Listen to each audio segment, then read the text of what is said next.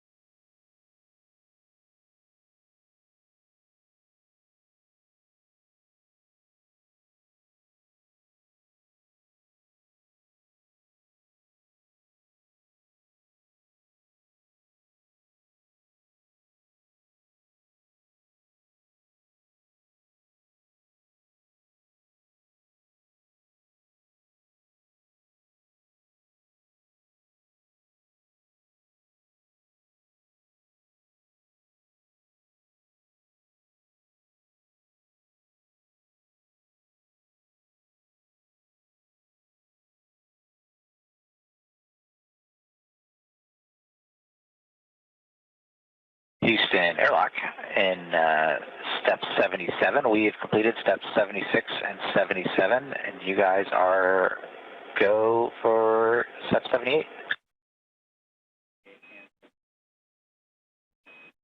We copy, Jack. Step 78 and 79 are in work.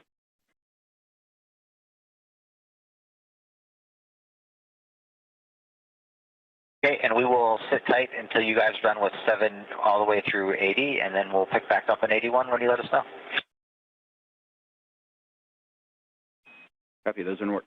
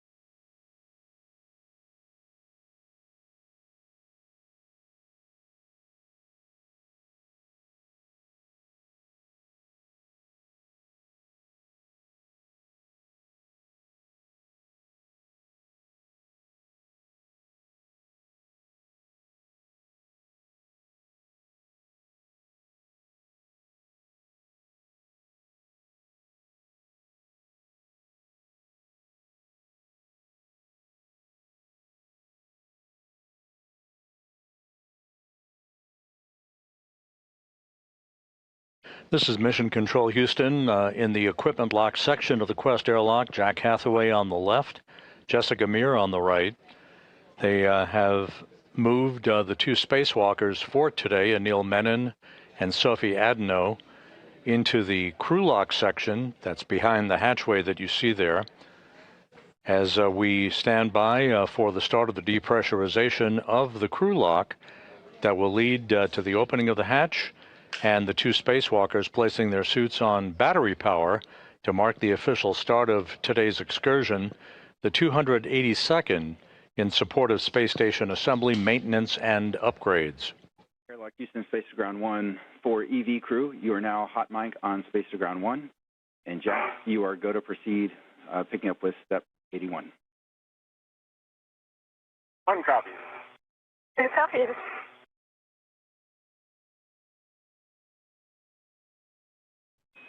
And we hear you both.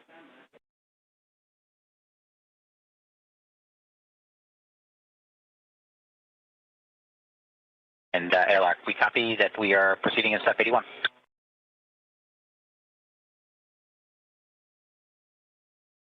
Sophie, I want you to just look and not touch. Can you check on the UIA that the depressed pump power switch is indeed in the off position? Depressed pump power off OFS. Verify that the depressed pump enable LED is on ON. Say again. Verify the depressed pump enable LED is illuminated, is on ON. Enable LED is on ON.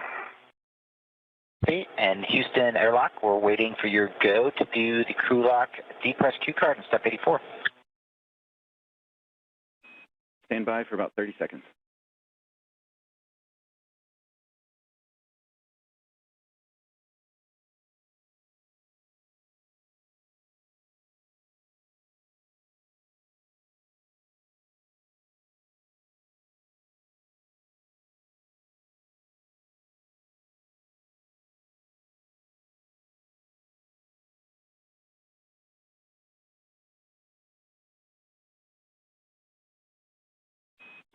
Thanks for your patience, Jack.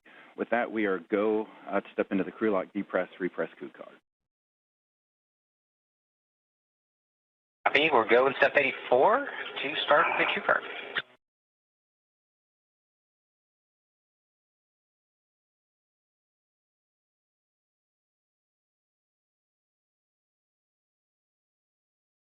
Sophie, I am on the crew lock depress Q card, step 1 on the UIA. Go ahead and take the depress pump power switch to the on position.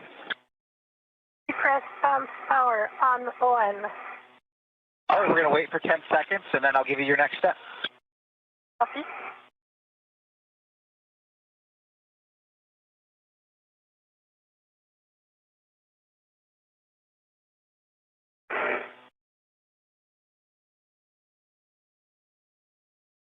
It's been 10 seconds. You can take the depress pump manual isolation valve to open, and you can expect an alert tone. Copy.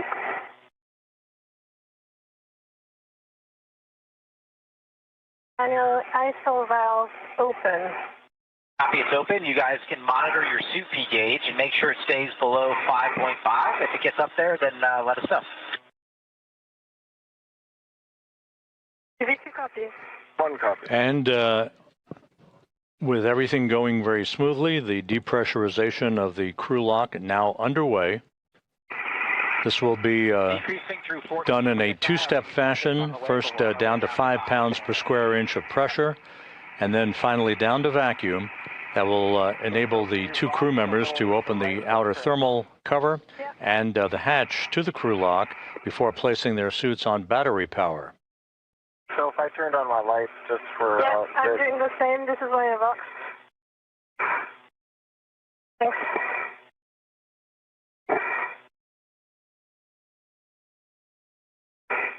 It's on EV2.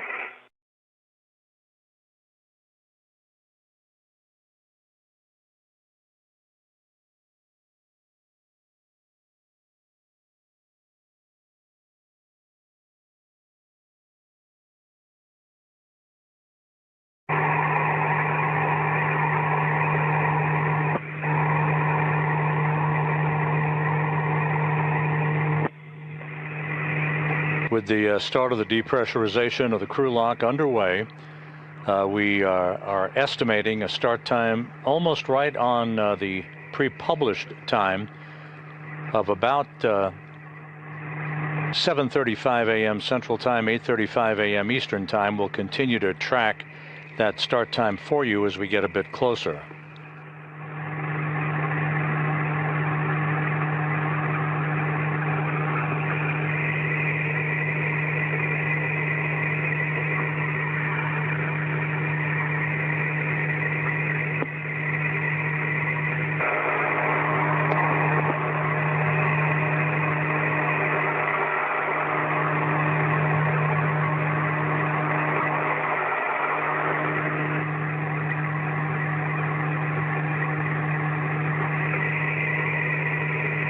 The crew lock now passing 10 pounds per square inch of pressure.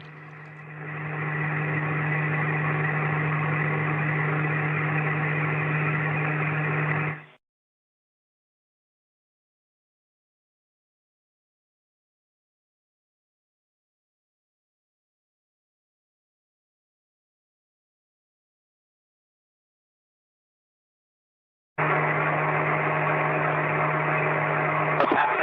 10 PSI on our way down to 5. 1 copy. 2 copies.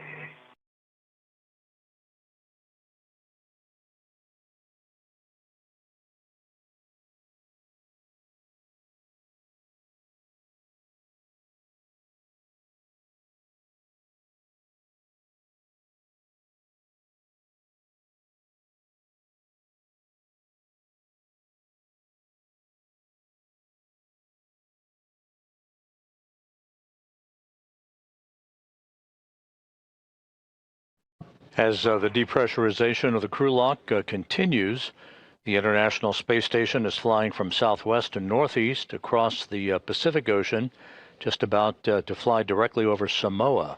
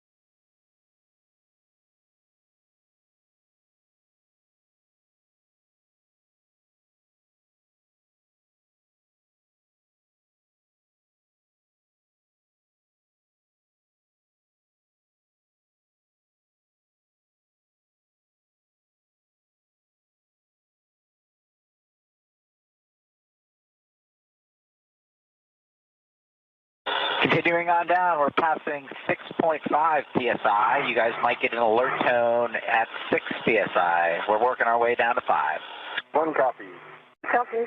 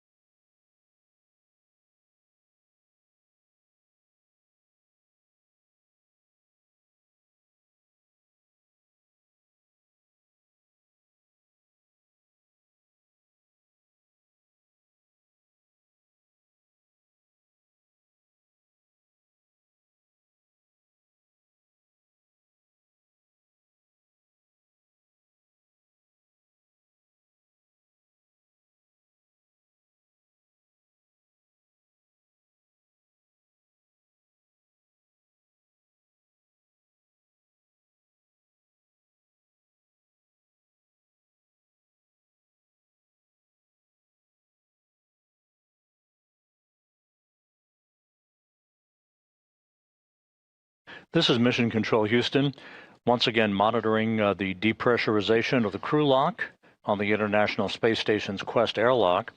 You see Jack Hathaway in the equipment lock as he keeps a watchful eye on the 2 spacewalkers who are behind that hatchway. Anil Menon, EV-1, or extravehicular crew member number 1, soon to embark on the 2nd spacewalk of his career, and Sophie Adenot of the European Space Agency, EV-2. She'll be wearing the suit with its no markings, just a pure white suit, no markings whatsoever on her suit, as EV-2, extravehicular crew member number 2. Menon will be first out of the airlock, followed by Adenot.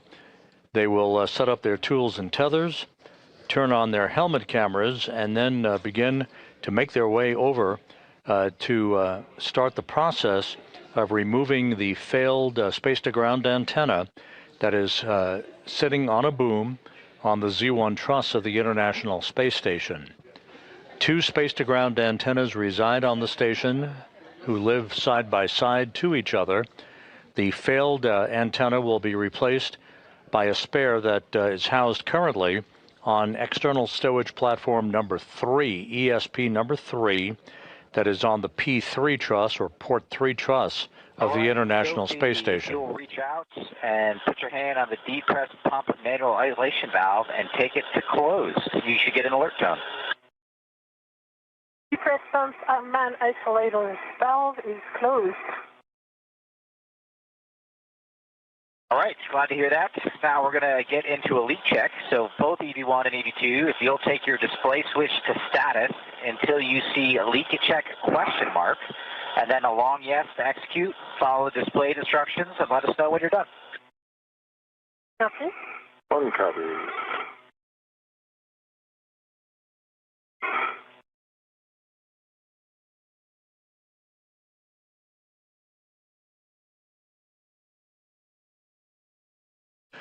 And with the depressurization of the crew lock paused momentarily at 5 pounds per square inch per the procedures, a look at the key players for today's spacewalk.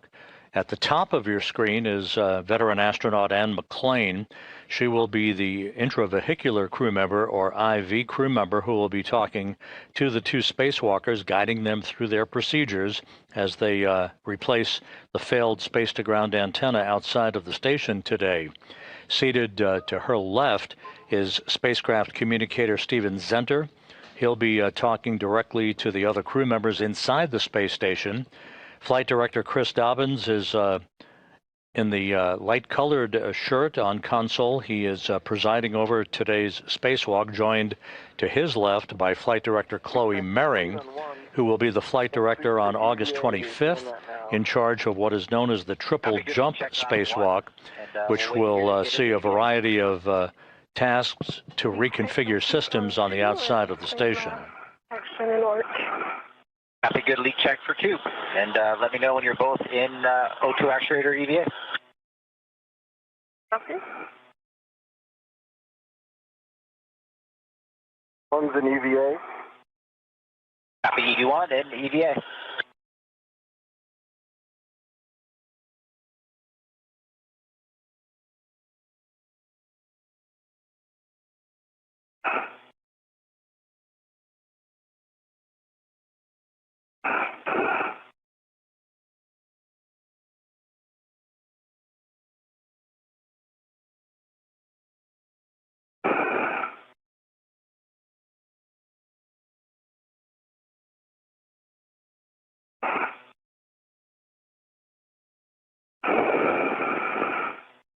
EV2, EVA. The EV2 is O2 actuator and EVA. All right, next step, we're going to continue the depress. EV2, take the depress pump manual isolation valve to open. You can expect an alert tone. Press pump man ISO valve open. Copy, the man isolation valve is open. I'm taking the emergency MPEP out here to the open position as well. And if both EV1 and EV2, monitor your suit P gauge. Make sure it stays below 5.5, and if it gets up there, let us know. 1 copy. 2 copies.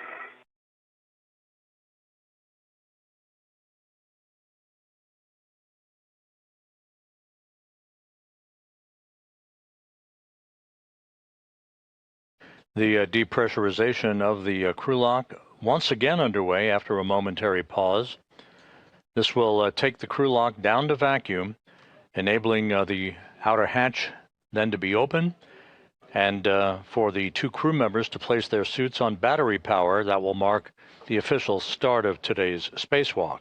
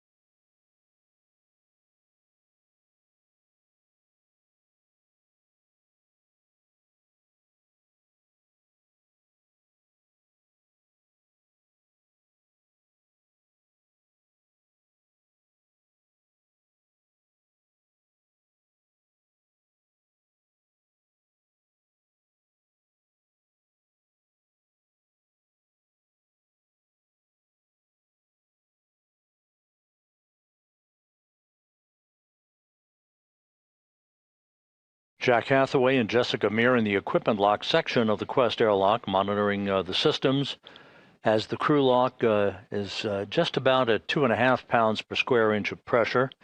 Once again, moving steadily towards vacuum.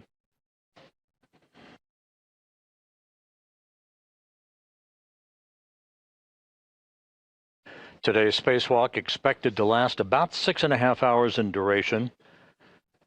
There is a lot of work with pistol grip tools, the power tools that will be used to unbolt and rebolt a number of connectors and points on the space-to-ground antennas to remove the failed antenna from its boom on the Z1 truss of the station, and to replace it with the spare antenna that currently resides out on the port 3 truss of the complex.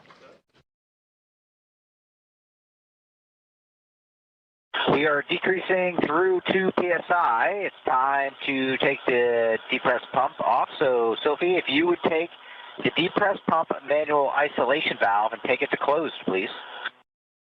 It is depress pump manual valve closed. Copy. The isolation valve is closed, and on the UIA, take the depress pump power switch to off, OFF. Work.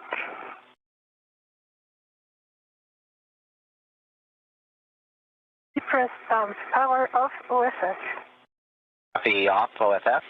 You guys are awesome. You're going to crush it out there, and we will be here waiting for you in a couple hours to bring you back inside. And with that, Houston, and you got them. Jack and Jessica, nice job getting the crew ready. Anil and Sophie, it's game day. We are on step 11, and we're ready for your initial tether config. Good to hear your voice and ready to do some work. Thanks, Jack and Jessica. And here goes the tether config. I'll start with mine, but on the left side, I have a ring extender that's connected to a waist tether. The small hook is closed lock, black on black, and the large hook is connected to that D-ring extender, so it forms a loop, and that large hook is unlocked. On my right side, I've also got a D-ring extender. The small hook is closed lock, black on black, and the large hook is on my NWS unlocked. And then on the right side, the red hook goes direct. My D-ring, closed lock, black on black, and that goes to the red reel unlocked. And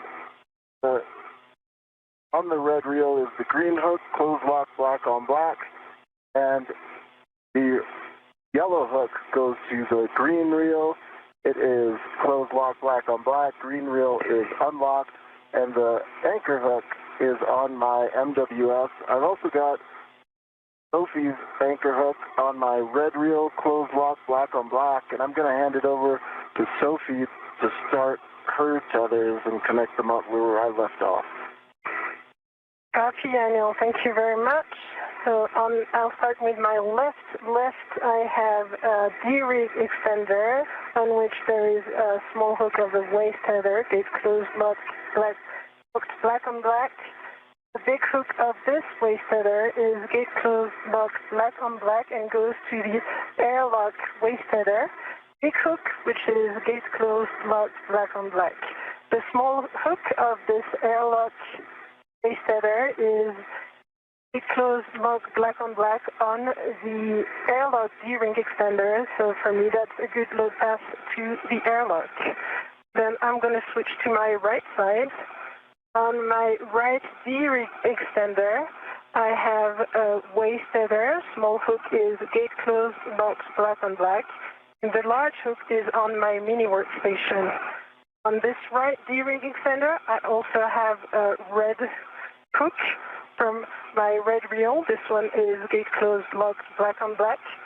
My red reel is unlocked, on which there is a green hook, also gate closed, locked, black on black. The yellow hook goes to the green reel. Yellow hook is gate closed, locked, black on black.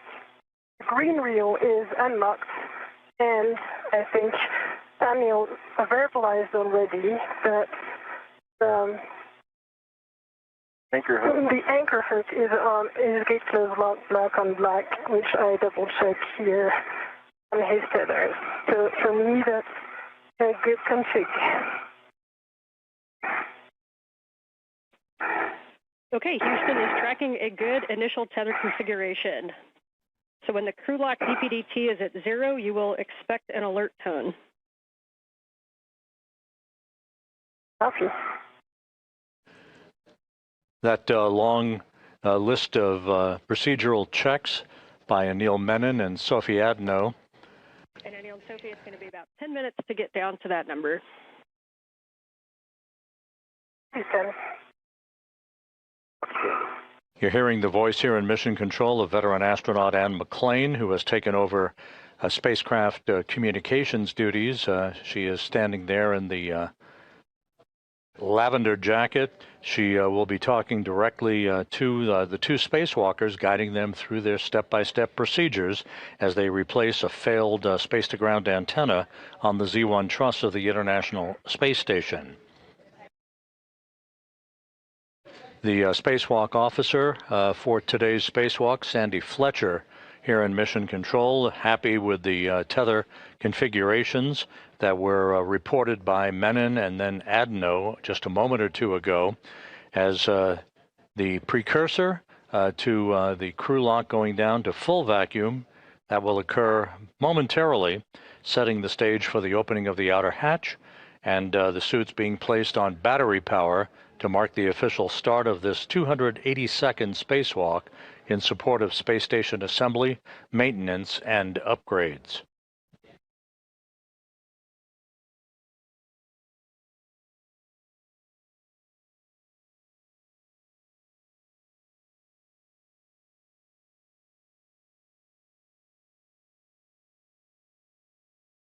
The International Space Station is flying 260 miles over Nevada, moving from southwest to northeast in an orbit inclined 51.6 degrees to either side of the equator.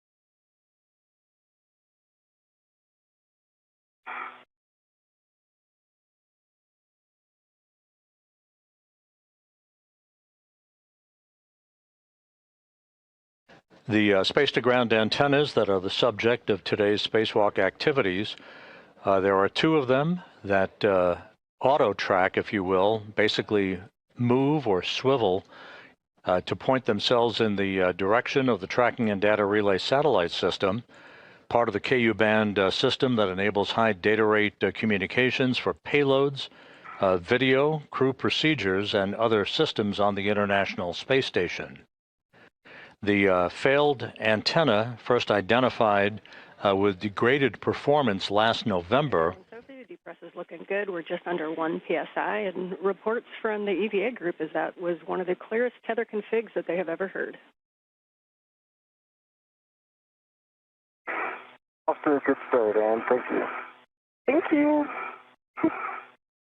And McLean reporting a good report card for the two spacewalkers on their tether configurations before they venture outside of the crew lock into the void of space.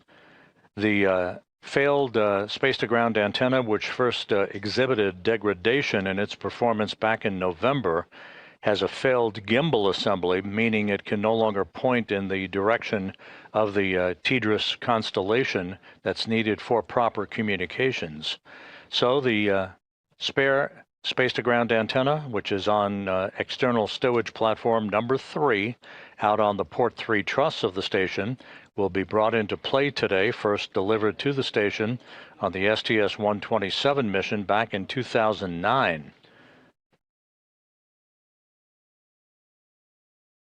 The antenna that is degraded and will be replaced today was delivered and installed on the station on the STS-132 mission back in 2010.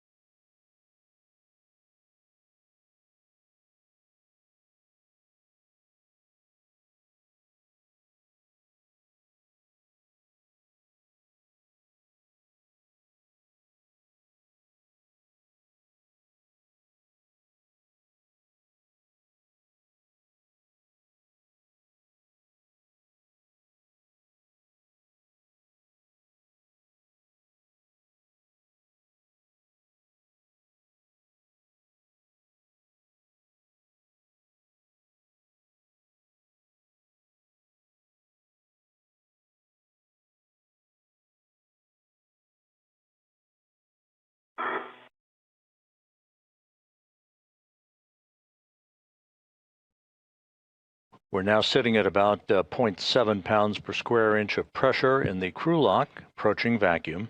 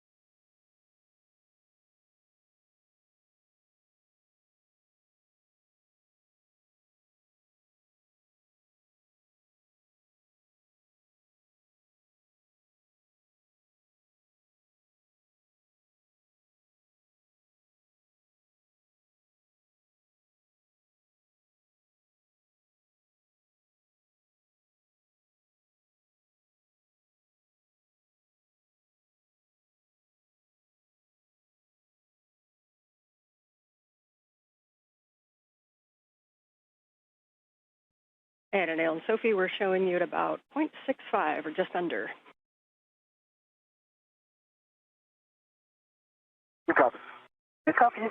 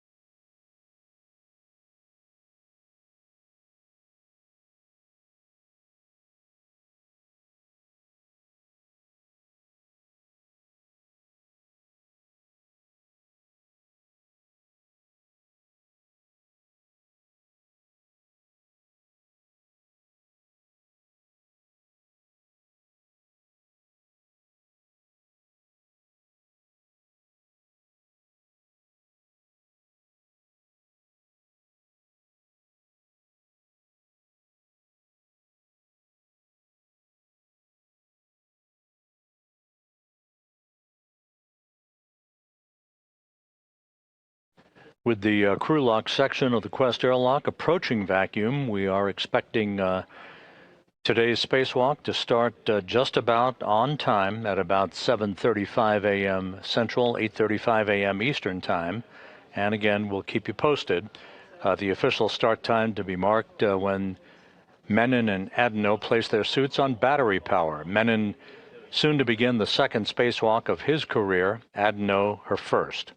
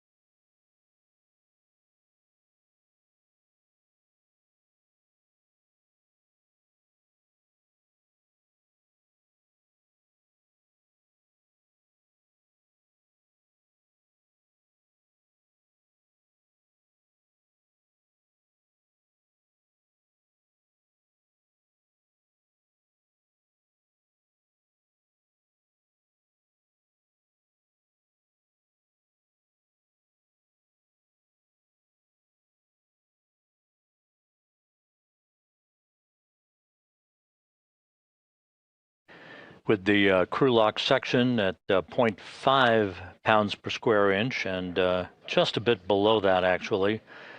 The spacewalk officer here in Mission Control, Sandy Fletcher, is good to proceed with the next series of steps, final communications and leak checks prior to the time the crew places their suits on battery power to mark the official start of today's excursion.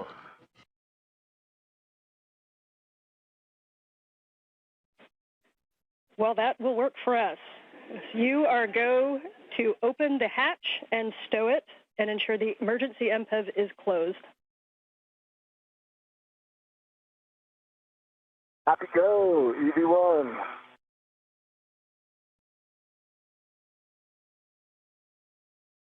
And Anil, you don't have to worry about that. The MPEV, that's for Jack.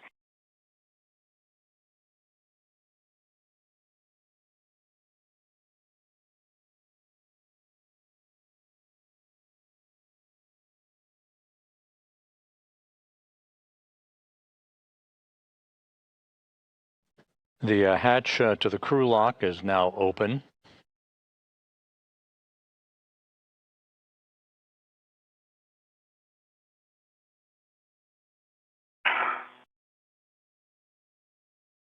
All right, open and stowed. Standing by for the crew to put their suits on battery power. I put down my visor. Copy, visor down, EV2.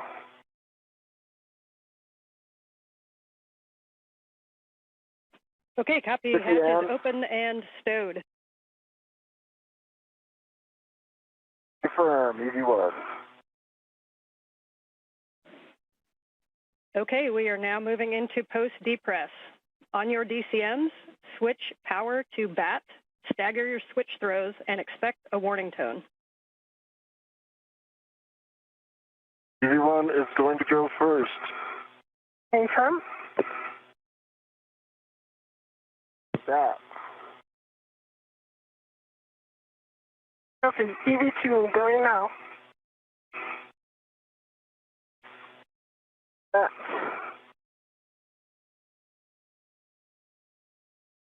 Expected CPI.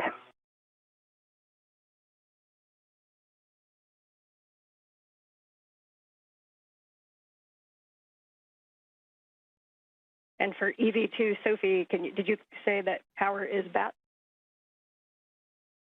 Power is BAT. I have CPI.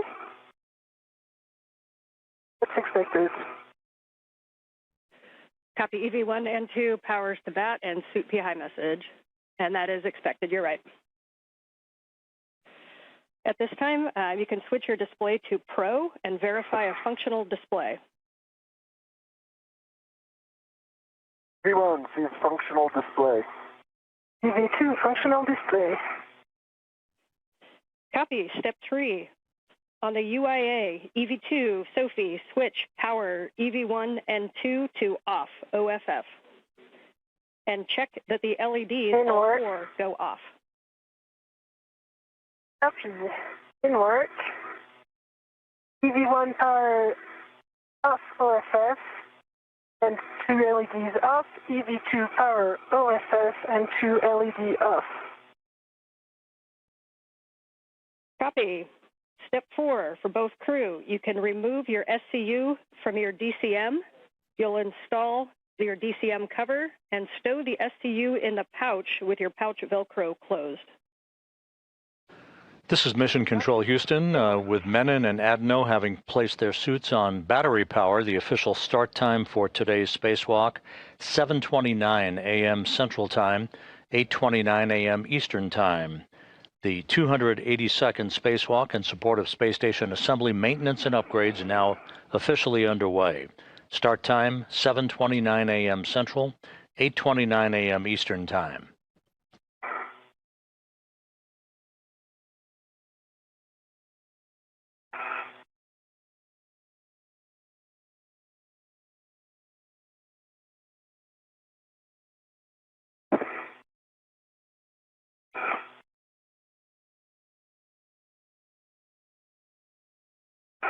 And 1 is stowed.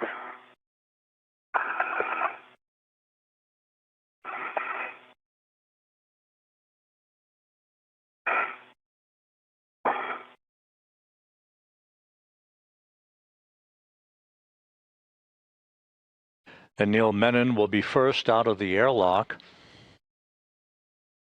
followed shortly thereafter by Sophie Adenot.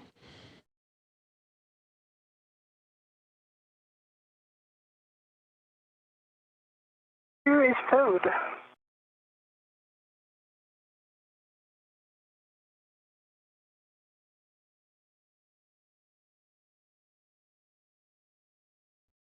For EV2, Sophie, we understand SCU is disconnected and in the pouch. SCU is disconnected and in the pouch. Copy, thanks. And we'll wait on EV1 to proceed. EV1 is disconnected and in the pouch. Copy, and can you both verify that your DCM cover is installed? DCM cover installed. DCM cover is installed. Copy. EV2, Sophie, check that the deep press pump man ISO valve is closed. Press pump man ISO valve closed. Copy. Both crew, on your DCM, take your temp control valve to max hot, which is lower numbers. Good opportunity to use the mirror.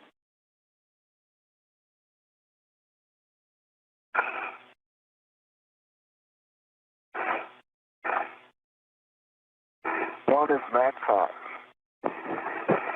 Can work.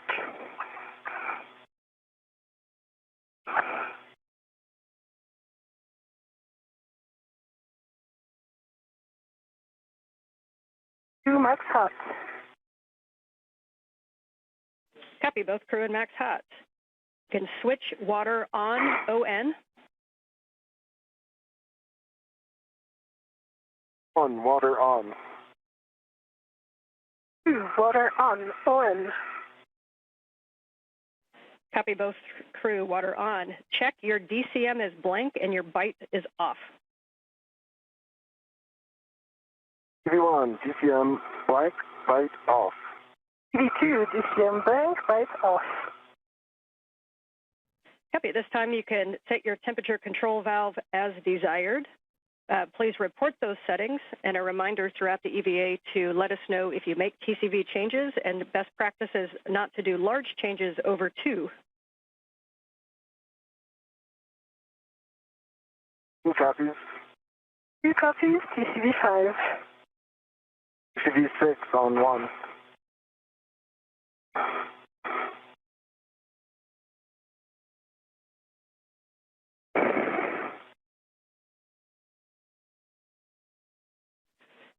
Copy 6 for EV1.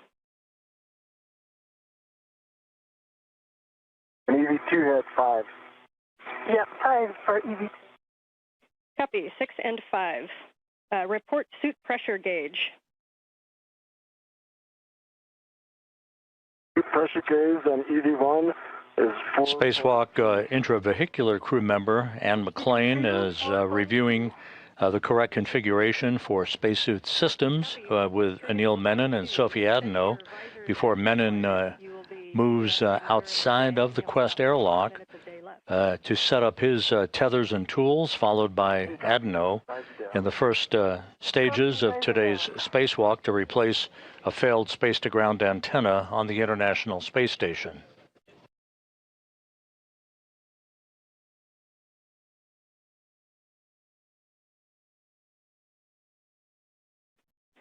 And standby 1, will we check suit data?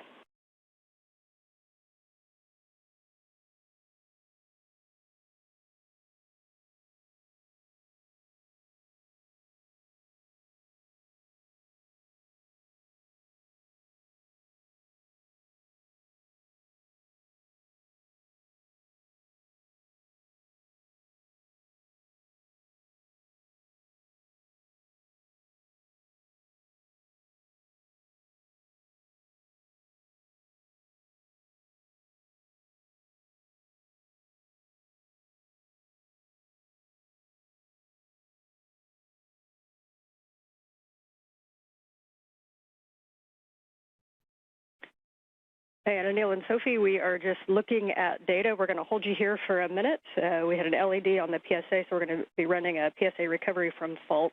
So we'll just stand by where you're at for a couple minutes. Standing by. Standing by.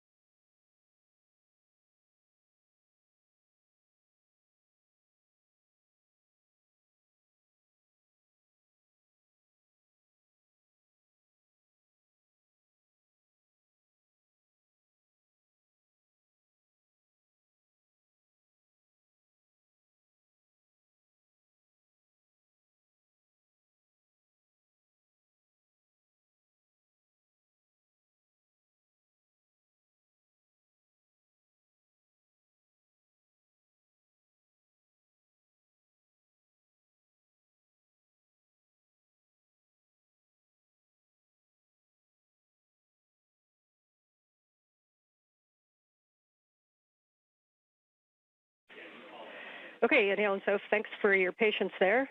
And we just have the IV crew running some steps on the PSA, but it does not impact you. So at this time, Anil, you are go to open the hatch thermal cover. You can unhook the strap from the magnetic plate D-ring, move the hook to the integral tether point, and cinch the strap until snug. When you do, please report number of Sharpie lines. Hey. Opening the thermal cover now.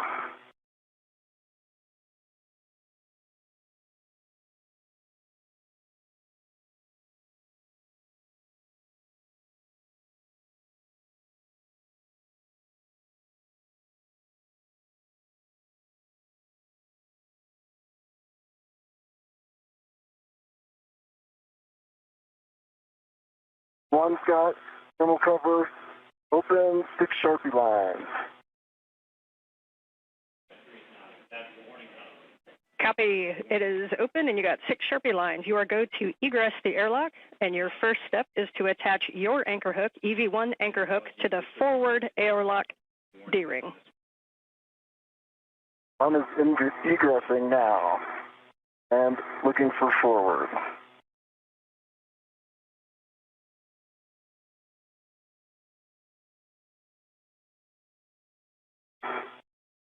Okay, your tethers are looking good from here and all good.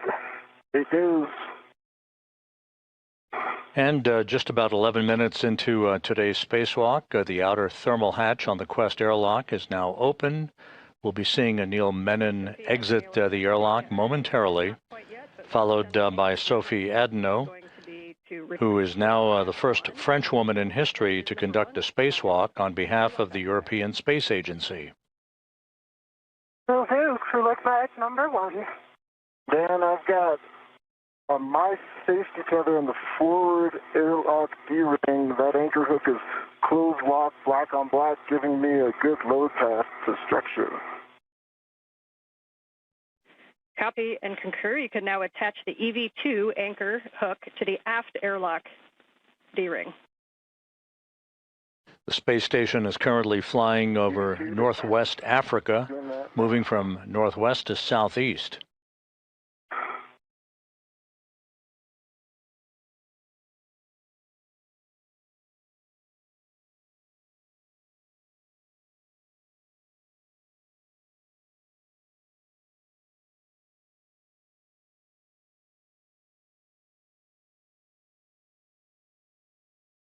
And EV2 is on the aft D-ring, closed lock, black on black, giving Sophie a good load path to structure. Sophie's goes to unlock her waist tether, and I will get in position for that crew lock bag 1. Okay, I am ready to pass the crew lock bag 1. I double check it's number 1. I will wait a minute before, I'll pass the bag first before and I exit before I release my airlock, since I have to, Sounds great, Sophie. I'm going to get my BOT ready. I'll tell you when I'm in a good position. Copy all. And we concur with all your words. Great teamwork. And Anil, eventually you'll go on the forward side. And then, Sophie, as you release the crew lock bag to him, please just let us know if you are leaving the large small in the airlock or if you're taking the large small with the crew lock bag. So the plan is to leave the large small in the airlock, and the small red that is currently attached, once Anil will be ready to the bag, then I will put it back on the UIA tether point. Hey, Sophie, I'm reaching for the bag. I see you. I see you have control of the bag. I do. Let me get my ret on it. Mm-hmm. That is Anil Menon, who's just outside of the Quest airlock, receiving the crew lock bag with tools and other equipment needed for today's replacement of the space-to-ground antenna on the Z1 truss of the station. Put this on my BRT, and then I will clear some space, or I'll get ready for that RU bag. Copy. I confirm the small red is on the airlock UIA tether point. Great to hear. And I'm getting ready for the bag, but take your time for the medium RU bag. Do that. Give me a second to get this VRT squared away. Sure. Take your time.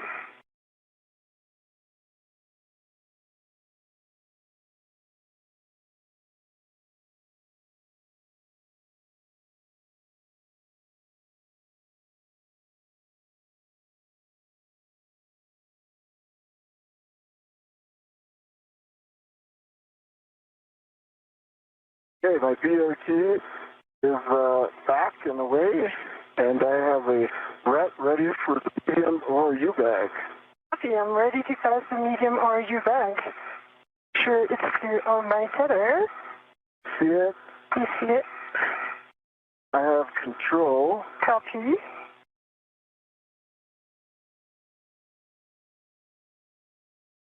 I now have a ret on the handle. Copy. And let's see. Let's see if the airlock ret. I'm going to shake it. It's right here, right? Yes, I confirm. Okay. It's coming off. I'll tell you when it's released. I am ready.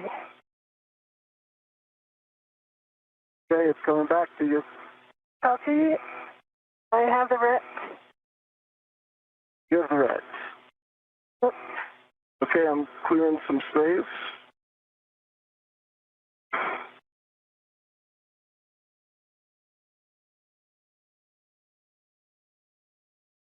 And the red is on the same tether point, UIA tether point aft. Okay. Copy and good config.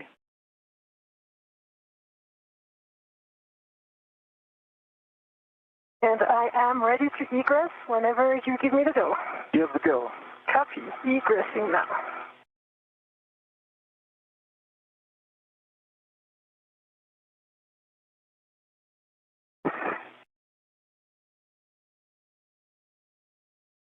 I see you coming out.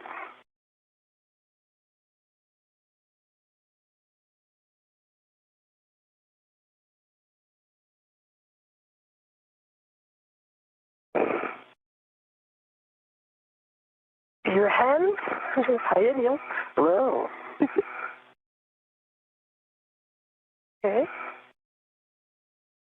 I am going to the aft side.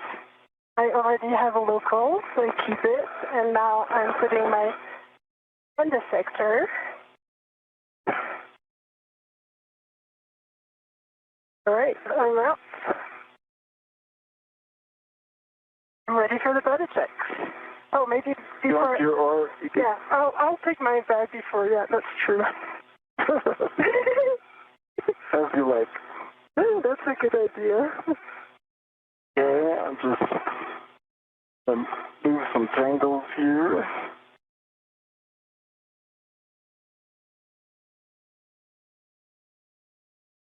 Okay. There's an ORU bag when you're ready. Yep, and we're work for my VRT. Good time. Nice egress. We can see both of you on the camera, and you guys are looking great.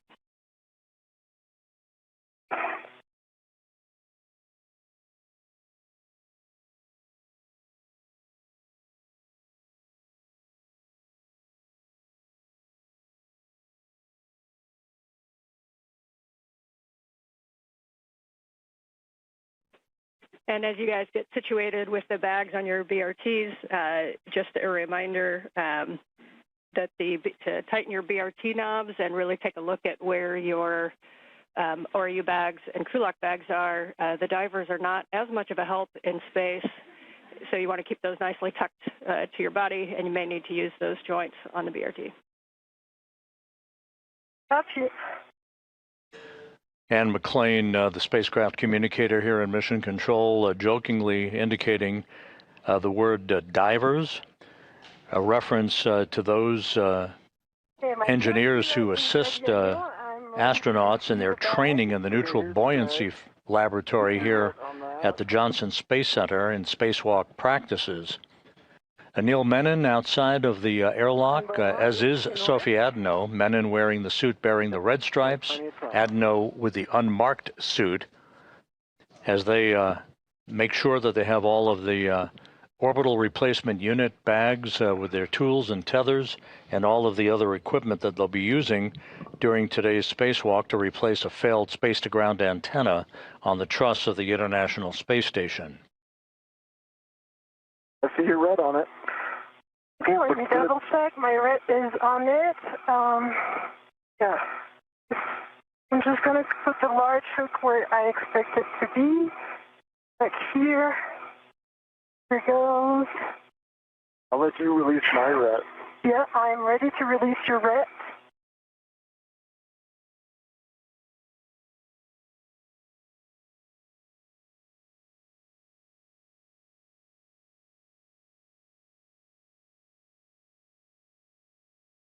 The ret is released. I see it. Let me just put it on my NWS and I'll be ready for the buddy checks. Copy. And I think I'll readjust my ERT a little bit too.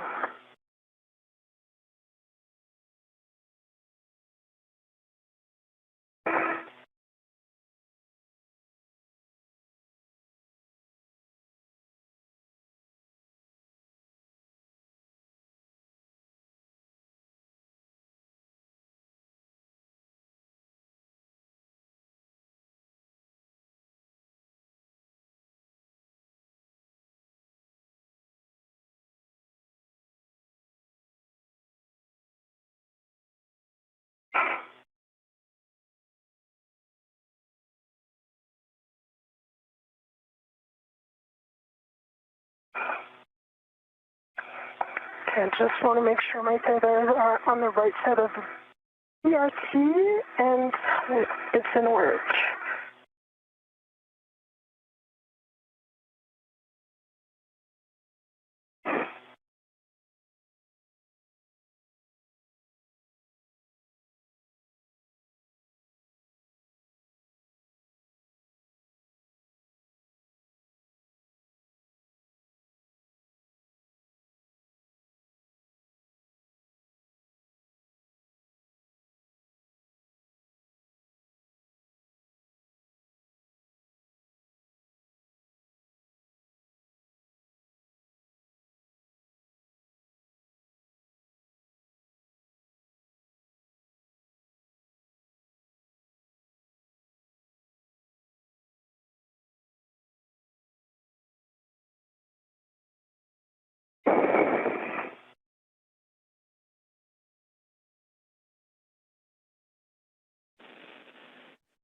And as you complete the medium or U-bag stowage, Anil, your step after this is going to be to close the thermal cover. No rush on that, but if you'd like to start getting into position. And after that, we'll be doing buddy checks.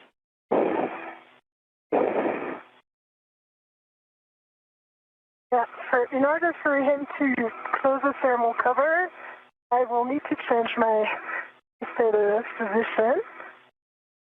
Standby 1, I've got it. I'll just hold the thermal cover here. Yep.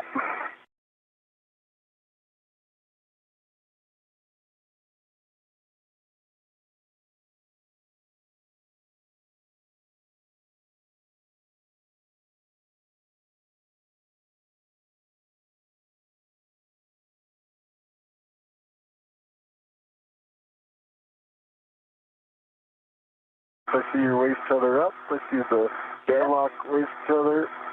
Yep, you are go for that. My VRT is rigidized. In position. Okay, thermal cover closed. Copy. Thermal cover closed. Your next step will be buddy checks if you'd like to get into position where you can see one another.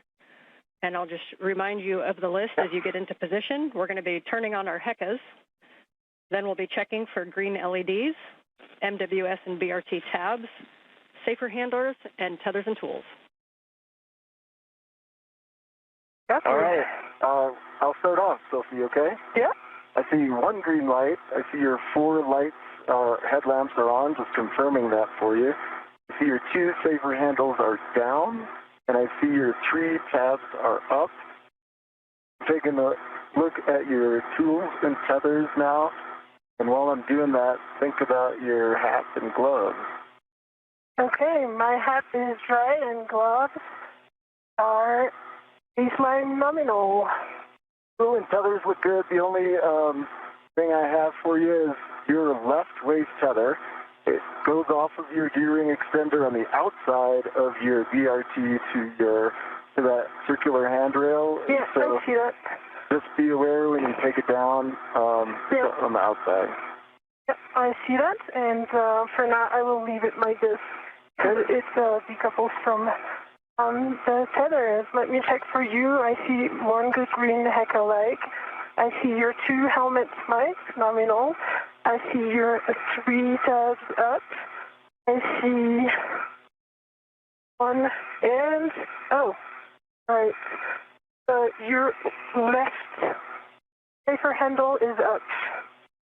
25 minutes into today's spacewalk, Anil Menon and Sophie Adenot performing what are called buddy checks, basically examining each other's suits and tethers to make sure everything is in order before they move away from the Quest airlock.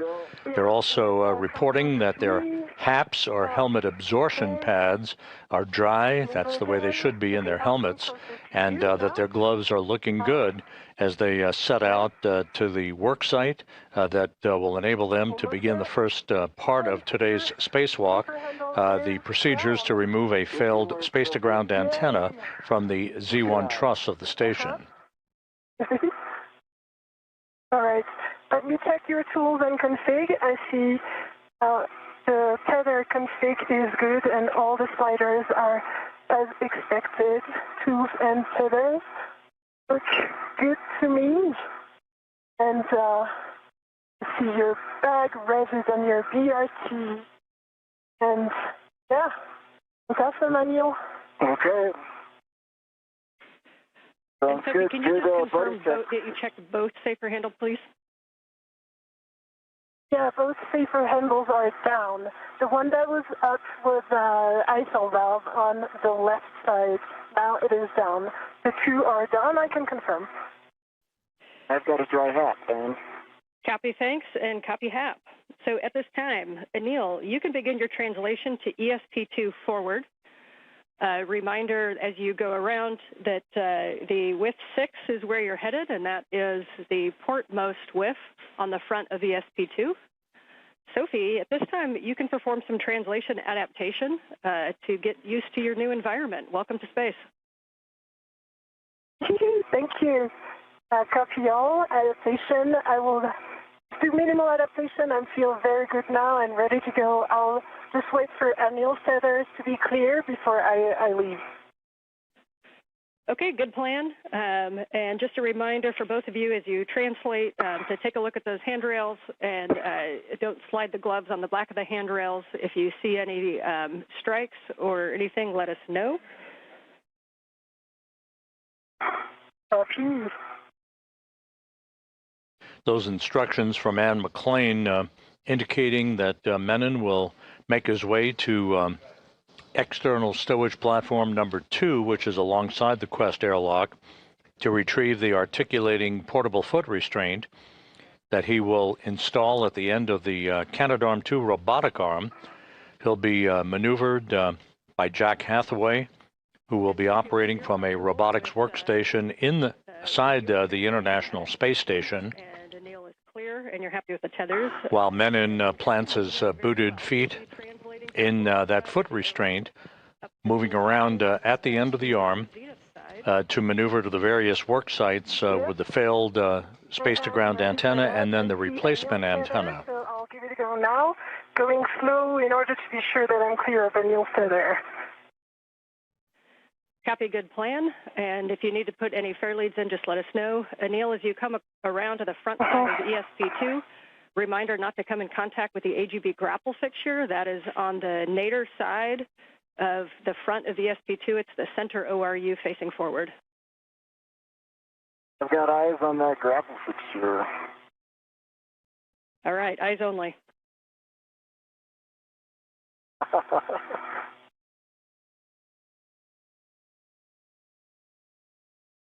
Anil, I see your tether. I leave it on my left, and I double check that it's not my bag. Yep, and you'll find as you come around the corners is when that bag's going to want to swing. So you're going to be coming around to the forward side of the airlock, and as you come up, we're going to recommend that you stay starboard of the CETA rail to keep your tether routed that way.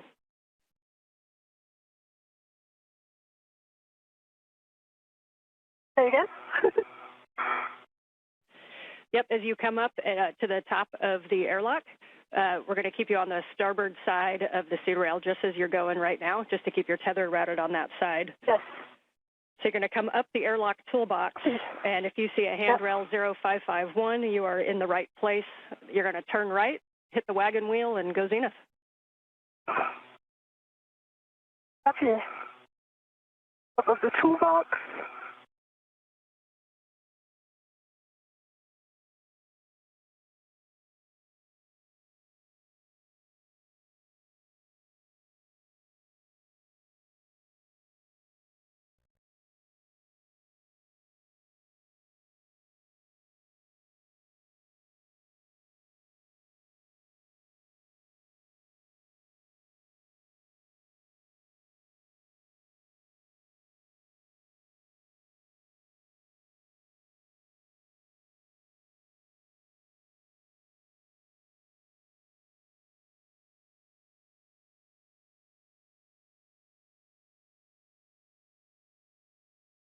I'm going to take the forward pass, the V1. Okay, we understand you're going to go on the forward path. So reminder, it's probably easiest to translate on the high-pressure gas tanks. They've got those handrails that'll put you right at the base of the forward path to Z1.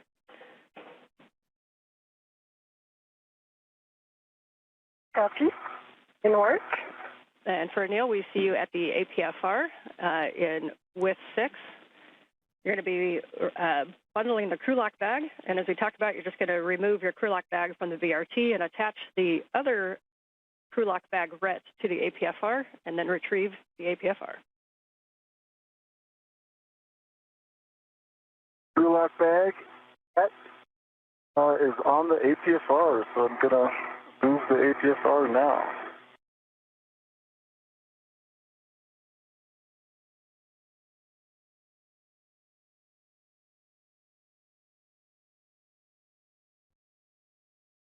And Sophie, as you get up there, I'm sure you're going to get a nice view of the SAS antenna. You're also going to see some heat pipe radiators. Those are going to be the big squares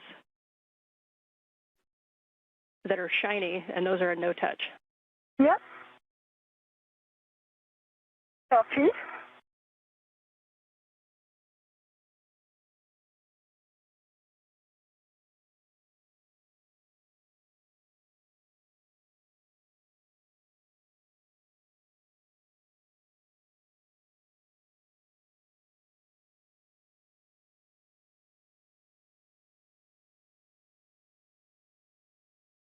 I changed my mind going for the S side of Z1. Yeah, it was a change of lane slightly challenging, so I'm now on the S side and everything goes nominal. Okay, we are happy with that. So we see you coming to the starboard side, or port side rather, of those high-pressure gas tanks, and you'll be reaching across to Z1. You should see handrails pointing zenith that look like 6001, 6002, 6003 to take you right up to Z1. Yep.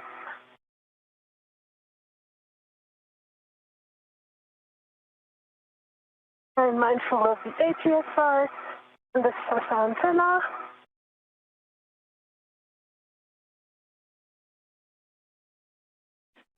Bill's got the APSR, and he's headed back to S1. Okay, we concur.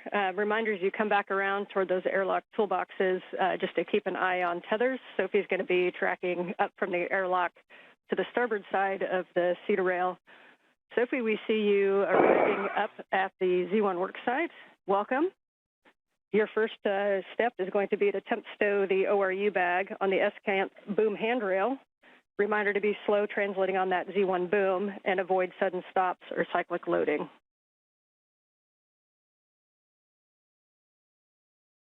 Copy.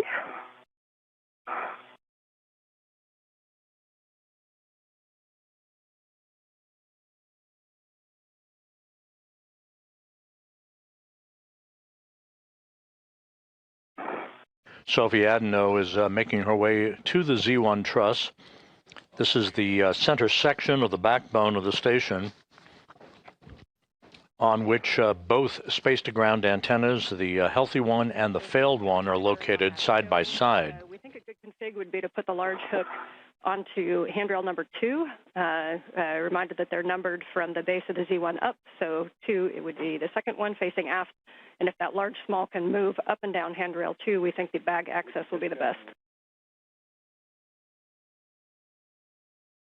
Copy.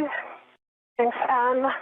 Just working now for one fair lead of my 50 tether so that the next step is going to be easier when I come back, when I go to ESP3 translation.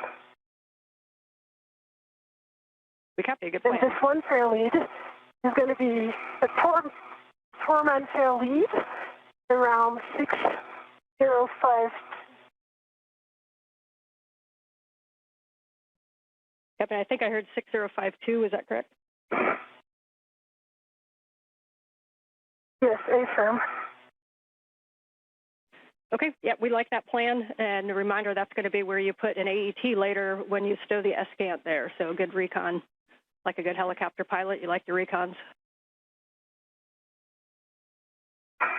Yep. All right.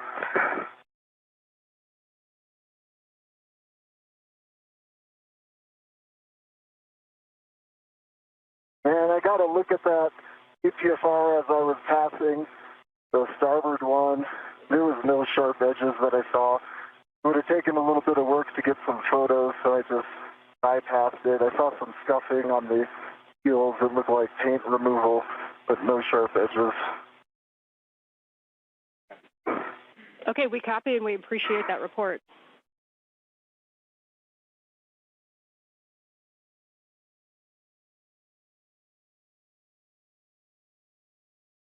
Okay, Sophie is in position for the bag stowage with local on 6051 and end effector on number 2. Copy, we like that plan. Once you do have that down, then you can pause there for a glove and HEP check after your translation.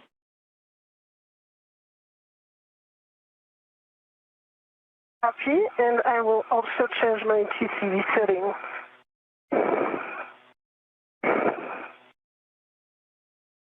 We copy change of TCV settings.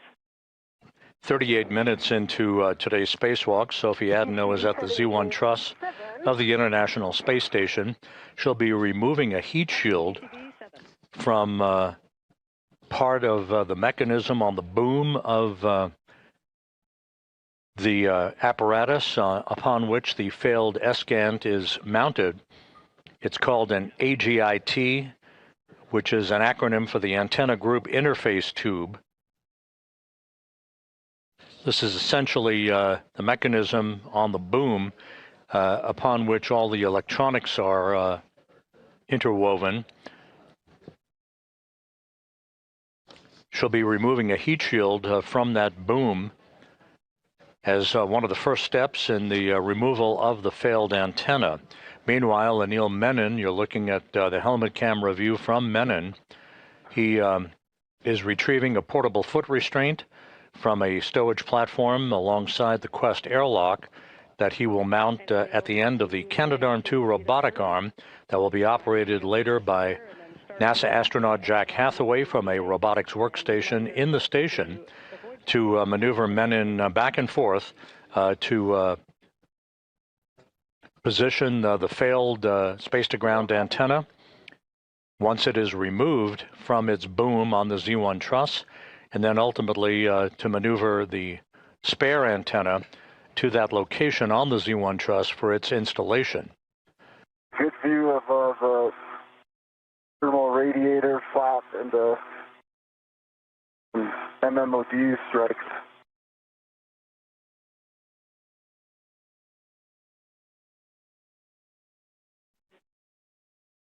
The MMOD on the one. Okay, we copy the report. Thanks.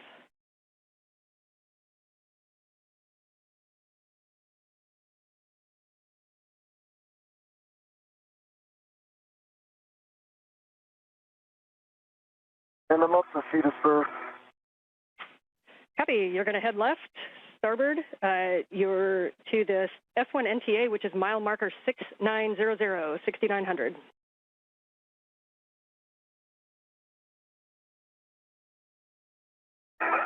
And Sophie, as you get things stowed, your first action is going to be to remove the heat shield. So you'll be opening at that bag, and you'll be tethering to the agate heat shield and to put it in that bag. Copy. Right now, I can confirm I have 2 AET, 1 on the handrail 2 and 1 on the handrail 1, and I'm currently removing my VRT. The bag is good config. I'm going to sit it down so that it doesn't fly away. And Sophie, I am in place now, so if you have some comms, Sophie, now's the time. Otherwise, I would start chatting with Jessica. Yeah, got plenty of them. I know my next step is the heat shield, and that's coming right after the VRT storage. Yep, and for Sophie, just a couple cautions to avoid contact with the ESCANT dish and the gimbals.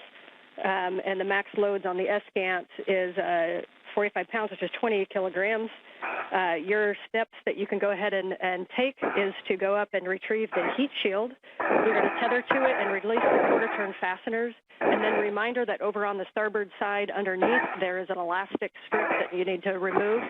And then you can stow that agate heat shield into the ORU bag. For Anil, I can give you a go to speak with M1. Love that. Hello, Jessica. I am in place. I see the arm and I see good clearance. Your go for APSR install. Okay, we copy that your go for the GCA to the published position. This is going to bring the arm toward you, station aft. Copy.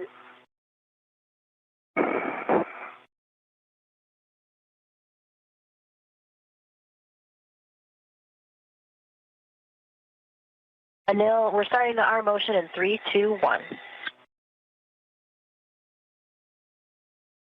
Jessica Meir is accompanying Jack Hathaway at a robotics workstation inside the station. As you can see, Hathaway is the prime robotics operator for today's spacewalk.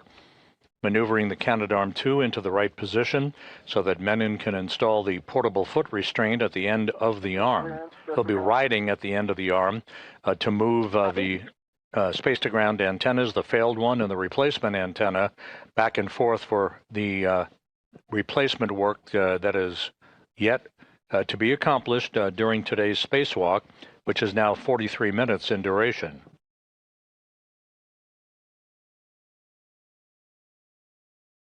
Meanwhile, Sophie Adenot, in the first hour of her first spacewalk in her career, is about to remove a heat shield from the antenna group interface tube. That is the tube on the boom of the failed space-to-ground antenna on the Z1 truss of the station that houses the electronics for that mechanism.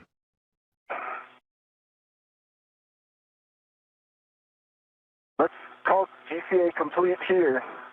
Okay, copy GCA complete. Stand by while we get breaks.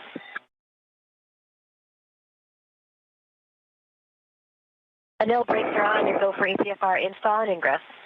Copy, go for APFR install and ingress. All right, Anil, your APFR settings are 12 Papa Papa Fox 6, and up to you if you'd like to reset the APFR and then put it in. It might be a little easier to access. You'll be looking for 12 for the clocking. 12 Papa Papa Fox 6. Copy 12 Papa Papa Fox 6, and APFR is currently set.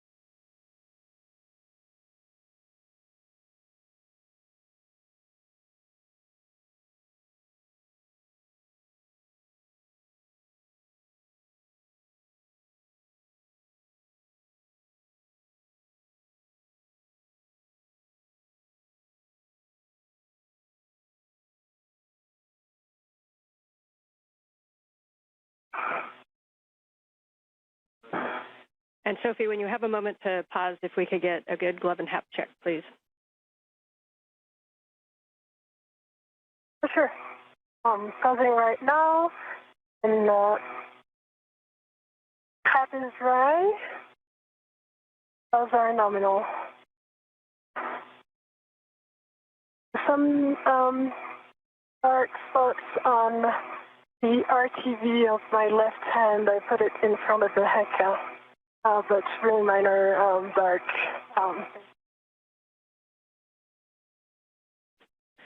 Okay, we copy the markings. If you have any other information like color or size, that's great. Right now, we'll take that as a nominal glove and hap check. Nominal color is black, and size is just less than a fingernail. Yep, thanks. And Neil's got APFR. Neil's got the APFR installed, 12 Papa Papa Foxtrot 6. And I got a locking collar, black on black, good pull, twist test. Pitch knob is depressible. Anil Menon installing the portable foot restraint at the end of Canadarm2. Sophie Adenot reporting that her gloves look good and no issues with the helmet absorption pad in her helmet. It's nice and dry, just the way it should be, as we pass the 47-minute mark in today's spacewalk. The two spacewalkers, Menon and Adenot, setting up shop for the removal of the failed space-to-ground antenna. This will involve installing 12 gimbal lock bolts to prevent any inadvertent motion of the dish on the space-to-ground antenna during its transport over to its temporary parking place on the truss of the station, and ultimately for its installation on ESP3, which currently houses the spare space-to-ground antenna that will replace the failed antenna later in today's spacewalk.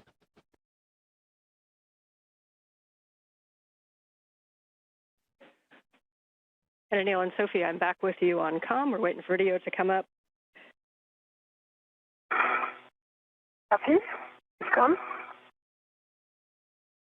And Anil, when you're in a good position and ready to walk through tether swap steps, let me know.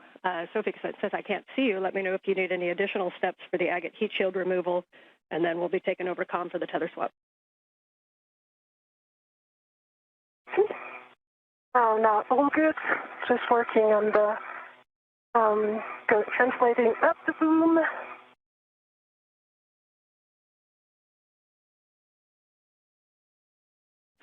Okay, copy. And since we are in our first night pass, as you can tell, reminder that your helmet lights have 3 settings: off, spot, and flood. And each time you push the button, you get a different setting if you need it. Thanks for the reminder. Thank you. And the mill's ready for the tether swap. Okay, Anil, for the tether swap, the first thing that we're going to do, you have a waist tether down, I assume? Waist tether's down and defector is down.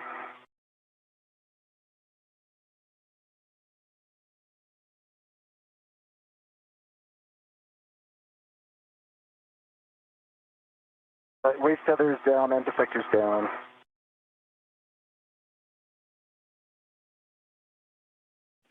Hey, Sophie, how copy? I copy you loud and clear. All right. Tell me. Loud and clear. Copy. The tether from the overview bag is on the heat shield, and I double-checked both sides. It's all good, so I'm now going to remove the quarter turn fastener. Gotcha. And Freddie, can you confirm the waist tether down? Waist tether is down and defector is down.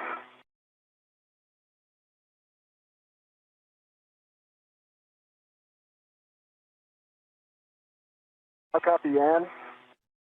We hear you, Neil. Ann is troubleshooting a headset issue.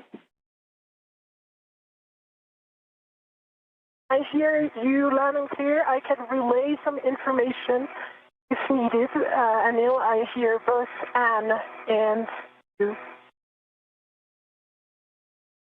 Yeah, I hear Ann and you. Loud and clear, Ann. Loud and clear. Great, let's keep going. So Anil, you've got your waist tether down. Your first step is going to be to lock your green hook on your red reel. Green hook is locked on red reel. You can now retrieve your yellow hook from the green reel, and you're going to stow that on the SSRMS Lee tether point. Yellow hook to the SSRMS Lee tether point, and that will be locked. Okay. Yellow hook is on the SSRMS, right?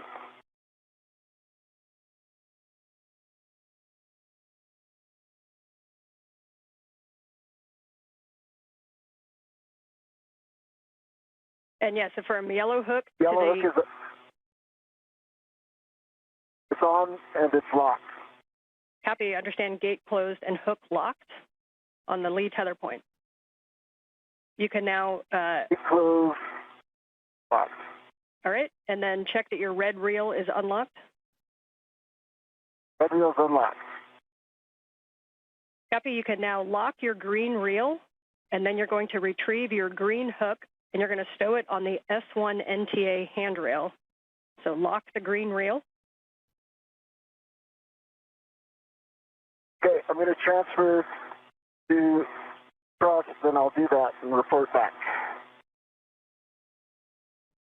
Copy. And if you need it, the S1 NTA handrail is directly above mile marker 6870. And McLean working with Anil Menon to make sure that all of his tethers are in the right configuration. He is at the end of the Canadarm2 robotic arm. Alongside him, Sophie Adenot, as they set up shop for the beginning of the process to remove the failed space-to-ground antenna on the Z1 truss of the International Space Station that began to exhibit degraded performance last November. It is or down. And all the other sides are 100% covered with aluminum shield. There's no risk of fraud because everything is attached, and I'm in the process of removing it. Okay, we copy the report. We do not see it in the camera view. The camera view, just so you know, ends right where the agate handrails start, so just below the heat shield, and we're talking about the report. Okay, let me go up so that I can show it to you before finishing the removal. Do you see it now? That's a good view. Thank you. All right. Okay, I'm going to finish the removal.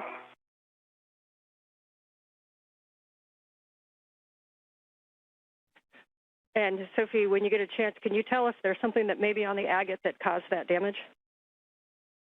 I think my suspicion is that sunlight is intense on this side, on the forward side, and the sun, like the thread that is the cross that is has like the pattern of the thread here is damaged. I would say it's too much sun rays on it. That said, I see that the app side also has the beginning of this right where the thread is in a pattern of cross. And I can point it with my finger. It's right here. There's no risk of fraud, but it's of course that's sufficient, I guess. Okay, copy. We have a decent view of it. If you wouldn't mind pulling it down and right, and just then we'll get a little bit better view of that. We really appreciate the report. Okay, down and right like this. That is beautiful, and then just slowly move it to the right, and we'll be able to see the whole thing. Okay. Every side of it has a little bit of aluminum torn stuff. Again, the heat shield that Sophie Adenot is displaying is basically the wrapping around the antenna gimbal interface tube, the agate, as it is called. It's essentially where the electronics are located on the boom where the ESCANT antenna, the failed antenna, is housed on the Z1 truss. And for Anil, I'm back with you for your green hook on the S1 NTA handrail. Yeah, I am just unwinding tethers here, I think with the crew lock bag. Got them looped, but I have a solution, so I'll be unwound soon. Okay, copy. Just let us know when you're ready to proceed. Will do. For Sophie, as you get the heat shield into the ORU bag, your next step is going to be to retrieve the gimbal locks, and for installation, you can either BRT in position and then grab them from the ORU bag, or if you need to grab them and then translate up and get in position, that's fine too. Yeah, so I'm going to wrap myself to the gimbals. I just folded the heat shield inside out so that it doesn't get more damage. And I'm going to tuck it under the integral adjustable here so that it's really well protected. We like that config. Thank you. Of course.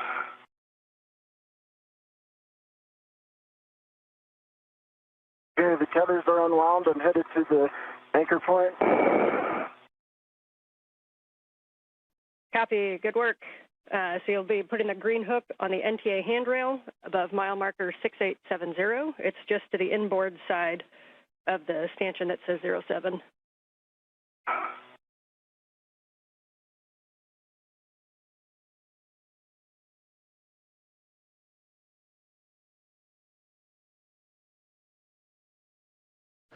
This is Mission Control Houston. As we approach the 1 hour mark in today's spacewalk, The reports are very, very good. The crew is right on the timeline as they work their way to remove the heat shield along the boom of the space-to-ground antenna location on the Z1 truss. Also, their suits are operating as advertised. No issues reported so far in today's spacewalk, the 282nd in support of space station assembly maintenance and upgrades. Yep. In this view, you see Anil Menon wearing the suit bearing the red stripes as he prepares to accompany Adenot in the removal and installation of a series of gimbal lock bolts. There are two sets of these bolts. The first set is 4 bolts. The second set consists of 8 bolts. They will restrain the antenna from inadvertent movement during the time that it is not only removed but transported to its temporary stowage location on the truss of the station and eventually on external stowage platform number 3.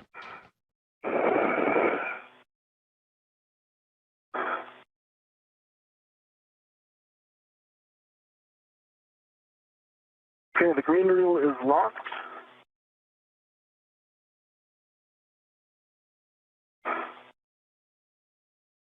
Copy, green rail locked, and you'll be retrieving the hook to the handrail and then unlocking it.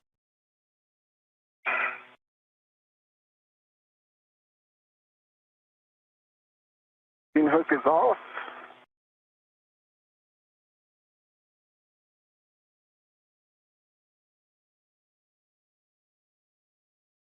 And the green hook is on the handrail.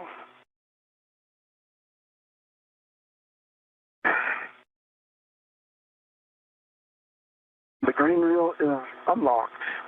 Copy. Your next step is to ingress the APFR. We recommend you'll be head zenith, and you can use the pump module handrail as to stabilize yourself for ingress.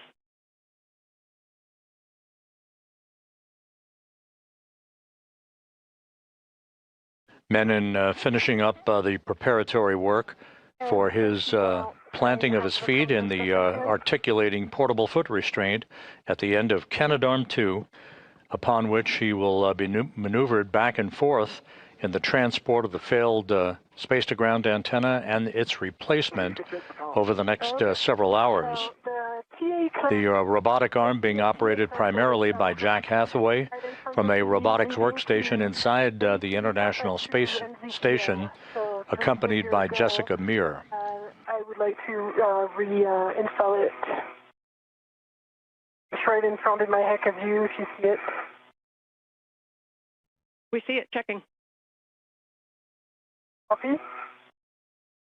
And for your information as well, the heat shield didn't want to stay tucked in, although I thought I had done a very good job of it. No worries. You are go to reinstall that TA clamp, and just a reminder that about potential sharp edges on those, so just take a look closely, and you're go to reinstall.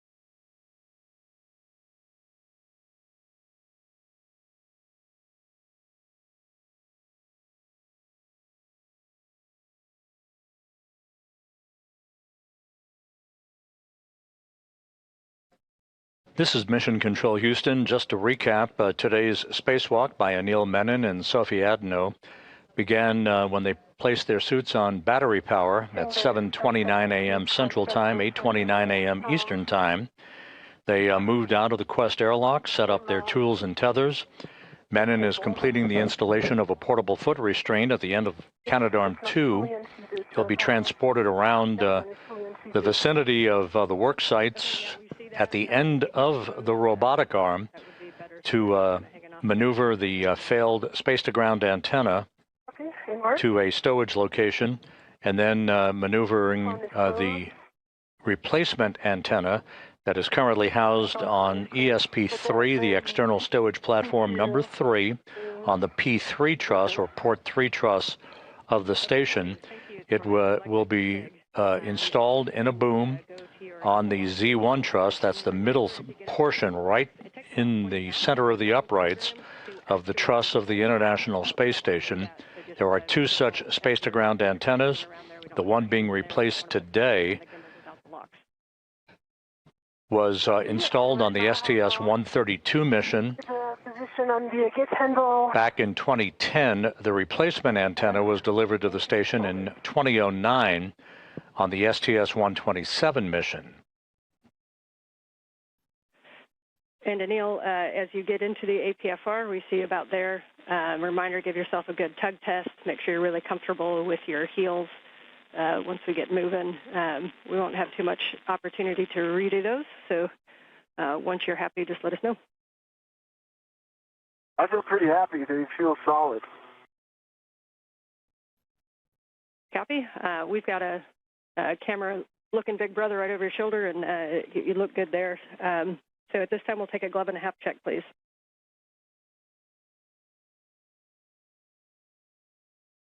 Half dry. Those are nominal. Copy. I'm going to give you the comm here in just a second for your first, to build your frequent flyer miles on the arm. But for Sophie, for the gimbal locks, we're going to have you, once you get into position, I'm going to give you a couple steps so Anil can take the comm. You'll take gimbal lock number 1, which is the one with 4 bolts, and that's going to install on the aft side, so 4 bolts on the aft side, and you're going to manually put in approximately 2 turns in any order on those bolts. You're going to continue to do those. Turn count is important, so please notice and report those turn counts as able with comm. Copy. And McLean reporting to Sophie Adenot about the beginning of the work to install gimbal locks on the failed space-to-ground antenna. These gimbal locks are physical locking pins used to secure the antenna's movable joints during launch, installation, and today's transfer operations for the spacewalk. The published backoff position. And Jessica, how copy? Got you loud and clear now. All right, let's do it like we practiced. I'm ready to go to the backoff position. Okay, we copy. You're ready for the backoff. We'll get set up. And Jessica Meir, working with Jack Hathaway at the robotics workstation inside, ready to move the Canadarm2 away from the truss of the station, now that Menon has planted his feet in the portable foot restraint that he installed just a few moments ago. Anil, we're going to bring you station forward, starting motion in 3, 2, 1. I see motion, good motion. I've got good clearances, as I know you do.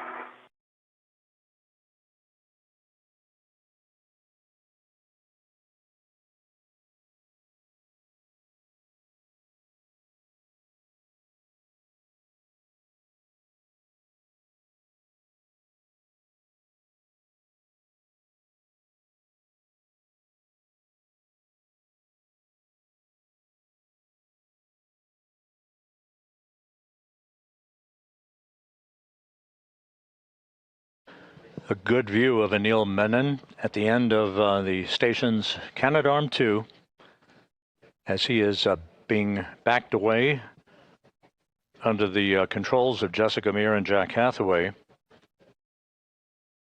He'll be maneuvered to the Z1 truss to join Sophie Adenot for the procedures to install gimbal locks, these locking pins on the failed space-to-ground antenna before it is basically disassembled from the boom upon which it has resided for the past 16 years.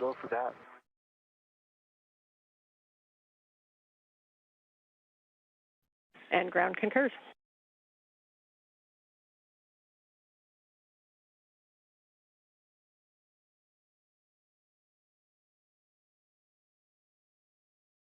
And Sophie, as you get set up, if you need to redo RETs, you can. And BRT to 003 is our recommendation. It looks like you're just about to get that in place. Nice work. I'm already BRT to 003 and working on the install of the number 1 gimbal lock. Copy.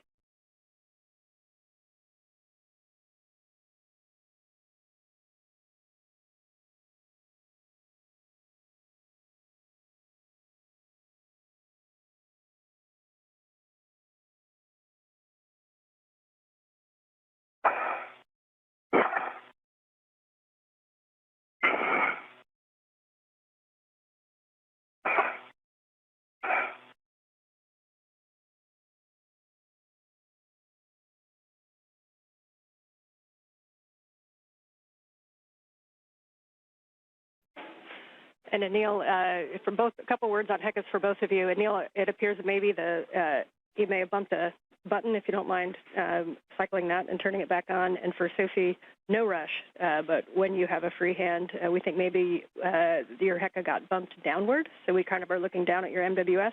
Still a great view, don't stop what you're doing, but when you have a chance, we're going to move that back up. And then my green light was on, but I'm power cycling it. Copy, thank you, good info. Copy. And Anil, this is Jessica. Are you ready for the maneuvers to intermediate through Z1 back off? Anil is ready. Okay, that'll be about 3.5 minutes. Starting motion in 3, 2, 1. I see motion, good motion.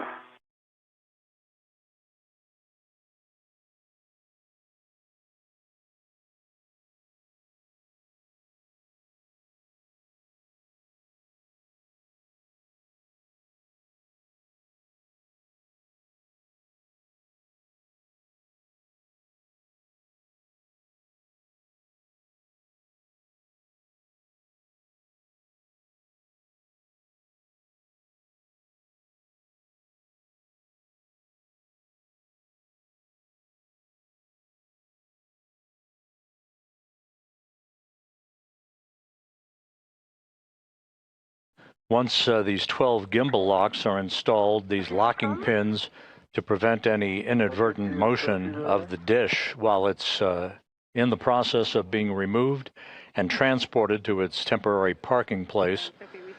The actual release of the failed antenna will be through 4 bolts that will be driven by Adenot with the assistance of Anil Menon. 4 bolts holding that space-to-ground antenna on the boom of the Z1 truss on the station. I think I'm going to have to wait for Anil to install it. And now what I see is that if I put the 2 bottom ones, Charlie and Bravo, into their location, then the 2 top ones are too high.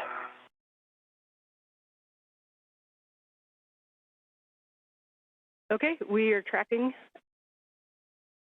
And if we wait for Anil, that's okay. If you'd like to continue troubleshooting it, just make sure that there's no side loads pulling on it. Maybe one of the AETs, or if gimbal lock number 2, it looks like it might be kind of stuck behind one of those NZGL cables.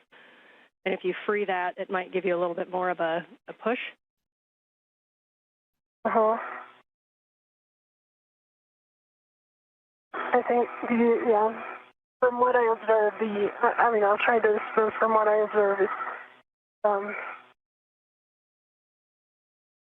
distance between the top and the bottom bolts, which is not good right now.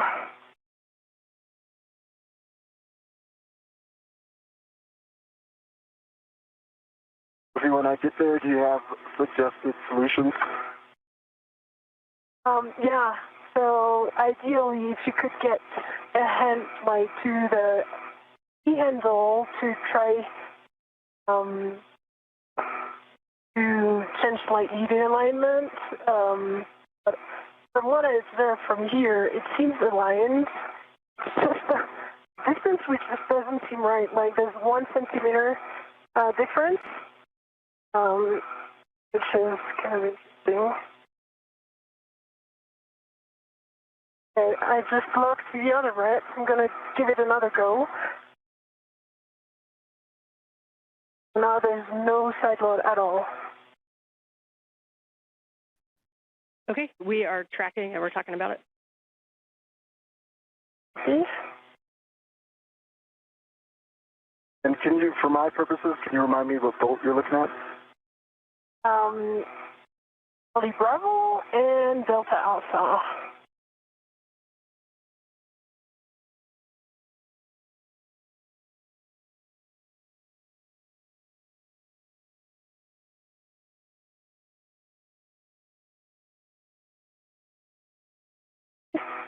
Yeah.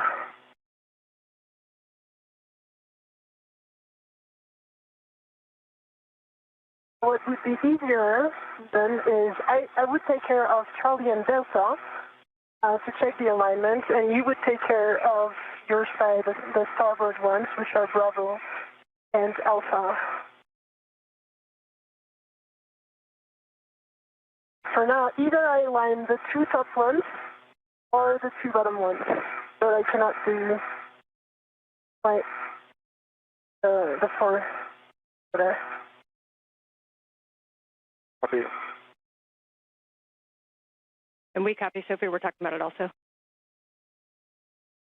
Copy. And so to clarify, you believe that if you hand start, say, Bravo Charlie, that Delta and Alpha will not reach, or if you do Delta Alpha, that Bravo Charlie will not reach? Is that a good read? That's a good read. But I'm slightly too later oriented, so I would be able to confirm only if I move, which is kind of tricky right now because I have the 2 gimbals and all the equipment, so it's better to wait for Anil in that position. I tried to, yeah.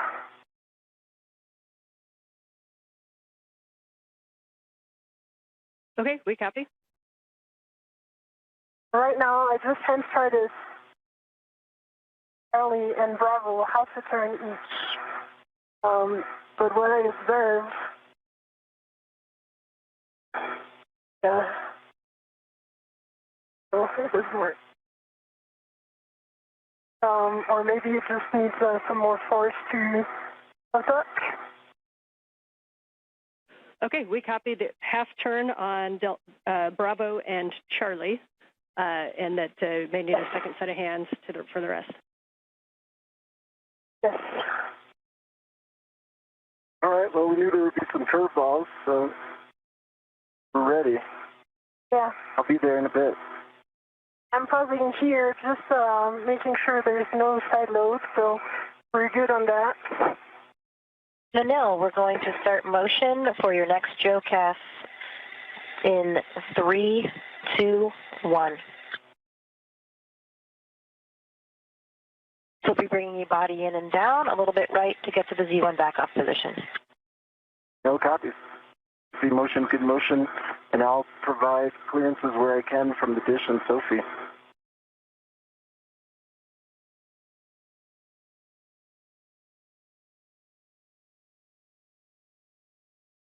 I see the day is coming, so I'm going to turn my visor.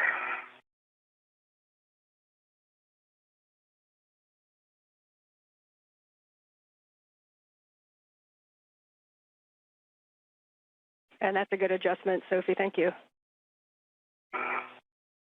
Okay, welcome. I can even point it better so that you can see.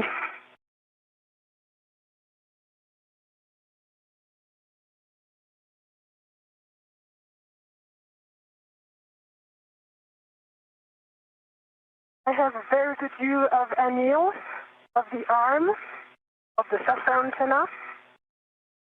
We see the same thing. We've got a great view from your Heka of, we can kind of see Bravo Charlie Alpha, and we see Anil off to the right. Okay.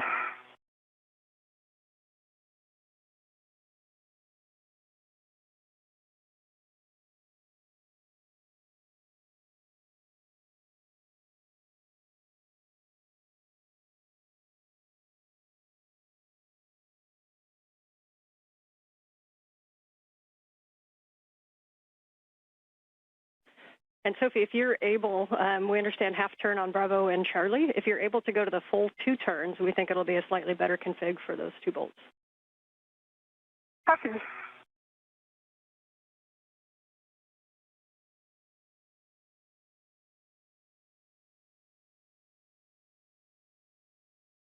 It's a full 2 turn on Charlie and Bravo.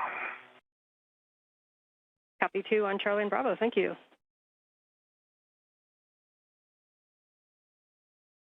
It was awesome in your menu.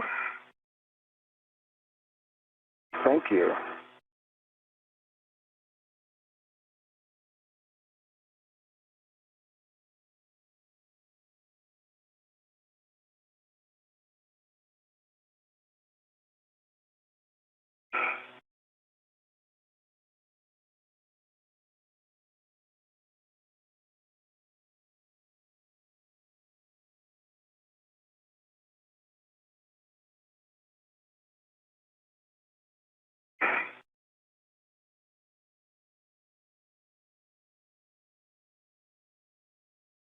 All right, I got good clearances here still.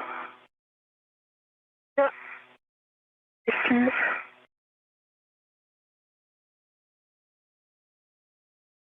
Yeah, I mean, I see the issue here from this angle. I don't know if you guys can see that in the head.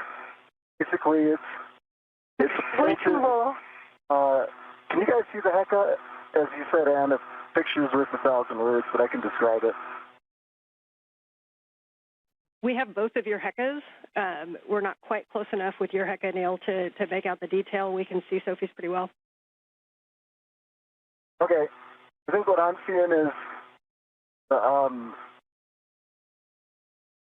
scan body where she's trying to soft off. It seems like it's about 15 degrees angled away from the gimbal lock.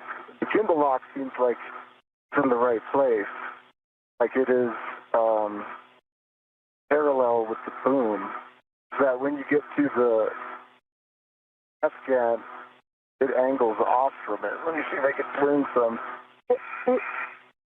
Yeah. I mean, what I observe from here is as if the antenna was too tall. Yeah, that's a great description, and we see the same thing on the helmet cam. We're talking about that. I wonder if it would help to position the forward side as well. Well, if I can get also the antenna moved purely.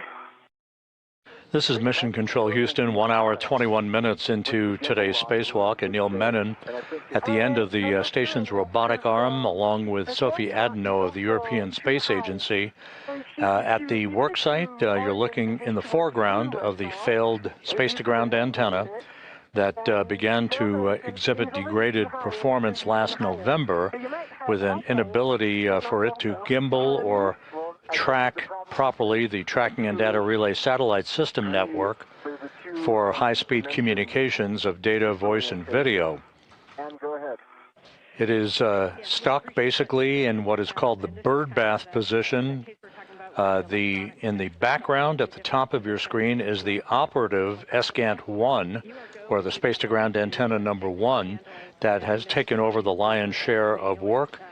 The space-to-ground 2 antenna is in the process of the early stages of its removal and replacement by a spare that currently resides on the on a stowage platform of spare parts on the P3 truss of the complex. And I'll hand you to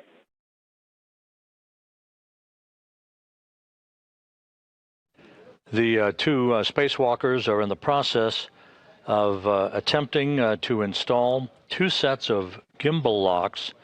These are physical locking pins used to secure the antenna's movable joints during its installation and spacewalk transfer operations, such as we are seeing today. Yeah, I'm trying to not reposition myself. That's it. And Sophie, it was a good call to just wait. I don't think this would have been something you could have resolved. Yeah, there's a big delta. It's not a small alignment issue.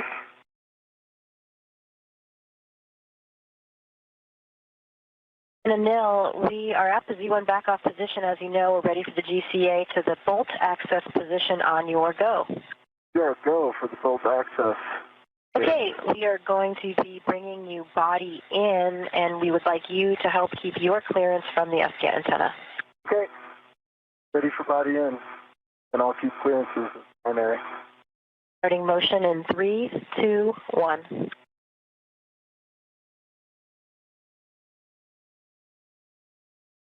I see motion and good motion, and I've got good clearances. I've got a meter from the T-handle, the hand extended.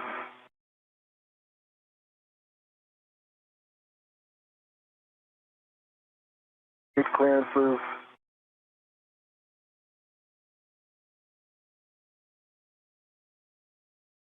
I'm good. I've got a meter distance. I'm personally moving my body in nadir, so I've got good clearance.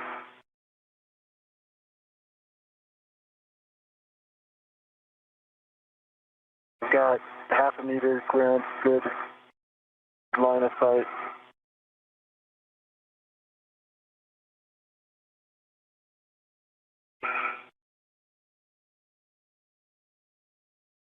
We've got good clearance. And I cannot see anymore the SATA antenna, so I cannot check anymore.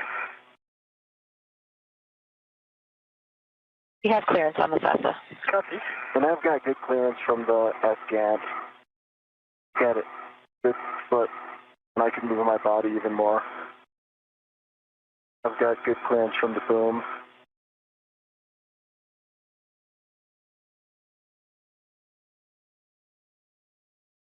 Got a foot, I've got a lot of body travel I can put into this to create more space, plenty of room.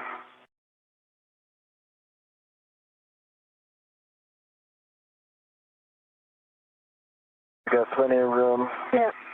All right, we're coming up on another handover, but you. you guys can continue to work this, and we'll take a report on the other side, but you are go to manually manipulate those gimbals to see what you can get. Watch for pinch points. Oh, great. I think we can get this, Ann. I've got high confidence.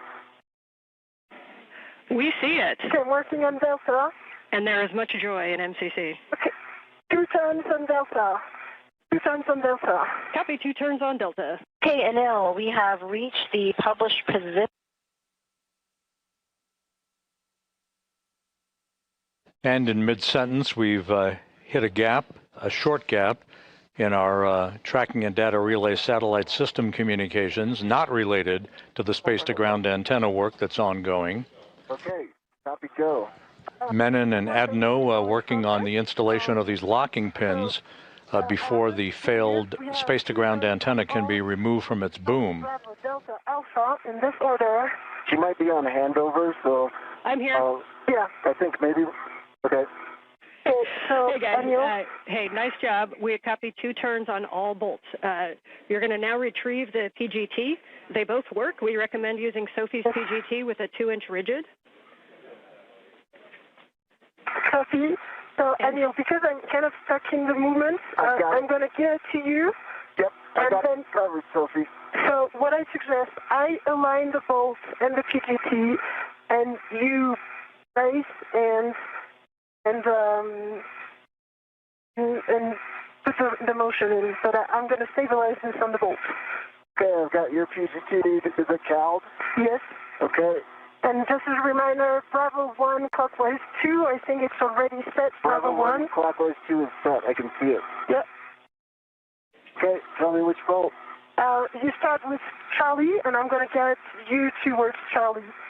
Okay. All right, we like it. Bravo 1, clockwise 2, understand Cal is complete. Bolt Charlie first.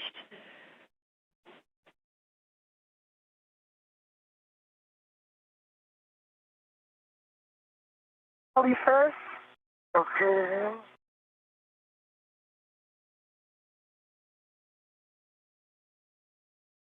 Okay, it's in. Okay. And then I'm going to turn to motor. Wait, can you hold the PGT there? The PGT held. And I'm going to turn to motor. Okay. Why don't I stabilize it and you hit the trigger rate? Now do the turn count. Okay. But you didn't do the cal, right? I had heard it was CAL'd.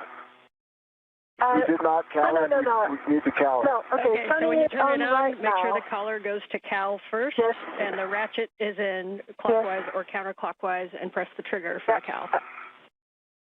Yeah, in work. Copy.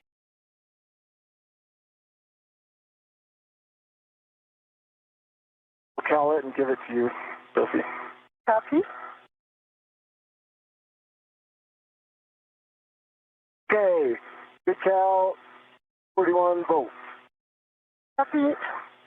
Copy. Verify settings. Bravo 1, clockwise 2. Good work.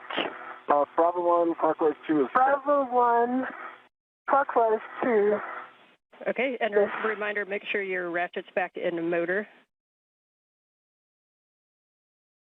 Ratchet is in motor. Confirmed. Okay, you are go to drive Bolt Charlie. Okay, Anil, can you, do you have access to this PGT? For me, it's, I'm not in good position right now. I'm going to turn like this. Yes, PGT. We have the LED test right now, so clockwise 2, sorry. The collar is out of Cal. Yeah, we are now in clockwise 2, Bravo 1, clockwise 2 confirm. Okay, I'm pressing. Can you activate the trigger? I sure can. Are you going to do the count? Reminder that turns are very important, so if one of you can give us the count at the bolt.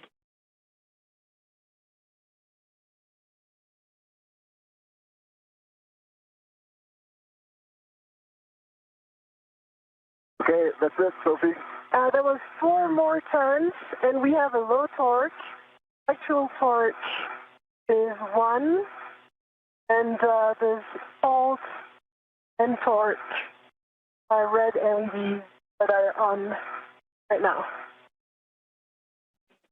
Copy, checking. And you can go ahead and try with the same setting. Make sure that there's no side loads. The 2-inch is not as forgivable as the 6-inch, so make sure there's no side loading at the bolt. You can also kind of wiggle the gimbal lock, and then you can hit it again with a Bravo 1, clockwise 2. Okay. Hold it right there. I've got a good grip. Okay, what's it say? That's my 1. Repositioning. The torque again, fault.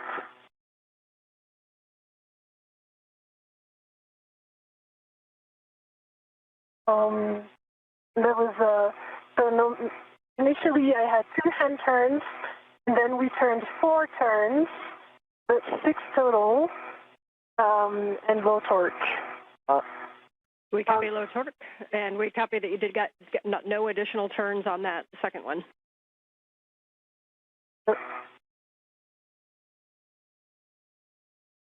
And if you want me to really get a hold of it and try a third time, I'll need a little bit of GCA. I can do it. Yeah, we do think you guys can decide if it's GCA or if Sophie needs to reposition. We do think that that the PGT needs to be braced a little bit harder, so maybe clocking it down so that the PGT handle is directed nadir more towards Sophie or in a place where you can have 2 hands on it with your BRT, If you don't think that's going to work, then we'll look at GCA.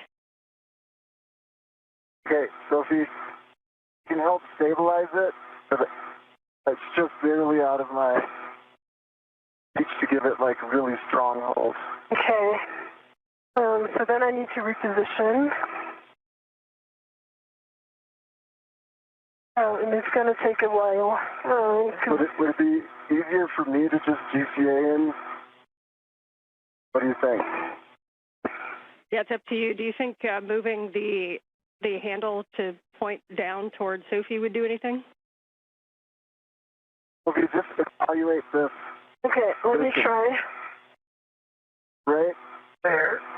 Get you set up.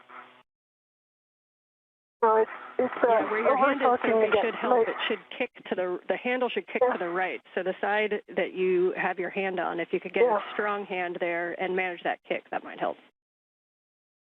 I can help stabilize it. Yeah, it's also low torque. So no more turns.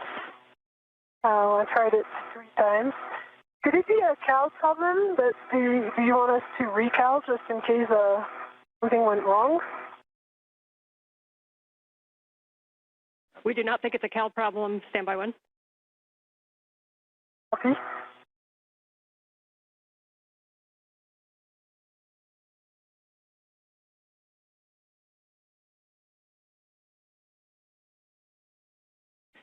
And Sophie, just to be clear, we got the full 2 hand starts and then 4 additional turns with low torque. Have you gotten any additional turns or any good torque indicator? Yeah, okay, so right now we have green torque light, and actual torque is 12, and I pressed 4 times the trigger, and now that was a total of 1 more turn, so that would add up to 5 with the PGT plus 2 hand turns, 7 total, and 12 actual torque. It subjectively looked good to me, and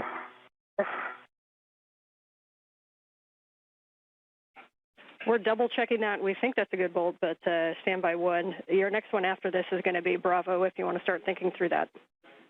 And with that, we have a good Bravo, bolt on Charlie. I can do. We're calling Charlie good bolt. You're going to Bravo, which is starboard aft.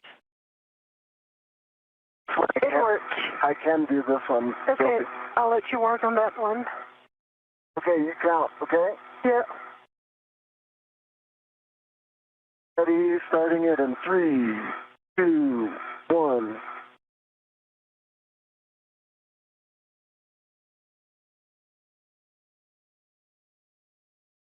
That's 4. Does it say? And I can see it's a good green light, 12 tons, 3 actual torque. And that was 4 turns. Copy 4 turns, green light.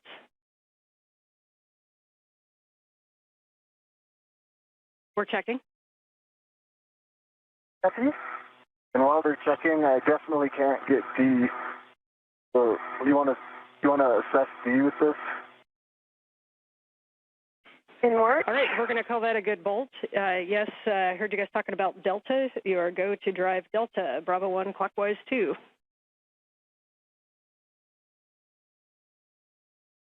Hey, you got it? Put it more down. Okay. Yeah, okay. Now it's good. I have it.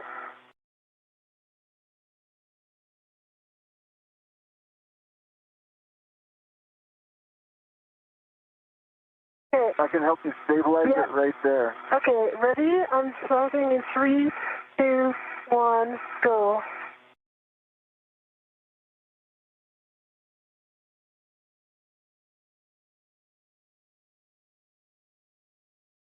I saw 5. 4.5. Okay. 4.5 probably. 4.5. With green light, 12.1 torque. Copy, 4.5 turns, green light on bolt Delta. Yeah, and from what we observed, it's fully seated inside the location. That's what I can do if you want me to do Okay, it. please do it, and I'm going to hold it. Okay. All right, you count. Tell me when you're ready. I am ready. Okay, 3, 2, 1, driving.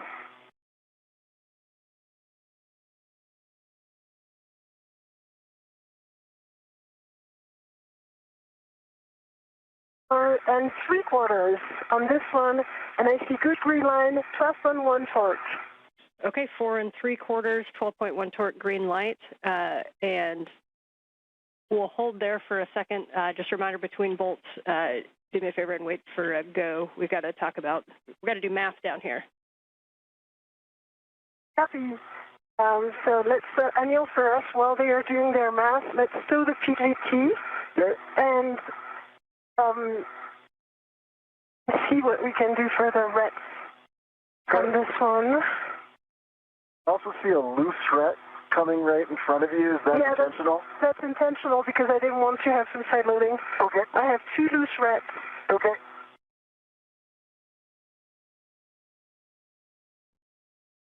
Okay, and for the crew, you can go ahead and move to gimbal lock number 2. Reminder to pull that around to the port side for the AET routing. Yes. And you can get that one, you can manually start all 8 bolts in any order, manually start 2 turns on gimbal lock 2 while we work to confirm the config of gimbal lock 1. So, Anil, copy, Anne, good copy. Anil, can I, before doing that, please, can you release this AET and unlock it? It's going to go back to the bag. That's right, sorry, the ret. The ret number 22 that you see right here. This one that is shaking. Okay. Yeah, this one, because this one is one from the bag, and I am actively rerouted to the other side of the AT, so we are good. Okay, this red's off. It's coming towards you, okay? Copy. You want to guide it so it doesn't get snagged? I'm going to release my BRT, reposition to the forward side. Okay. What would you like me to do with this ret here? Let me get in position, and then I would like you to turn it back to the bag. It should be going directly to the bag. It belongs to the bag. Okay.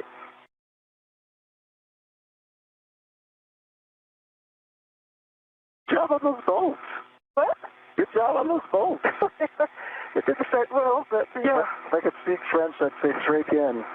All right. Okay. So let us observe what the bag is. Can you? Okay. It's on your camera. Yeah, I see that. Okay. I can actually fix this. There we go. There we go. That's good. You unlock it so that it retracts. Unlocked. You want me to let go? Let go to the bag. All right, it's in the bag. It's in the bag. Hold on. All right, now I'm going to go around. And there is a gimbal lock right above your head. You wait 1 second. Yeah, I am waiting 1 second. I will move over. I've got control. You got control. My hands are on the agate handles.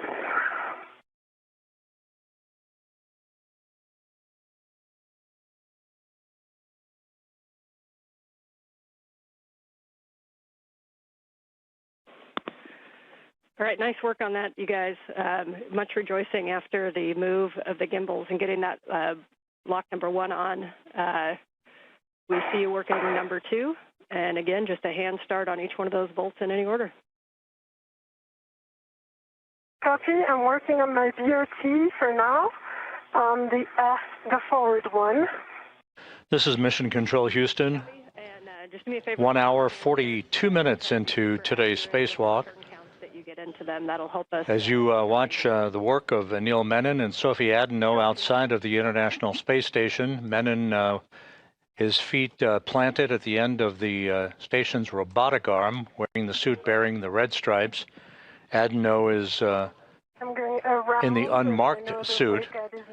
They have completed the installation of the first quartet of gimbal lock bolts. These are physical locking pins to make sure that the space-to-ground antenna, the failed antenna, does not inadvertently rotate out of their maneuverability capability. during the transfer to a temporary parking place and then to a stowage platform on the P3 truss of the International Space Station. The same will be the case for the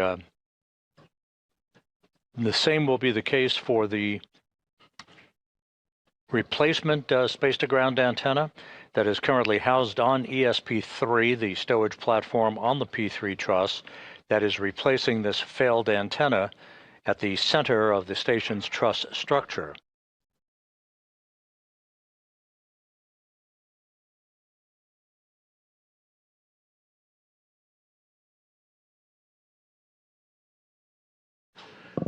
The crew is continuing to work just about on the timeline.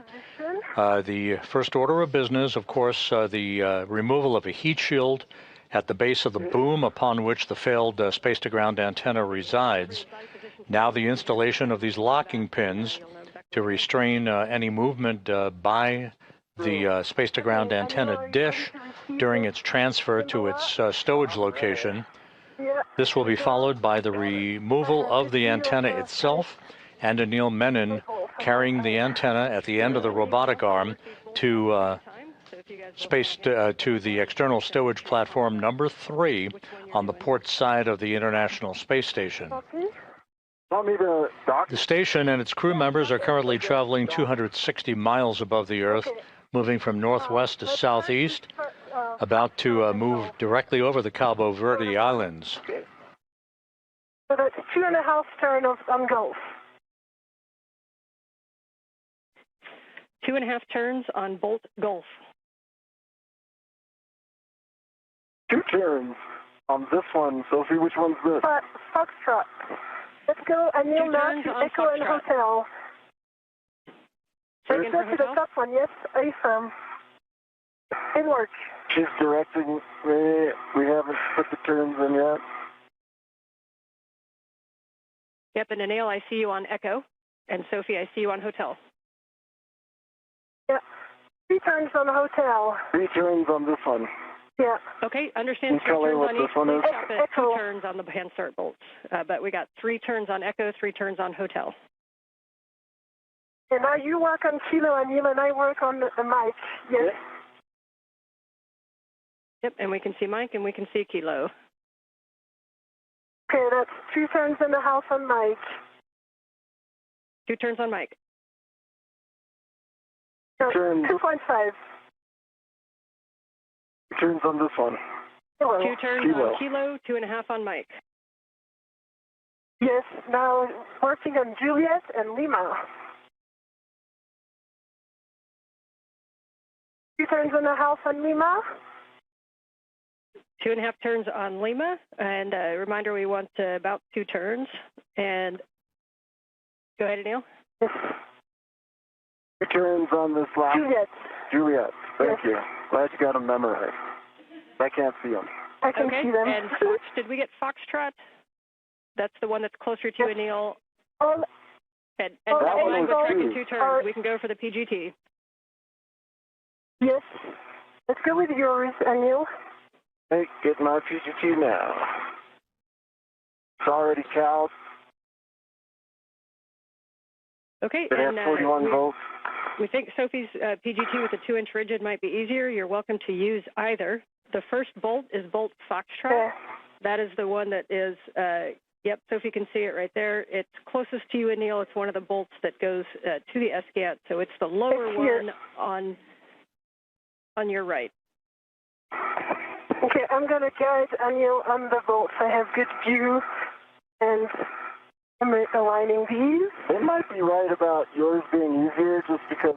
The 2 spacewalkers are working in tandem to complete the installation of these gimbal lock bolts. These are physical locking pins used to secure the antenna's movable joints during its transport. In this case, it's transferred to a stowage location once it is removed from the boom. This is the failed space-to-ground antenna that the 2 spacewalkers are working on at the moment. We are 1 hour, 47 minutes into the spacewalk. Everything is proceeding on schedule. And we got Bravo was clockwise 2. Yeah, Bravo that's 1 good clockwise 2. setting. We are happy with that. Bolt Foxtrot. Okay, I'm on Foxtrot, right, Sophie? Yes, you're on Foxtrot. Let's go. 1, 2, 3, you count turns, okay? Yes.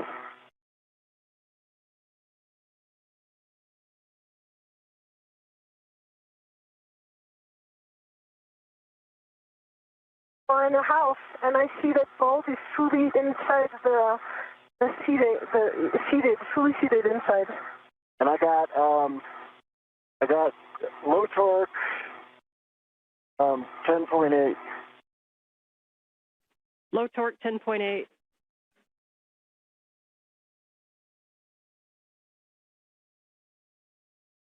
Okay, let's hit that bolt one more time. Just a reminder, try to be in a real good bracing position, no side loads. If you need to wiggle the gimbal lock at all, this first bolt might have a tendency to side load more. And bolt Foxtrot. All right, I hit it again, and I got good torque, green light. Only turned maybe an eighth of a, I don't know, it could have been 0, but it's at 11.9. A really small turn, basically, almost nothing. Okay, we will move to bolt Golf. Bolt Golf, that's the one closer to Sophie on the other side, while we let Mer determine what 4.5 plus an eighth is. All right, I could do this one too, Sophie, if you want. Okay.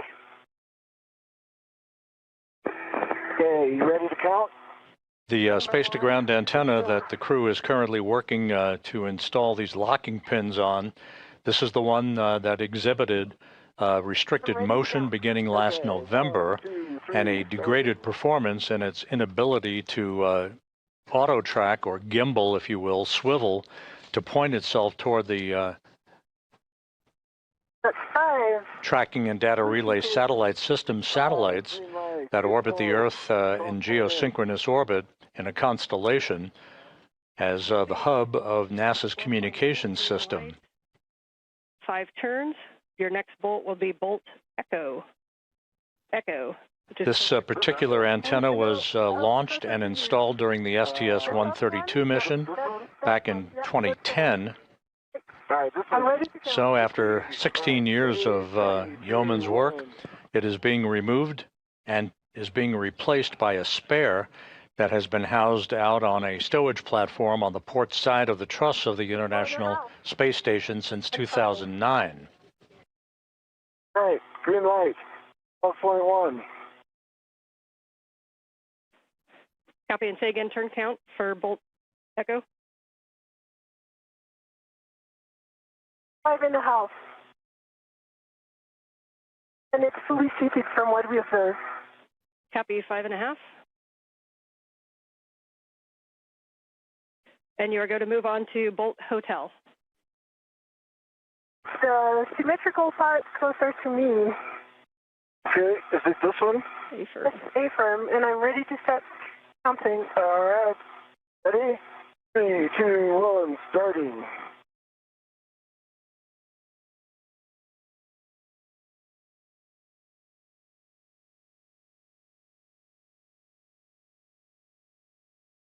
Five and 3/4.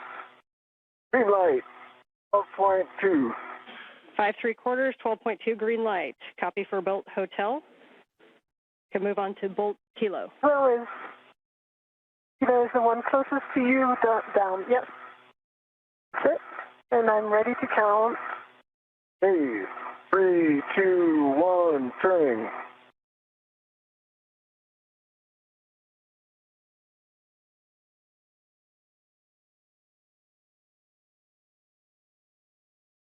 Four and 3/4. Green light, 11.8. Copy, 4 3/4, 11.8 green light for Kilo. Next will be Mike, but stand by one while we check that. Mike, okay. I can't see that, but if you can put this and on. we'll keep going Yeah, with I'll. bolt Mike over by Is this? Sophie. Nope. Is it this one, sir? No, it's this one. Okay, let me just extending my ability position. Oh, yeah. Yep, you're in. Let's go. Okay, ready? I'm going to try not to side load this. 1, 2, 3, Yep. starting.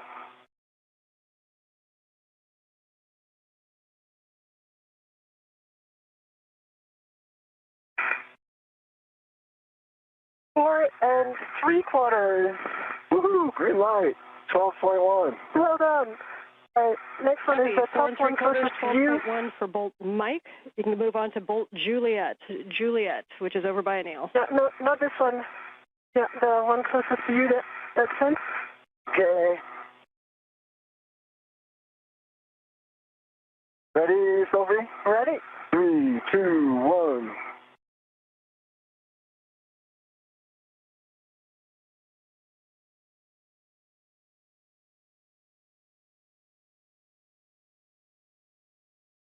Four point 8 turns. Low torque, 9.5, but I would like my hand slipped a little bit. If you're okay, I'll hit it again. Yeah, and I see it's fully seated. Yes, we agree with the plan to hit it again, please. Okay, ready, Sophie? I am. All right, we got good torque, green light, 12.2, no turns. We copy no additional turns with a green light. You can go on to Bolt Lima. Bolt Lima, final bolt. The one I'm pointing with my finger here. Only I could see your finger. Okay, I'm getting. Okay. Okay, you're in. Ready? All right. Ready? Yep. 1, 2, 3.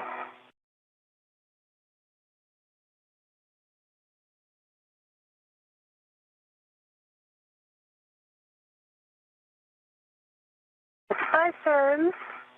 Light, 11.4. Copy, 5 turns and 11.4 green light. Nicely done. Folks are going to discuss that down here for a little bit, but at this time,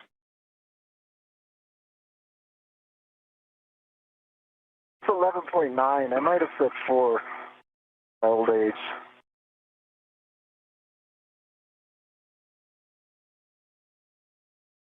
What we observe from here is that all bolts are fully fitted into the golden part.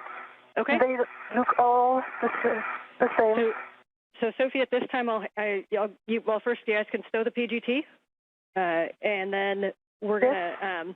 I have a task for each of you. Anil, we'd like you to do a wiggle test and take a look at the gimbals. And you kind of got to move it before. Let us know if it moves at all. Sophie, once you stow your PGT, you can remove the AET from the gimbal locks, and you'll be stowing that on the starboard aft agate handrail. Copy. And that gimbal is rock solid. That's a great report. There was much joy. Approaching the 2-hour mark in today's spacewalk, Anil Menon, you see him, his feet planted in a portable foot restraint at the end of the Canadarm2 robotic arm, declaring success as he and Sophie Adenot have driven a total of 12 bolts, these gimbal lock bolts, these locking pins in place to secure the failed space-to-ground antenna from any inadvertent motion after it is removed from its boom on the Z1 truss and transported to a stowage location. Copy that. Oh, no, first is the AET. The AET. Yeah. And what? And these can be done in any order from here. So if Anil, you want to start NZGLs while Sophie works the AET and the MUT, that's fine. Just let me know what words you'd like. I think that's a great idea. Why don't I start on the forward NVGL? Okay, great. NZGL does not matter. In order doesn't matter. Just a reminder to avoid pulling and tugging on the SCANT cables, but you might want to wiggle the back shell a little bit to remove side loads. So you can remove the cap from the dummy connector. Let me know if you're at J6 or J1. I'm at I'm working on J1. I think the cap is technically J6, right? Yeah, correction, sorry. J6 or J7 are the two good dummy connectors. So understand you're working J6. That's correct. I've got a vet to it, and I want to take it out now. Sounds good. And once you have that dummy connector removed, then you can demate the SCANT forward cable from the boom. That's a P4 from the J1. Okay. I've demated the dummy connector, and I'm working on the forward cable.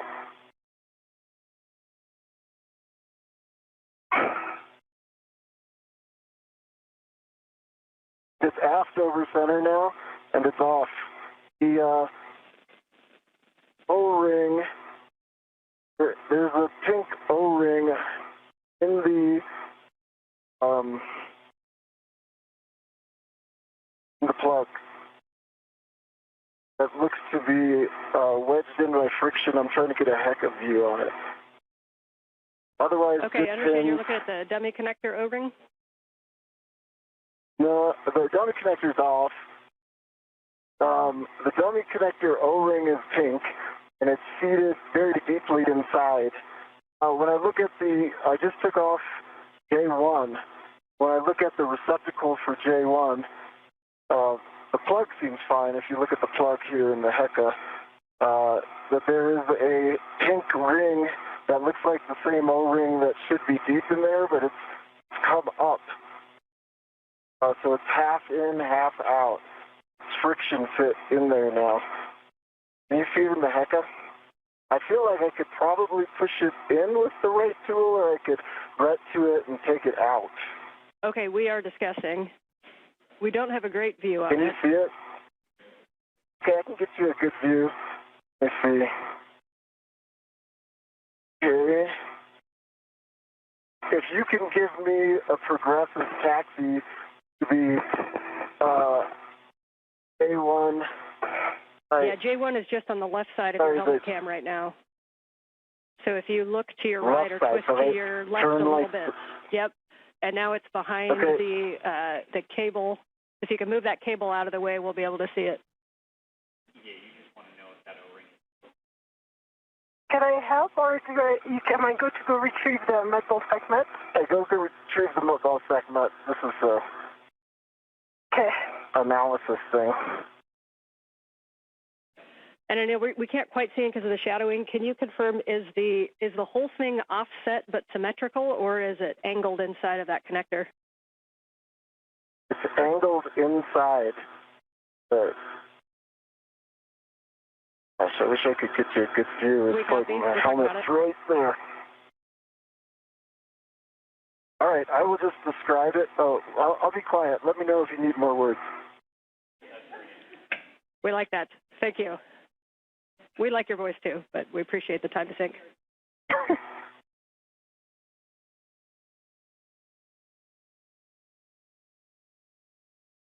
Okay, you are going to put the cap on there.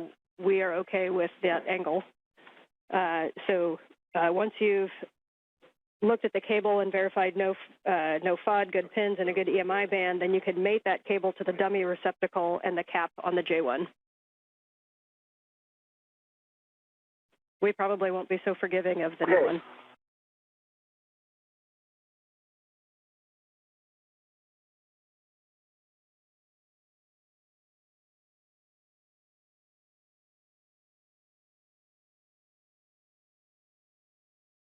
And I think there may have been a miscommunication.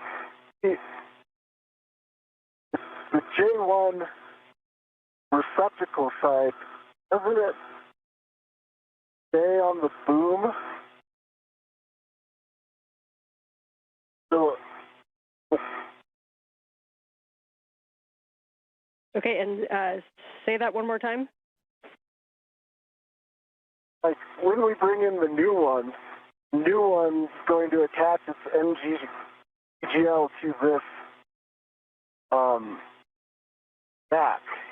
Okay, you're talking so the J1, so the O-ring is in the J1 connector that's on the boom. Is that correct? That is correct. Okay, appreciate that clarification, and yes, we'll be using that one again later. So copy that you've got the NZGL cable to the dummy receptacle, and now you can put the cap on the J1 boom connector. Okay, I'm going to put the cap on, but the pink does stick out 50%. Like that O-ring sticks out 50% from there, so I can try to flatten it in by putting on the dummy connector, if that makes sense. Yeah, we're checking. Yeah, if you want to try that, we're good with that.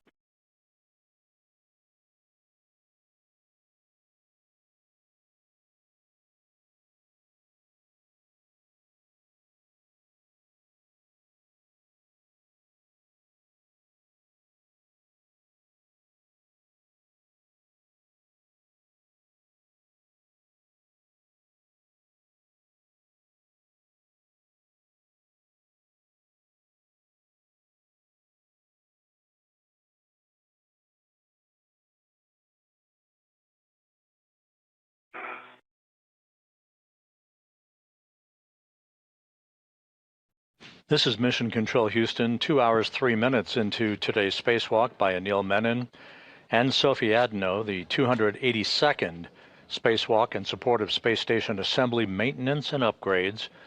The crew well into the work to remove a failed space-to-ground antenna from its location at the middle of the backbone or the truss of the International Space Station on the Z1 truss. They have installed a series of locking pins, or gimbal locks as they are called. The next order of business will be the actual releasing of 4 bolts holding the failed space-to-ground antenna in place on a boom on the Z1 truss. Copy.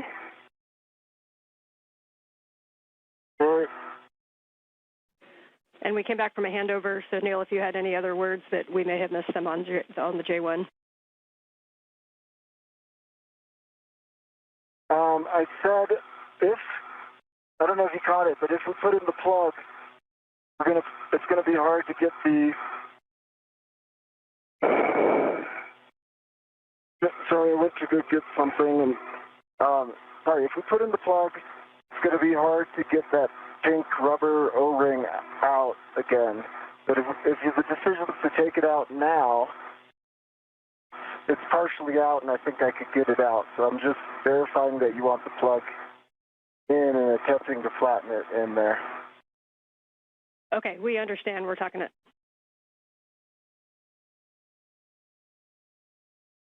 Okay, Anil, I think we can work together on this install.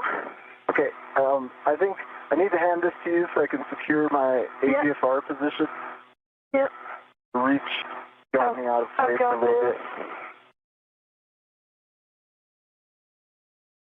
Anil Menon is referring to the demating of the acronym is NZGLs. These are NASA zero-G lever locks. The lever-actuated electrical and data connectors that have provided the electrical and telemetry capability for the failed space-to-ground antenna. Side loading of this thread from the bag. Okay, you want me to put the scoop on? Yeah. Okay. And I'm releasing the side loading with my hands on the red. Almost there. Yes. Okay. You're in. Son, do you want me to lock it? Yes, please. Space station currently flying 260 miles just south of South Africa. And I see it locked. Is it locked? Is it set itself in? It is locked. Okay. Yep. And you get so, the good wiggle. just yep, we recommend before keeping I the ball release the stack red, loose. so I can. Yes. So the ball stack is loose. The first drawers on the scoop are locked. The income 1 and 2 are locked, black and black, and the second nut is jaws open and unlocked. So for me, it's good config. I can release the red from the bag. Do you concur? Yep, we concur that that's a good config, and you can release that red. If you want to put the O-ring on that red, Anil, you can. Otherwise, we'll remove it and put it in a trash bag. Oh, yeah. Put it on that rat, Sophie, so give me that rat. Yeah. I can try to get it if got it. Okay. Just a sec. Orientation. Yeah. Second hand. And hey, for the crew real quick, if you could just hang on to that O-ring, we may be using it again. So just keep it in an accessible position, please. You can just put on a ret back to a workstation if that works.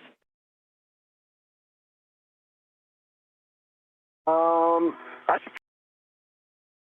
keep it on my person then. Okay. Okay, we like that plan. Good config. Nice work on the scoop and mutt ball stack. That looked pretty simple in the scheme of things, and we'll be going for the second connector. And okay, confirm I released the red from the bag, so we don't need it from the O-ring. You release the red, Sophie. I'm going to put the O-ring on this AET right here and keep it behind my workstation. Copy. Okay, we like that config. The things that we have left are the other NZGL. and then we'll be releasing torque using the ratchet wrench. So if you guys want to work the last NZGL, then we'll get in position. Okay, let me work on the NZGL. I'll work on this cap, and you do your thing with the O-ring. Okay. Okay, so you'll be removing the cap from the... Again, the acronym NZGL refers to a series of electrical and data connectors that have held the space-to-ground antenna in place on the boom and relayed both power and telemetry capability during its functional days. This antenna began to display a degraded capability last November in its ability to auto-track the tracking and data relay satellite system satellites, the constellation of satellites that orbit the Earth in geosynchronous orbit about 22,300 miles above the Earth.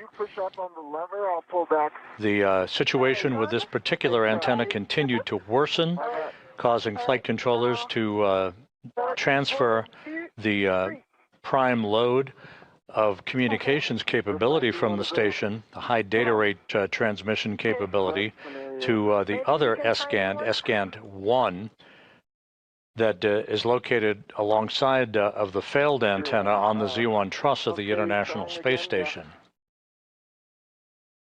Yeah, okay, it doesn't work. Now with the two of us. Okay, ready? Yep. And we're sure we got it up, yeah. Yeah, lever aft over center. So okay. You're good. Okay, I've got good leverage here. Yep, and me here. Okay. 3, 2, 1. Steady pressure. Okay. I think this is a ret scenario. It is a ret scenario. All right, and you can wiggle the back shell, making sure there's no side loadings on there. And then reminder, if the sun comes up, you can keep it shaded, might help too. Oh. Okay. Now let me go in front of it. Okay. And put some shadow. It is. Okay, if I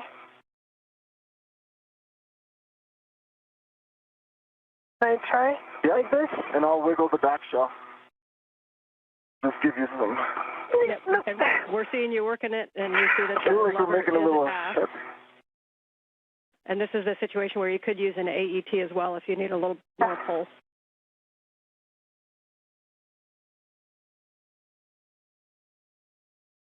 I think we, why don't you put the large hook on the backside and see if you can... Try?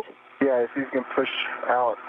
So, would you take the large hook on my... Yeah, you can use that large hook, and I'll do it. Okay. This? Okay, got it. I have it. You got it? And then we'll go like this. Yeah, and still some shadow.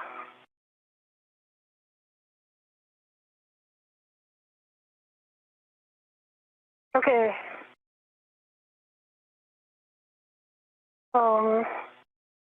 Maybe we can also put an AET around.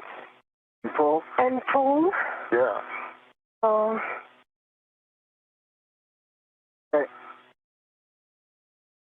All right.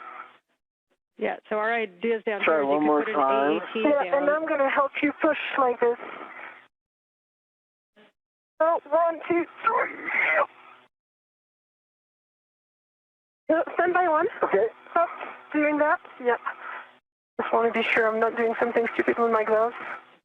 We're good. Gloves nominal. I see it moved from 1 millimeter on this side. Okay. Did you see it move as well on your side? Not significantly, no. Oh, okay. So? Like, the blue line doesn't match perfectly, so I think yeah, that's normal. The blue line never matches when it's mated. Okay. As you guys are working this, our thought down here is there's some keying in there that it could be caught on. So a couple options are to tap it with the hook, just kind of dislodge that. You can also use an AET to wrap around and pull it.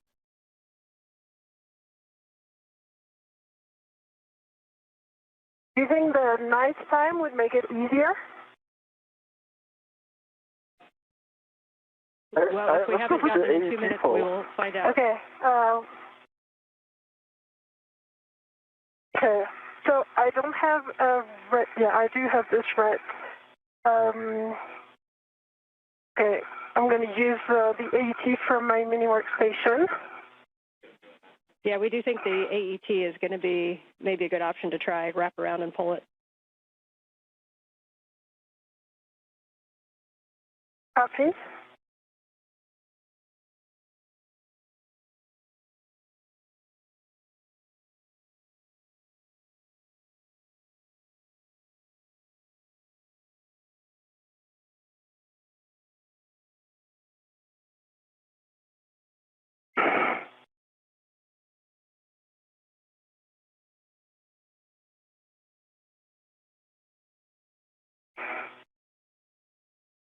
No, I think it's going to be faster to use the AET from here. And one note, Sophie, when you're pushing, there's kind of two parts in that shell, and if you're right against the kind of the bottom of where the connector, that's the jack that kind of stays there. So make sure you go up a little bit to push on the actual connector.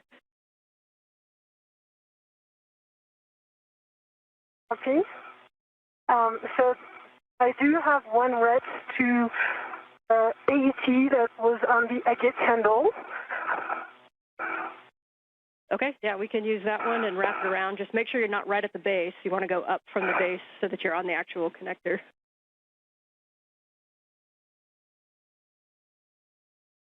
This is Mission Control Houston. Once again, the conversation between spacecraft communicator Ann McClain and Sophie Adenot, as well as Anil Menon, referring to the current tasks of demating a series of electrical connectors that have held the space-to-ground antenna in place on its boom on the Z1 truss of the International Space Station. This in preparation for the unbolting of a series of 4 bolts holding the antenna on the boom. That will be the final task in removing the failed space-to-ground antenna.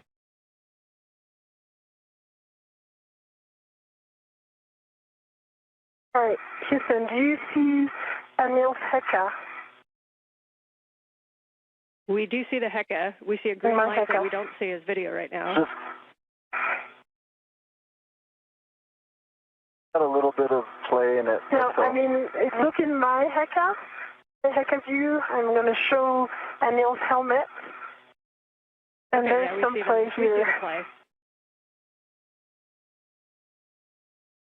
Okay. And we'll talk about that if you want to keep working the connector. And it's kind of significantly going to the right. They're going to look into it. Let's tackle this, and then Ann, please give me a reminder to put the plug back into the J1 place. I have not done that yet. It's on my person. Copy. We will remind you of that.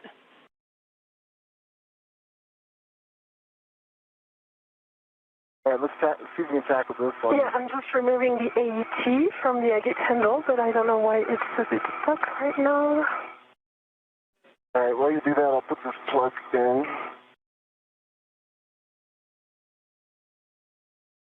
All right, the plug's in.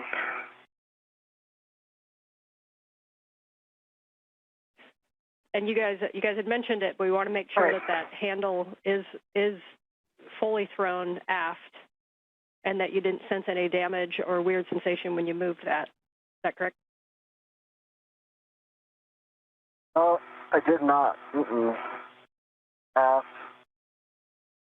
Is there any utility to moving it forward again and then aft? But aft, it's full aft over center. No weird you can try that if you want to verify aft.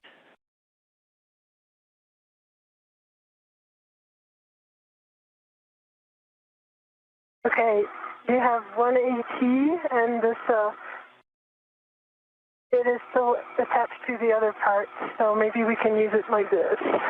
Okay, I'm going to put this waste feather here. Okay, so let me do it then. Okay, and for Sophie, for that AET, what we want you to do is wrap it around, not closest to where it connects, but a little bit up. Sort of just below where you check over center, and then you want to try to pull that. Copy. And at the same time, Anil, if you want to check side loading, I know it's a smaller cable, but we'll just want to, if we can wiggle it while she pulls, we might be able to dislodge this. Okay. So around this place, do you see what I...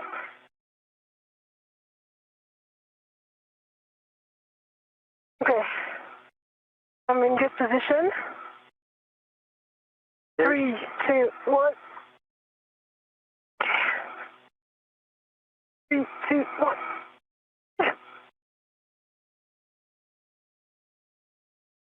Okay. See if I can, Yeah, you do this and I do the... Yeah, let's do that. Okay, we change this. Maybe it's going to be better for you take this 2 sides. Okay, I've got it.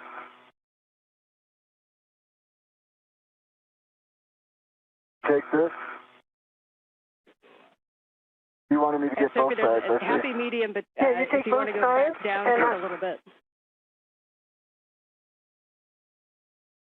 Look at this. What? Okay, I see. Yeah. I think we need to unlock it from the agate handle there. Yes, it makes it easier for you. Yeah. It is read it to me, so we are good. All right, and Sophie, for the positioning of the AET, if you put it kind of right over the linkage, then that's going to be a good position. Right over the linkage. Okay. You agree this is right over the linkage? So close to the blue line? That makes sense. Yep, we think that's a good position where you're at. Okay, you ready? Yeah, I was just like at the limit of my APFR. Okay. 1, 2, 3. Yep. I would need a GCA to get like my legs into this. You're still able to pull some force, and me too. I can put about like, I don't know, I feel like that was maybe like 20 foot-pounds. Yeah. Okay, let me go in another body position, like this, it's called the AET. Okay. And then we'll try this. All right, Anil, if you need a GCA to get it better into position, you can work with M1 to get yourself into a better leverage position if needed. One by one, we're trying one more thing. Okay, I'm going to push against this and pull like this. 1, 2, 3.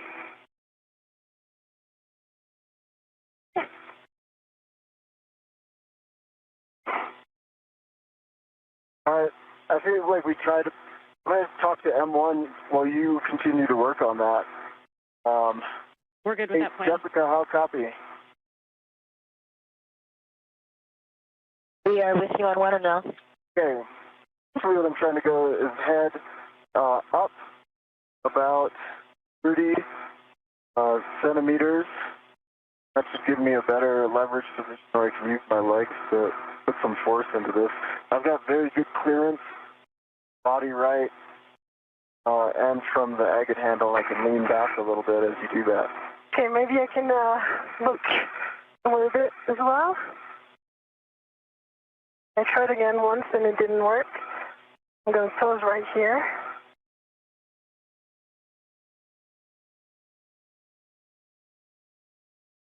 We copy, Neil. Head up 30 centimeters. We're evaluating. And Sophie, if you want to cycle the handle, and again, give us any feedback on if you think there's any motion that you wouldn't expect, grinding, or if you just think it's moving smoothly.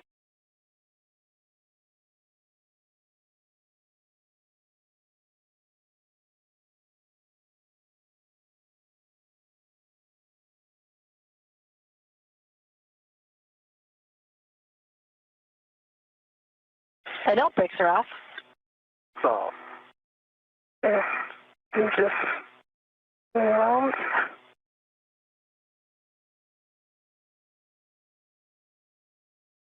This is Mission Control Houston, 2 hours, 23 minutes into today's spacewalk. Anil Menon and Sophie Adenot continue to work with efficiency in the process of removing a failed space-to-ground antenna from its boom on the Z1 truss of the International Space Station. This particular antenna began to exhibit crankiness in its ability to gimbal or auto-track NASA's tracking and data relay satellites last November. The situation worsened, prompting flight controllers to swap strings, if you will, commanding paths from the space-to-ground 2 antenna, which is the focus of attention that you see in this view, in the bird bath position, as it is called, where it is basically stuck in place, to the space-to-ground 1 antenna that is parked right alongside of it on the Z1 truss. In order to maintain full redundancy in the high data rate transmission capability from the station to the ground, we are in the process of removing this failed space-to-ground antenna, and later this afternoon we'll replace it with a spare that resides on a stowage platform of spare parts that exists on the port truss, the port 3 truss of the International Space Station.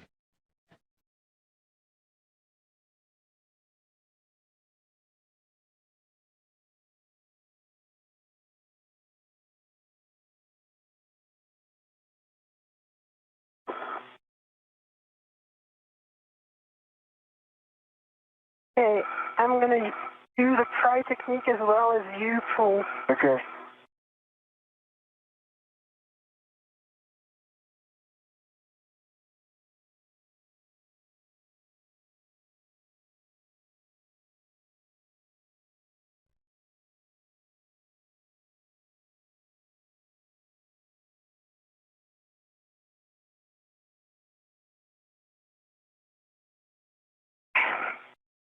You want me to get it? Yeah.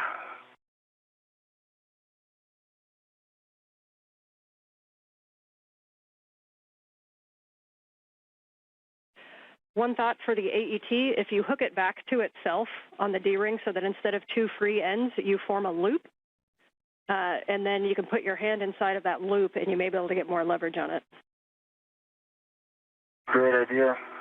I think I put, by the way, I think I put maybe like 40, 50 foot-pounds into it with no joy, and we were also trying to do the remate at some point without trying really hard, but it was difficult to remate, in case that helps. Okay, we understand difficulty to remate. You can also tap like you would a sticky jar on your counter. You can kind of tap with a ret around the circumference of it. We're obviously still talking some options, but you guys are going to just continue working it. Okay. Okay, 1, 2, 3. Oh, we did it! Yes! Yay! You just got a whole round of applause. Nice job, you guys. All right, then let's move on. You can now make that cable to the dummy receptacle. Copy. I'm just going to reinstall the AET because it's the one from the Agate handle. Copy, thanks. That was probably 100 foot-pounds. FYI, that was probably like 100 foot-pounds. You heard applause here in Mission Control and the response by spacecraft communicator Ann McLean with all of the electrical cables having now been demated from the failed space-to-ground antenna. No FOD, good EMI. Okay, and we're mostly concerned with the boom side where we'll be putting the cables on. So you're looking at J2. Yeah, that one, J2's good, holes, pins, no FOD. There is no rubber O-ring in there like there was the other one.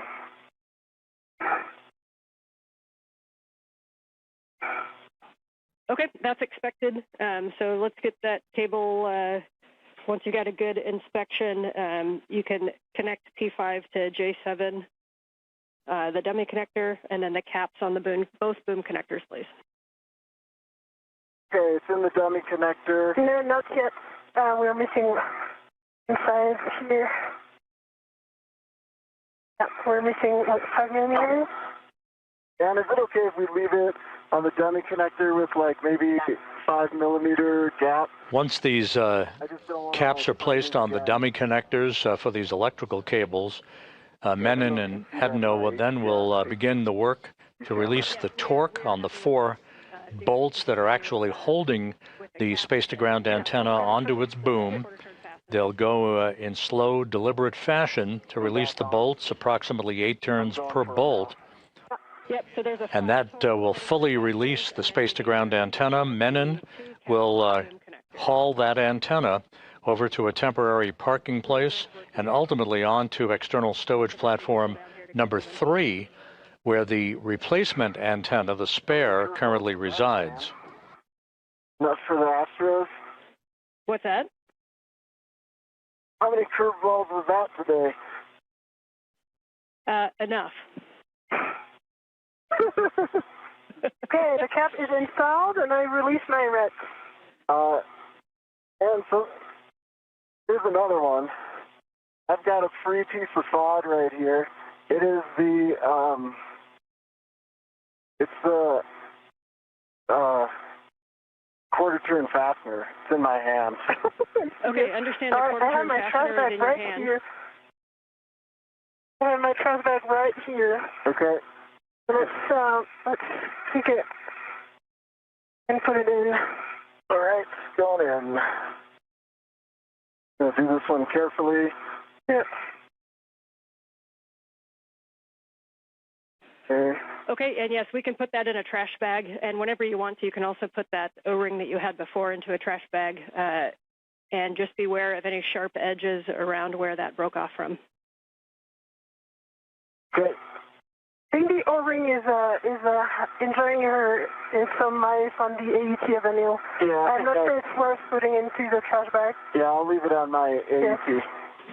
Okay, No 4 quarter turn fasteners. 4 quarter turn fasteners are on. Okay, 4 quarter turn fasteners, and then we just need verification that the cap is on the J1 boom connector. Cap is on J1 boom. Yes. Okay, I understand that's a good config for the cables. The next thing we're going to do is to release the torque on the S-gant bolt using the ratchet wrench. Okay, I'll get in position with my DRT on handrail 4. Ratchet wrench is in my hand. Excellent. Reminder on the ratchet wrench and these bolts, you can go in any order to release the torque. We'll go in order to fully release, but you can release the torque less than 1 turn in any order, and this is where we want a slow ramp up of the torque. We don't want any impulses into it, so we need you to be like a nice human PGT and just slowly ramp up your torque to what you need to release the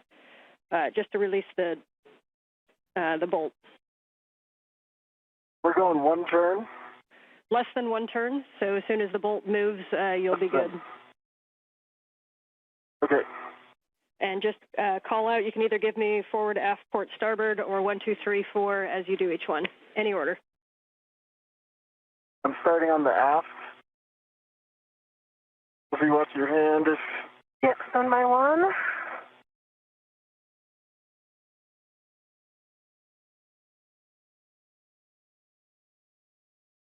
Quarter turn on the aft. I'm going to put in another quarter.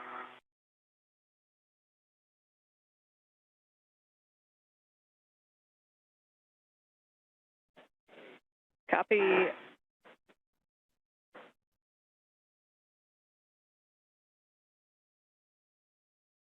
Another quarter turn on the aft, total of 1/2. I'm going to put in another quarter just because it does feel tight. Okay.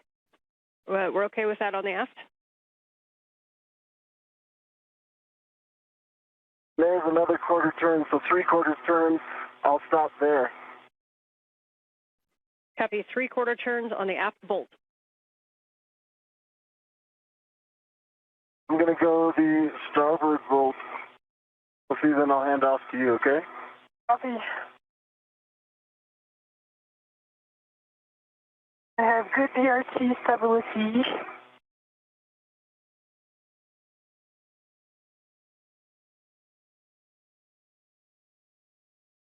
Sophie, I'm going to take the palm wheel off interfering. Okay. Need help? I think I can do that. I've read it to it. Coming off.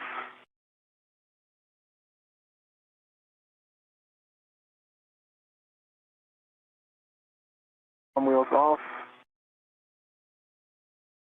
And for Anne, I just confirmed that I have no more tether on any of the Afghan side. I'm only tethered to the boom.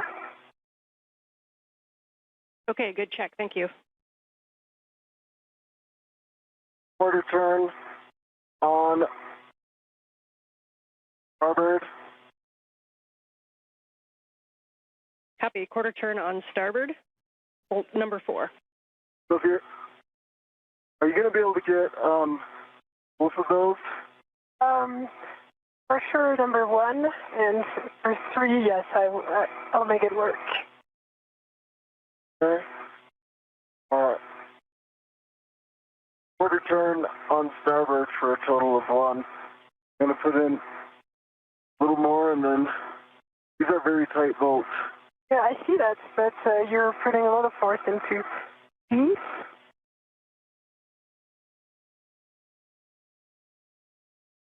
Okay, I'm going to hand this off to you.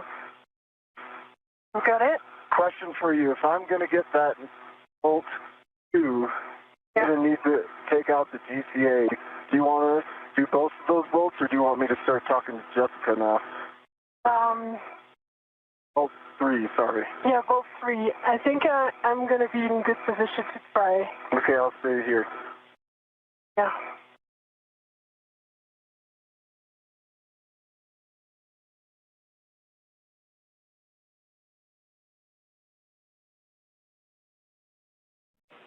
And I can see that you guys are using great technique. Just wanted to really make sure on all these bolts that the socket is fully engaged on the bolt head. You guys are doing it right, but just want you guys asking you guys to do an extra check because these are the only bolts we have. I love the extra advice, Anne. Keep it coming. It's unexpectedly easy to do. It could have switched its rotation on the head, perhaps. Like it might be in ratchet off. You might want to just double check that you're ratcheting. Yeah.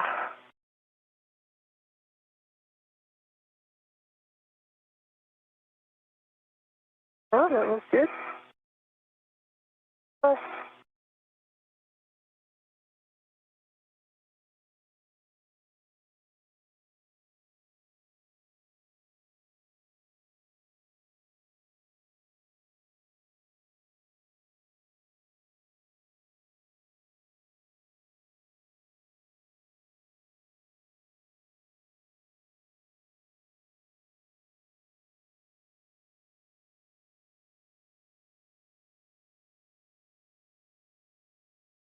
And just pull it towards me for lefty-loosey.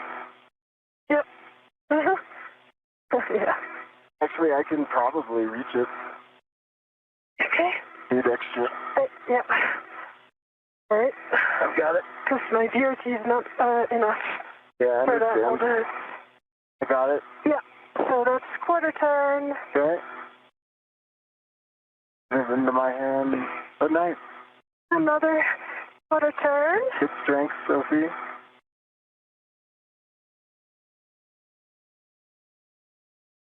Okay, we're tracking the half turn. Yeah. And another quarter turn, so that was 3/4 turn on bolt 1. Copy 3/4 on bolt 1. The 1.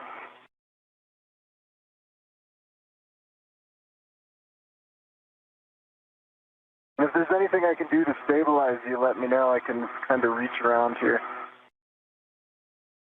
Okay. I can hold your suit.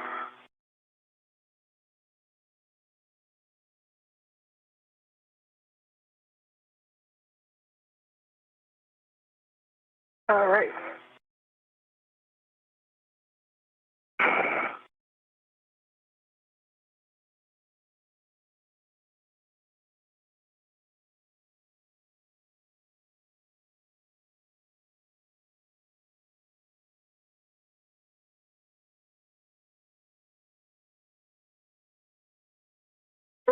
I can push. Oh, yeah, got it. Okay. Yeah. All right, quarter turn. Nice teamwork, guys.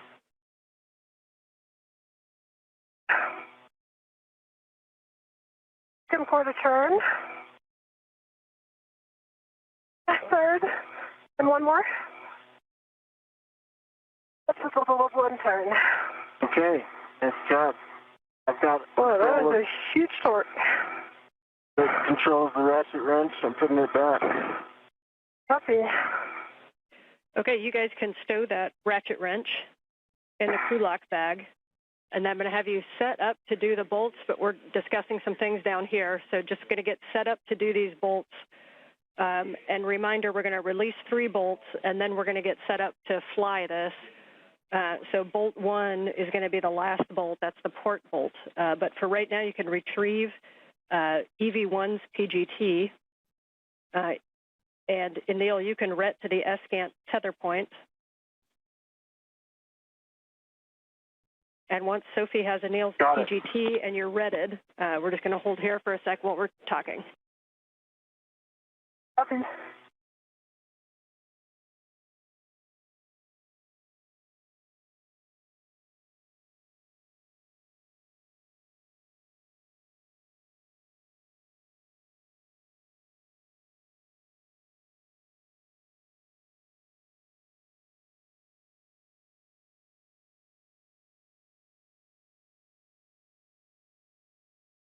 Okay, ratchet wrench is away. I heard ret to the tether point. I'm putting a ret down, Sophie.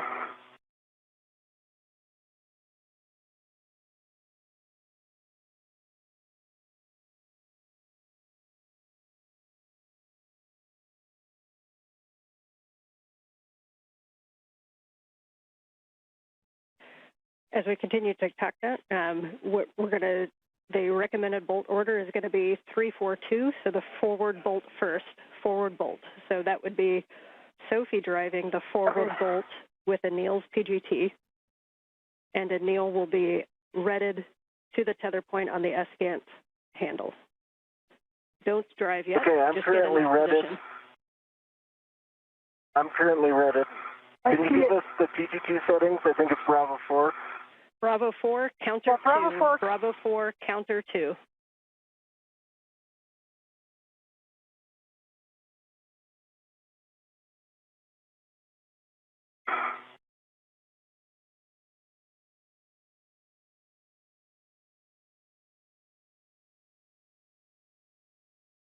I've got a good body position for bolt number 3. I would like you to send it to me from the forward side. And we have a go to drive bolts for removal. So when you get into position on bolt number 3 with Bravo 4 counter 2, then we'll be releasing that bolt.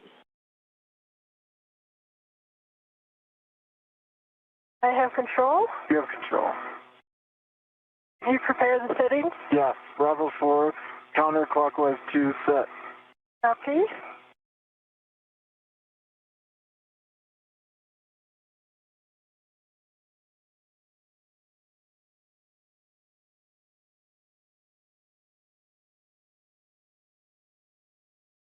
Okay. This is Mission Control Houston, 2 hours, 42 minutes into today's spacewalk. Anil Menon and Sophie Adenot are in the process of breaking torque on the 4 bolts holding the failed space-to-ground antenna onto its boom on the Z1 truss of the International Space Station. You're go to drive, and we'll expect approximately 8 turns. The crew spent a little bit more time than had been planned in terms of installing locking pins, or gimbal locks as they are called, on the failed antenna so that no inadvertent motion of that antenna dish would occur during its transport to a parking location on the truss of the International Space Station. So we continue on with today's spacewalk, 2 hours, 43 minutes into the 282nd spacewalk in support of space station assembly, maintenance, and upgrades.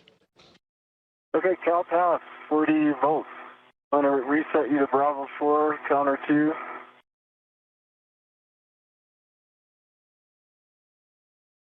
You're on Bravo 4, counterclockwise 2, and I'm passing it back to you. Yep. And I want to just regenerating again my BRT. That's all of it. Enjoy. I see you on the boat. Yep. I'll help stabilize it here. I'm trying to move with it. Okay, I'll help you. Okay. There was 2 turns. Oh, and it's overcharged. Okay. This is... Wait, that's my... Okay. My left foot is on the map. You see that? Okay.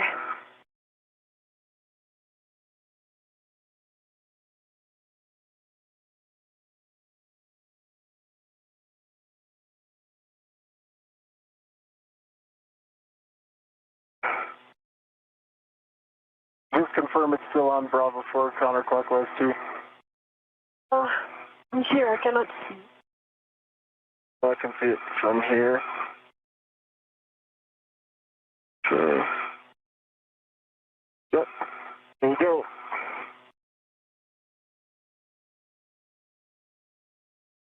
Okay. Okay. I'll help you stabilize. Yep. Now it's overtorqued. It's like... We're releasing it, so maybe it's a bit released.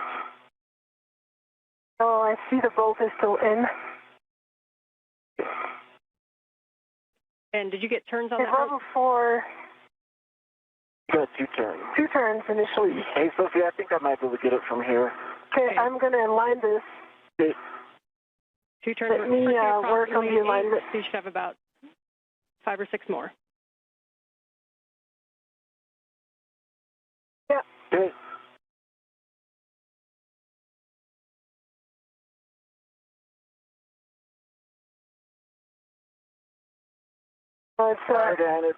It's not overcoming the torque. Copy that the PGT is not overcoming the torque. Yeah. And we are definitely on counterclockwise 2. Okay, we are going to need to grab the ratchet wrench again and try to release that torque. Copy. Copy.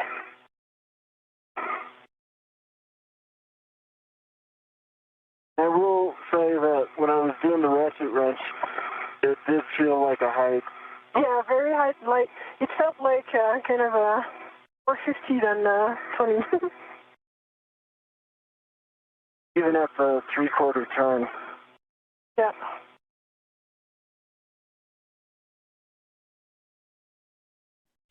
Yeah, we copy that it was a little bit of a higher running torque than expected when you were doing the ratchet wrench. Sounds like a little bit of a sticky bolt. We can hit it with the ratchet wrench again. And it may not work with the other bolts still connected, but you might need to do a little bit of a wiggle on the S-scan as we release the bolts if there's any side loading. Okay. I'm getting in position for the ratchet wrench. The other option is to go to a different bolt to release and then come back to this one. All right, we are on this one, so let's do this one, let's see how it goes, and then let's move on. Okay, we like that plan. Yeah, that's a lot of torque. I felt that. I'm going to pull towards me, and then I'll push it towards you, and you finish that. And you're going to use the ratchet wrench until you feel the bolt kind of loosen up, and then we can go back to the PGT.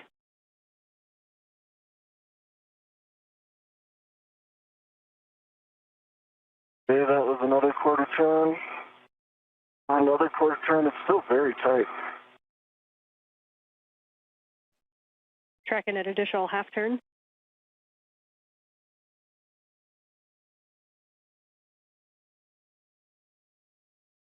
Another 1/4 turn, still same level of running torque. Yep, do you want me to... Yeah, you can pull it. Yeah, I'm going to pull it so that we're in a position from there.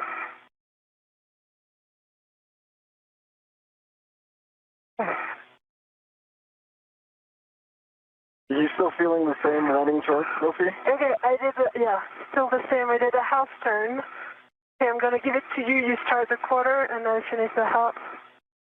Okay. Still the same running torque at a quarter turn. We copy. You want us to move on to another bolt? Okay. Or do you want us to keep working this one out? We're checking. You can continue to work while we're checking. Okay. Okay. Why don't you just do quarter turns if you have good leverage there? And we can also go on to a different bolt if this isn't going anywhere. Oh, it's easier now. Ratchet wrench is not the easiest to use. If you want to move to a different bolt and try the PGT, you can. That may free this one up a little. Sophie says it's easier now. It's easier now. We probably put another turn into it.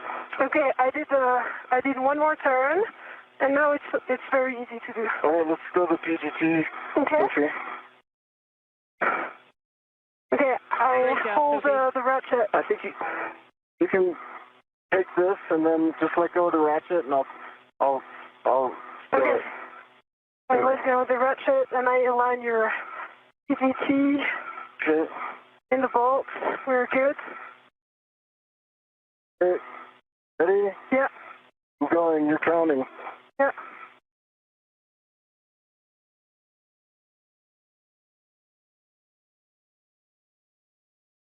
Felt it release. It's released. And that was 5 more turns. Copy. Bolt 3 release with 5 more turns. You can move on to the starboard, bolt 4, closest to Anil. Okay, starboard bolt 4. I'm worried we might be in the same boat here, but I'll give it a try. Copy, and we'd end up doing the same process. So I saw you kept the ratchet wrench handy, so good plan. Yeah, I see the ratchet wrench right here. Question, Ann, can these bolts be done simultaneously? Because I think the best strategy here is me to go ratchet wrench on bolt 4, and then Sophie to start working on 2. Yeah, good idea, but unfortunately we cannot do dual bolt ops right now. Okay, I'm going to go ratchet wrench on bolt 4 then, largely because the PGT doesn't have a good fit. Okay, I have my visor down. And it has a high torque.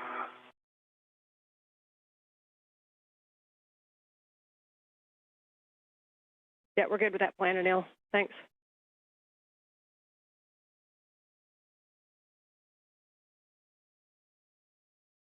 For Sophie, while he works that, we're going to be doing bolt 4 and 2, so that's the one closest to him, and then the aft bolt. And then you'll be getting into position using your own PGT to release the bolt number 1. So if you want to think ahead and be ready for those ops. Yeah, but I was thinking that might be difficult with the PGT. But I'll get the setting ready for the PGT. Might need a ratchet for some start.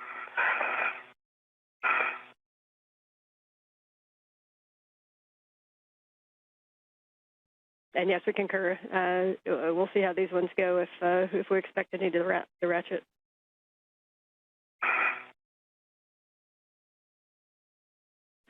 You guys are doing great. You got lots of family and friends back here watching too, so you're making it look good.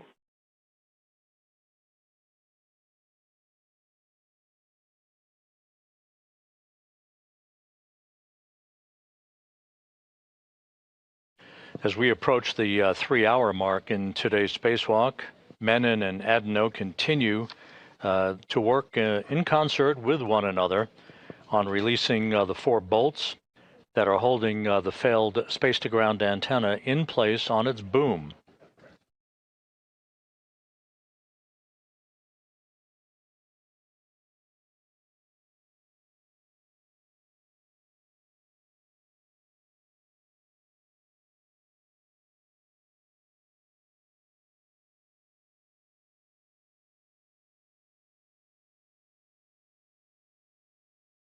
Anil Menon, his feet planted in a portable foot restraint at the end of Canadarm2.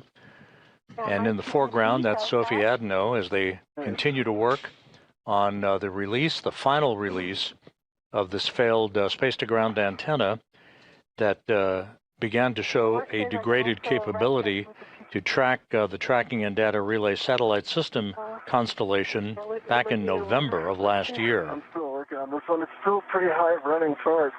Waiting for that breakthrough moment that you had. I've got Waiting in the wings is the spare space-to-ground antenna that is currently housed on a stowage platform on the P3 truss of the International Space Station. We're putting ARED to work. Oh, yeah.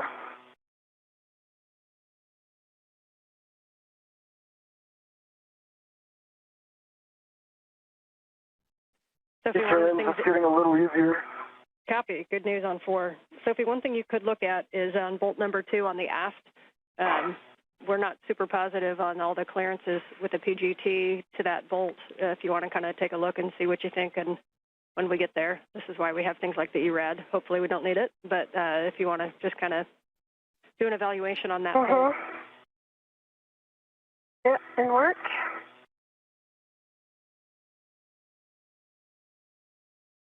Other turn into this.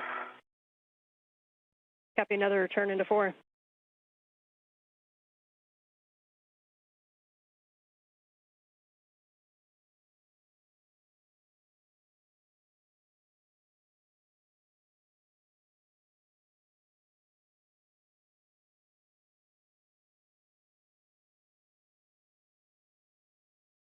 Another turn into 4. Copy, another turn into 4. Here we'll work with wobble socket on number 3.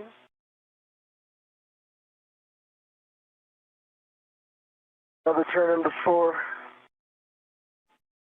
Copy.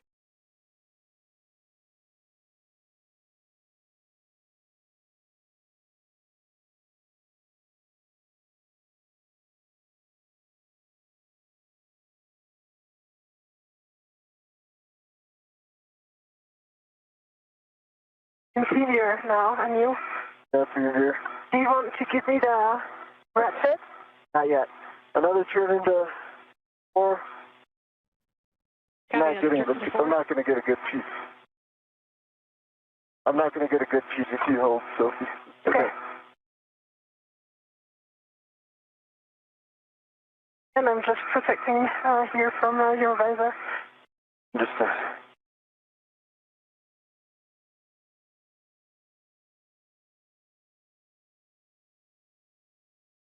another turn into 4. We copy.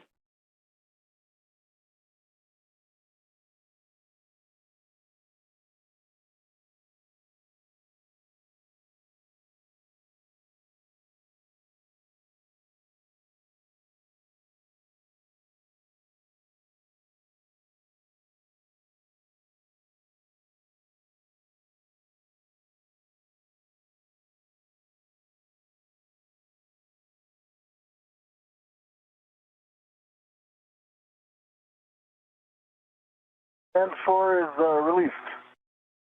Done. You want the ratchet? Yes. This is the ratchet. Copy, bolt 4 released.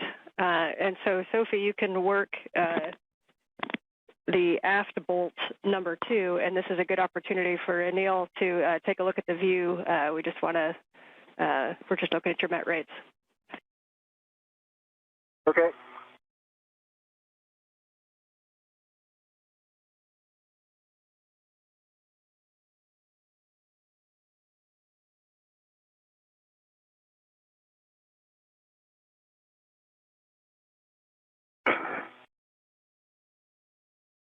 And Sophie, as you put torque into that bolt, just try to make sure that that 6-inch, that the wobble socket isn't too broken over. Okay.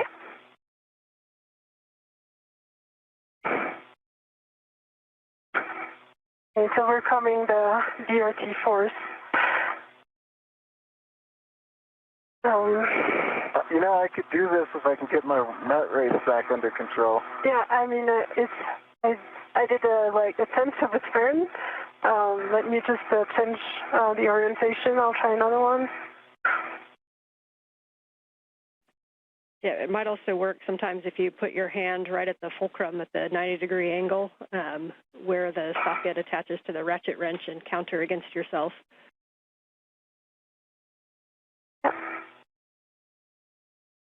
Okay, I did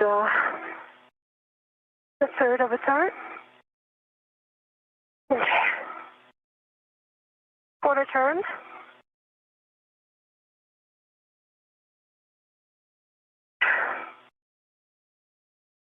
Another quarter turn.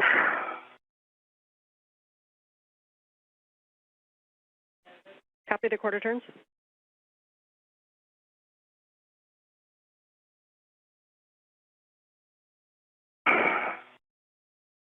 Okay.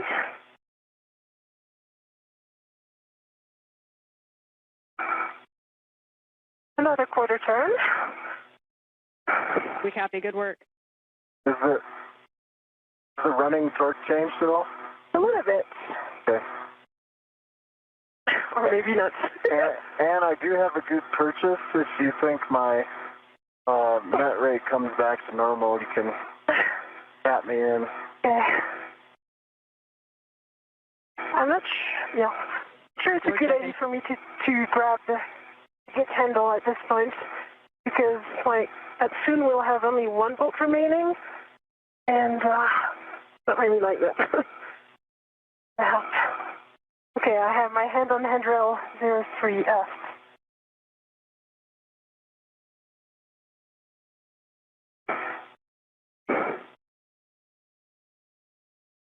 Another quarter turn.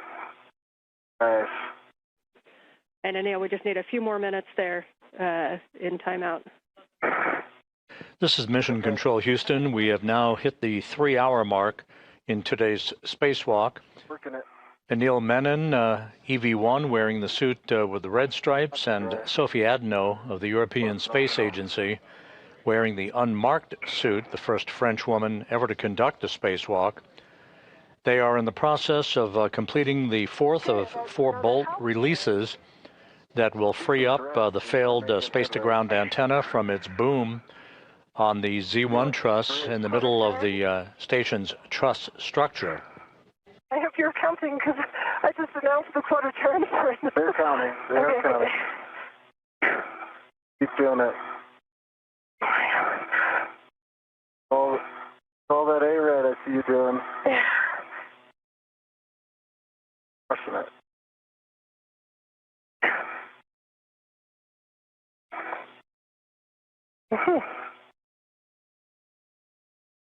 Okay, another house turn. I don't even think that we could try the PGT. It's still very high torque. Yeah. The plan currently calls for the failed antenna to be moved ultimately to a stowage location on a spare parts platform on the port truss of the International Space Station. Currently residing on that spare parts platform is the spare S-Gant, the replacement S-Gant that will be installed on that boom that you're looking at to restore full redundancy and functionality to the high data rate communications capability for the International Space Station. I suspect it is. It would be smart to swap, perhaps. It's easier now. When she starts the boat on. Interesting. Sometimes it's easier and sometimes not. So there was another half turn. A little increment.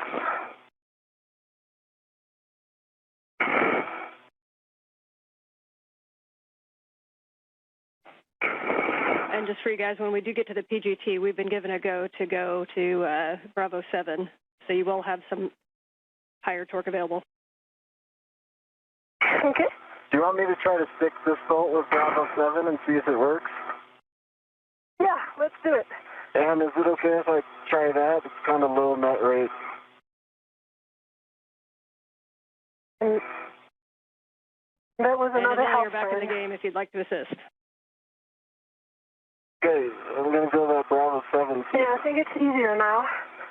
If that does the trick. Yeah, you did all the hard work. You did it before. Hey, let me get it. I'm removing the ratchet.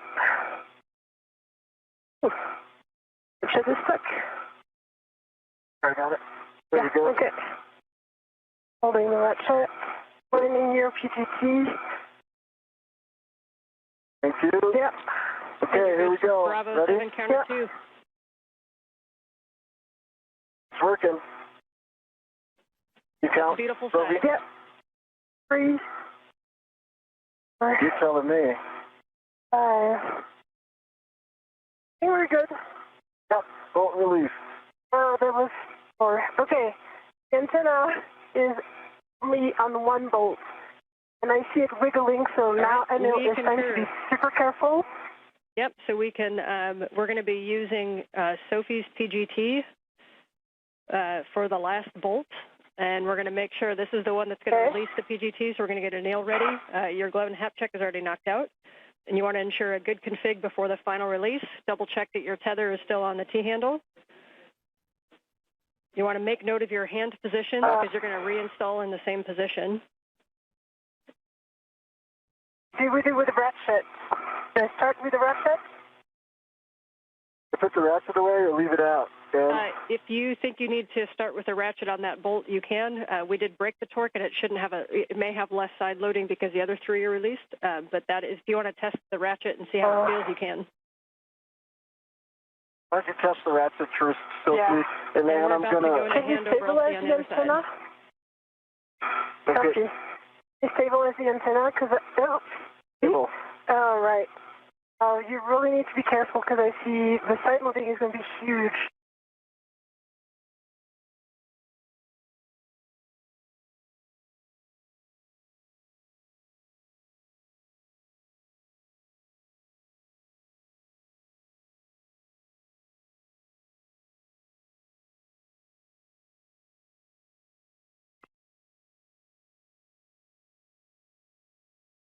Easier?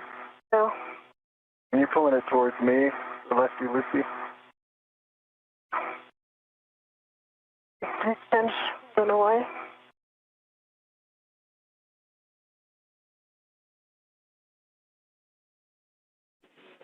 Back with you on comm and just waiting video. Uh-huh. And Anil, once you're in a good position and you're confident with your positioning on the S-Cant, you can give Sophie the go to release that bolt fully. Okay. She's testing the ratchet. It's huge. Huge amount of torque? Yes. Okay. Well, I've got a good grip on this. Wait. What kind of movements on the S-Cant will alleviate things for Sophie?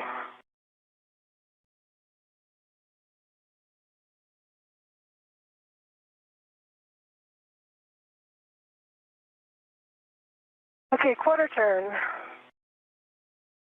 Just need to see, can you see the gap between the boom and the S-Cant? I can see the gap. Okay, so make sure this is 0. Okay. Quarter turn.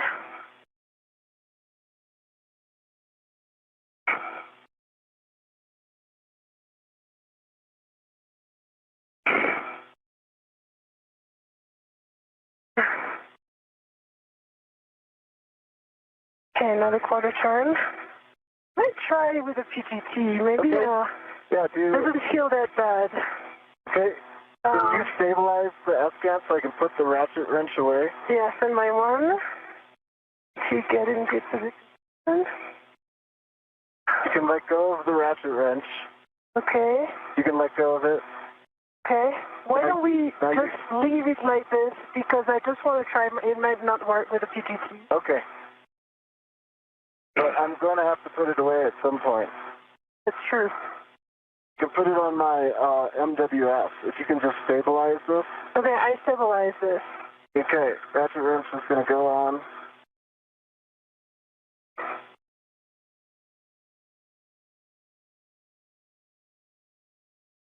Okay, so my MWF.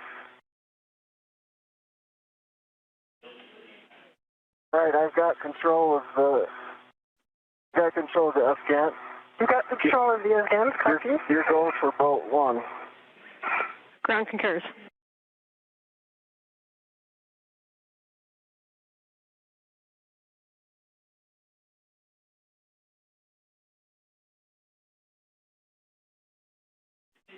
Standby 1 with a bolt drive. Copy, standing by.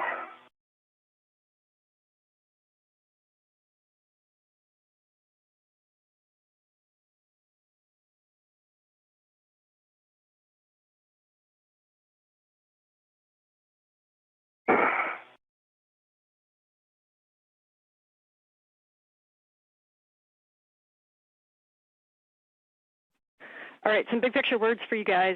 First of all, Sophie, I'm going to give you a task to work while I talk to you. So we're going to have you remove the ball stack mutt and the scoop from the aft gimbal lock. Copy. Okay, while you work that, we're looking at times. You guys are currently just over 3 hours of PET. We are going to go directly to a long-duration tie-down of this S-Gant on the Z1 truss. So we're going to remove that ball stack mutt and the scoop, and we're going to take it back to the medium ORU bag, and you can retrieve the long-duration tie-down tethers at the time. For Anil, we're wondering how you're feeling in the APFR, if after the handoff you think you'd be able to get in and out of the APFR easily to assist with Sophie. And if not, you may not be able to have that full assessment until we get you in the right position. But what we're thinking is we could do a 2-person tie down, which may be a little bit quicker. Or we've also tested it as a single-person tie down. We think Sophie can do it solo if you don't think get in and out of the arm. I say we do the 2-person. I feel like APFR ninja at this point. Okay, we'll have Robo come up with the swiftest plan to get you towards structure. And in the meantime, we'll have you stow that ball stack mutt, and then you may want to pre-position that medium ORU bag in a spot that you can grab the long-duration tie-down tethers. Then we'll have you go back up and do the port bolt, and then we'll do the handoff as planned, and then we'll do the long-duration tie-down tether. Uphill, I'm working on the ball stack mutt.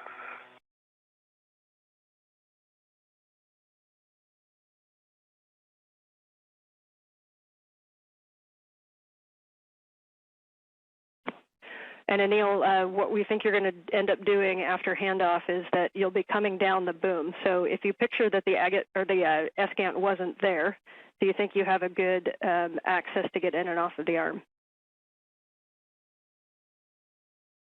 The agate wasn't there. Yeah, I think I need to go straight to the handle that Sophie's currently on, stay away from the waveguide and box. And then there's a handle right under that. Yeah, I think I can work my way down. Okay, we will work that after we get this handoff.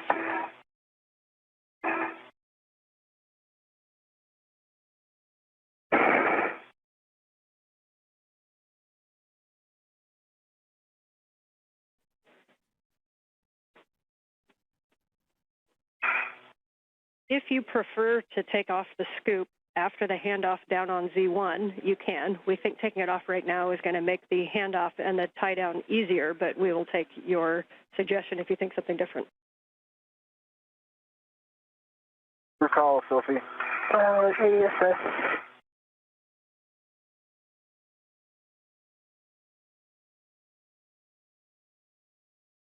What are you thinking, Sophie? Yeah, need you to stabilize the S-Gant right now. I think it's going to be better to remove the scoop now. Okay. I need to stabilize the S-Gant because I see it moving with only one bolt. It's stable. Okay. I see a gap here.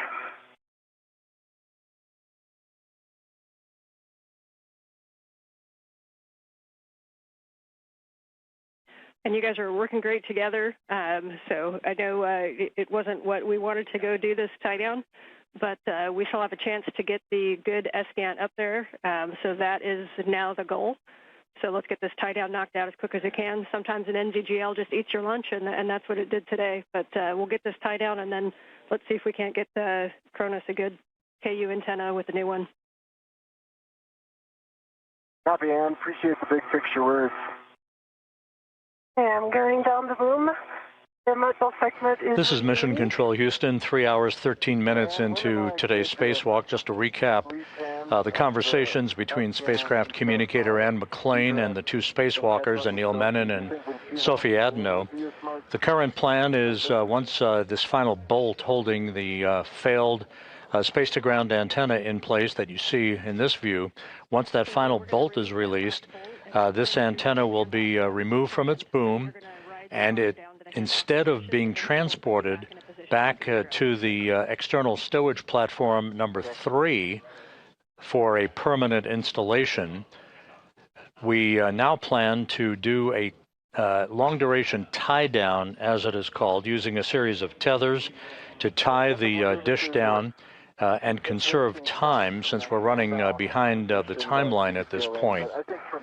The crew had been working right on the timeline until it ran into a series of slight delays with both the removal of electrical connectors from the failed dish, as well as the usual stubbornness of some of the bolts that are prone to being a bit bulky in thermal expansion and contraction conditions in the void of space.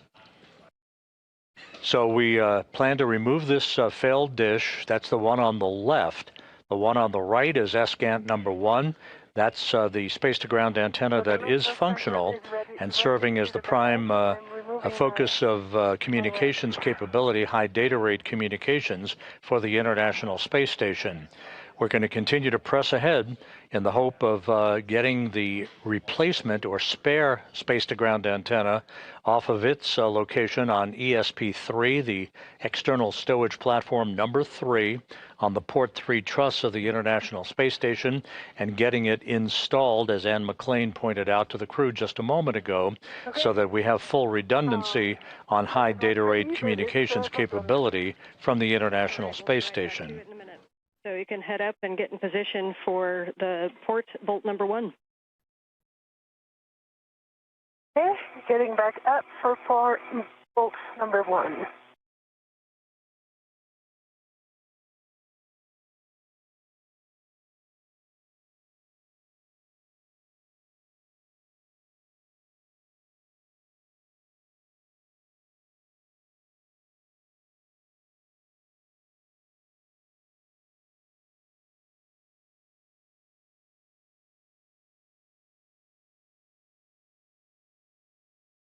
She's good for Bravo 7 there. Yeah. And we concur, Bravo 7 counter 2 with Sophie's PGT that has a 2-inch rigid. Yeah, let me just put my VRT down.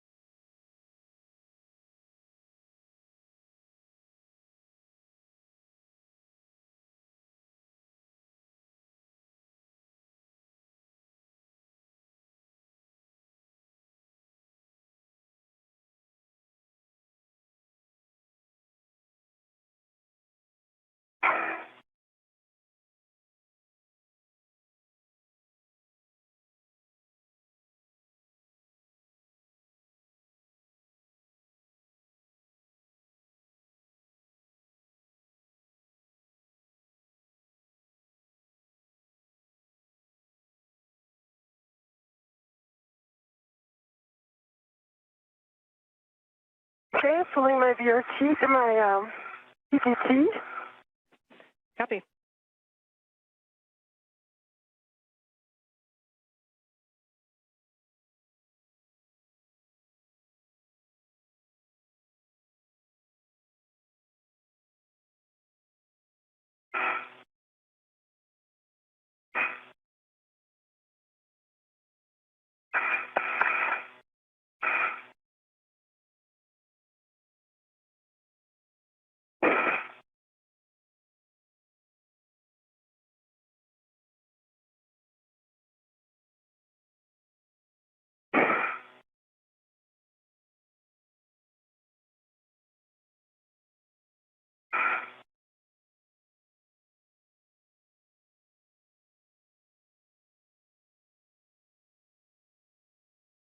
Checking the settings.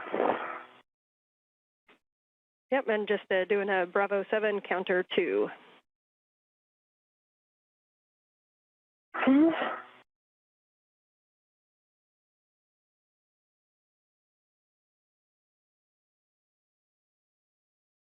Bravo 7 counter 2 set. All right, and on Anil's go, you can release that bolt. Give my go, Sophie. Okay.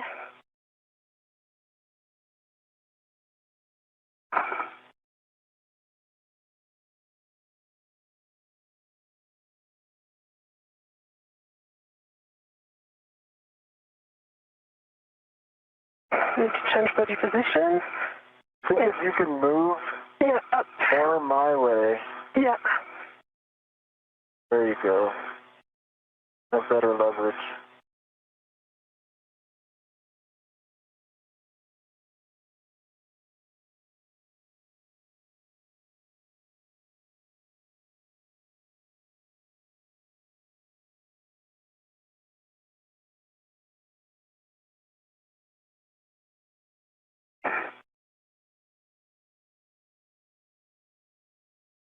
Get seated. Seated as well. Okay, now seated. Face nice and hard. I saw it turn. Yep. One turn. I need to visualize my VOT again. Take your shoulders joints here just to be sure. Did you And say? good job working that Take position. your shoulder So joint. just remember, Bravo 7 could come with a kick, although you're releasing, so it should be pretty nominal, hopefully.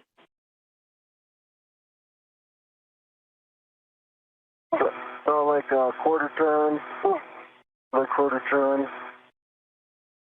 And you may be able to wiggle a little bit, Anil, if there's some side loading. Okay. And Oh, we're talking.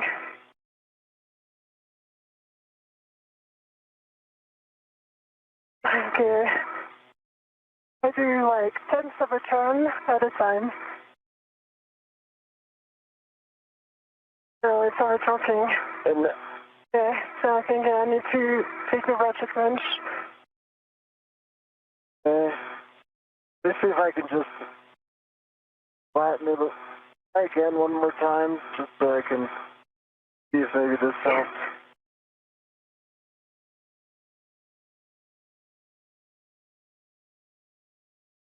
Yeah. Oh.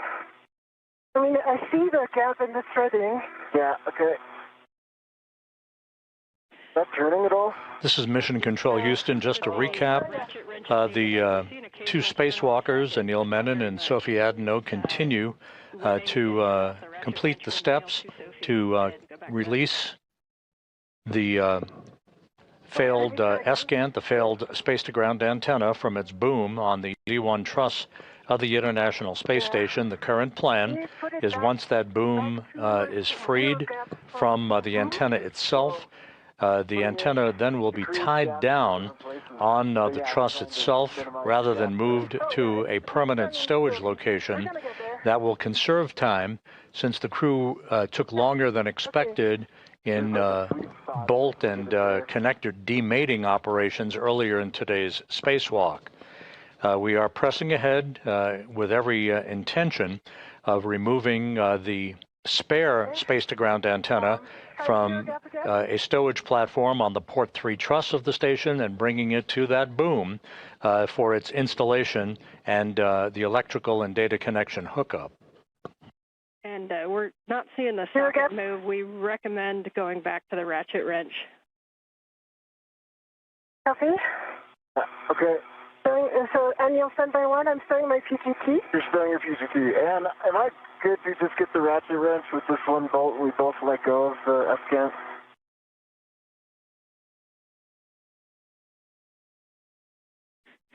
Yes, with the bolt partially installed, and you have a ret attached, so you are go to grab the ratchet wrench. Thanks for asking.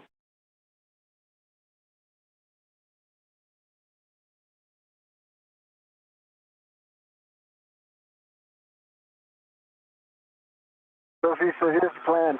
You're going to ret to this thing, then release my ret back to me, okay? My one, copy.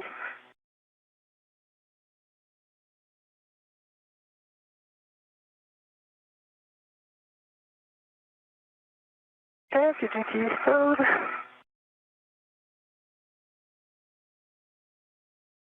Throw a ret on it. Uh-huh.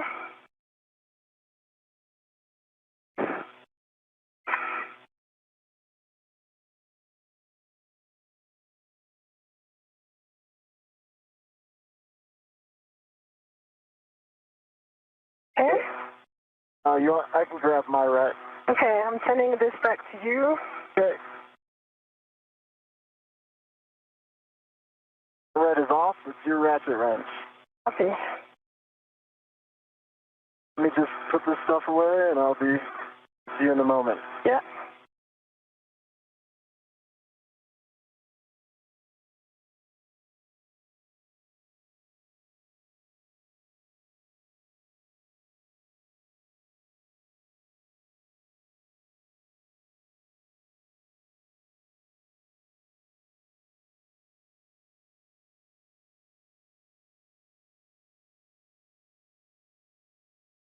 Okay.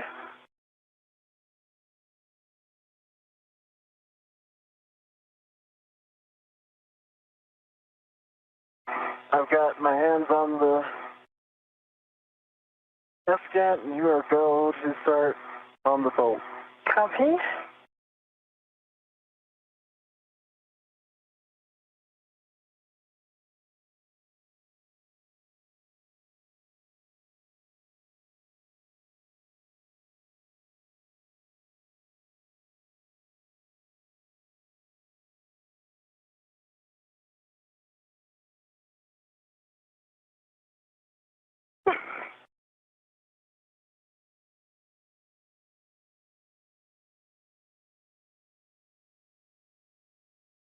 I see it turning. Okay, that was quarter time.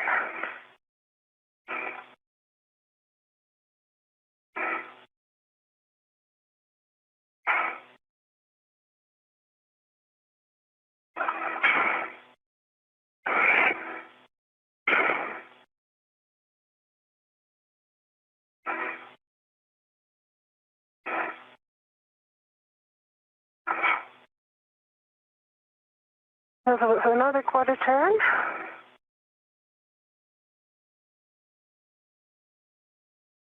It's really overcoming the DRT, so I'm doing my best here, but...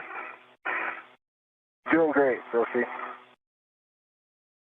See it turning, that's the goal. Okay, we got it. Nicely done, Sophie. We like that bolt moving. Here comes an S-scan. Okay, Anil, you got it. I've got it. I've got a good hold on it. Okay, and I have no ret attached to it, so I'm good. I've got a ret attached to the T-handle by me. Okay, I'm going to finish with hand, if you don't mind. Be quicker. By all means. I think you can get the PGT quickly as well. You could consider that. Yeah, I would. You're right. I put the ratchet on my MWS. It's the quick stow location if you need. Yeah.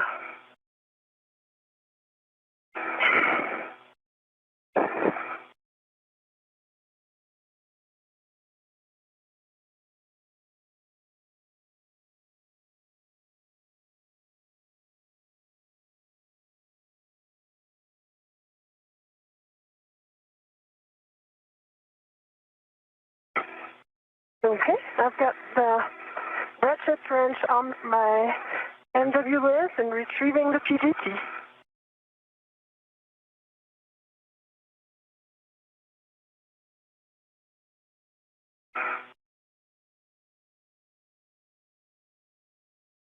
Okay, you still have good control? Good control. Copy.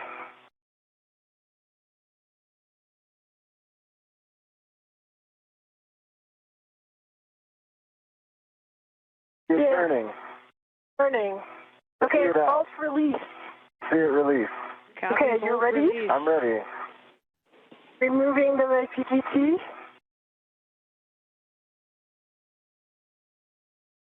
I think you can put your PGT away if you want. Yeah. Yep, and so for Sophie, we're going to have you put your PGT away, and then we're going to get a glove and hap check. I'm going to give you some steps to work while Anil takes the comm to remove the SCANT and get down to the handoff position. So you're going to be translating down to the Z1 SCANT temp stow location, stopping at the medium ORU bag on your way and retrieving a long-duration tie-down tether. If you want to take the first tie-down tether, it's going to go to the port side of handrail 6050, and then you can get the other tie-down tether and get in the starboard handoff position.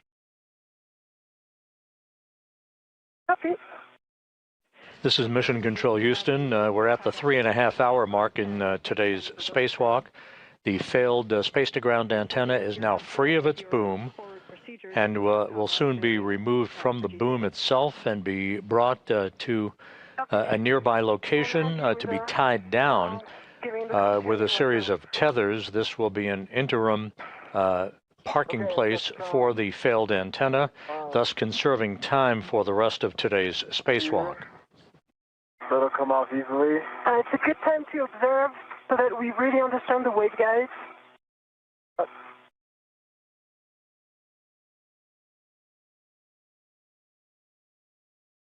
Was there more, Sophie? Right? Want me to release? No, I got it. I got it. You got it, yeah. Jessica, how copy? We've got you loud and clear. We're in sync with you. Now, are you ready for the GCA to the published handoff position? I'm ready for the GCA to the published. Almost. I'm going to get it off of these pins first. Yeah, I see the pins here. It's, okay. So rotate towards forward. Towards your feet. Yep, that's it. Okay, I've got it. You got it? Free, and Jessica, I'm ready for that GCA. You copy. We're getting set up for that. Brakes are coming off. Copy off.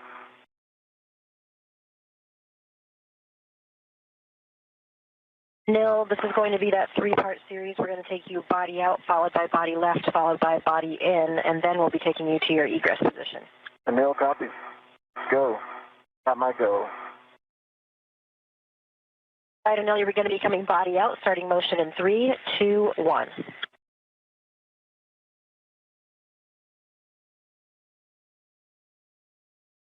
Okay, I've got it clear of the boom and very stable. Feel very comfortable with it now. Sophie, you're go to translate to the medium ORU bag and retrieve 2 long-duration tie-down tethers. Mark.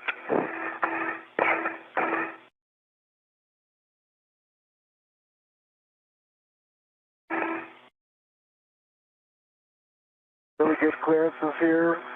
Jessica, clearly getting better. I've got good control of the scan. Copy and concur. All clearances are improving.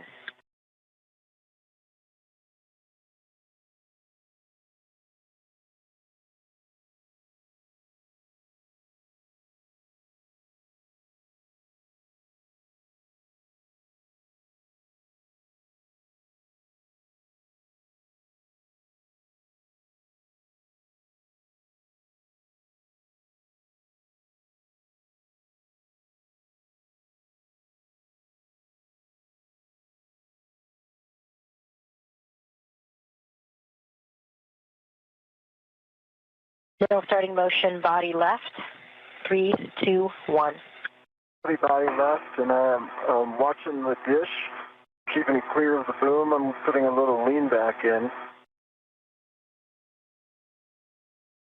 I've got primary eyes on clearances on this side.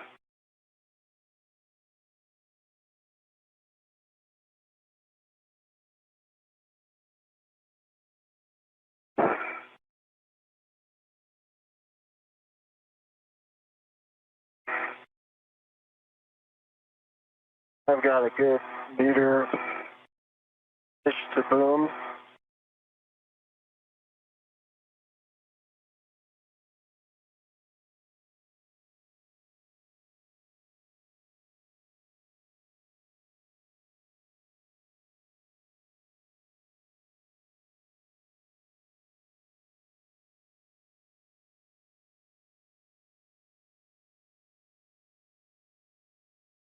Nil, starting motion, body in 3, 2, 1.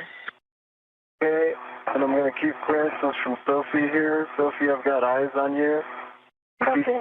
Keeping the dish in position for a handoff.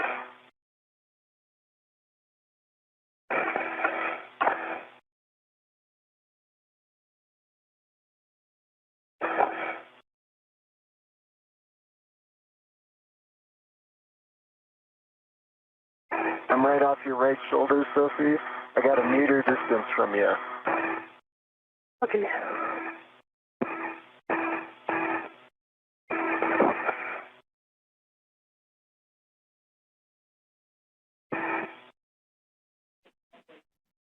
And for Sophie, if you're able to move to the nadir side of that handrail, that'll allow Anil to get in a little bit more. If you can slide down to the bottom of handrail 2. In work? And I'm deconflicting with my body movement, and I think I've got good clearance of about a meter. Copy, and good work. No, this is the published handoff position. Published, okay. Let's hold here for a second and see where Sophie lines up. I'm not, essentially not done yet. So let's stop GTA. Give comm back to people, and then I might rehack this when she gets set up.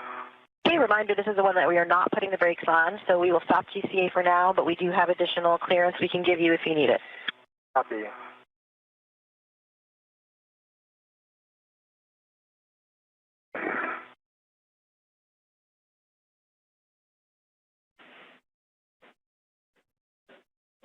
Okay, and for Sophie, we'll just be retrieving those 2 long-duration tie-down tethers and moving to the base of Z1.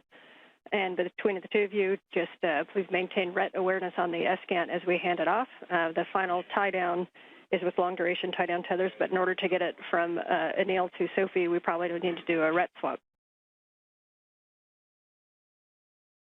Copy, RET swap. I also need to do a RET swap from the... I'm just checking the number of RETs that I have. One is taken for the ratchet wrench right now, which was not initially planned. So I'm just retrieving 1 long-duration tether right now, right? Correct? You will want to retrieve both of them. Both of them. Copy.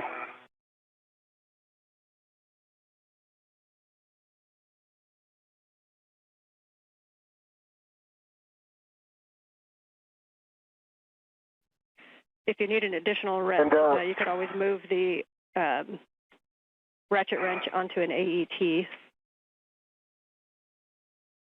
I think I'm good because I'm going to put because we have 2 hooks on the LDTV, I'm going to put 1 hook on my mini workstation.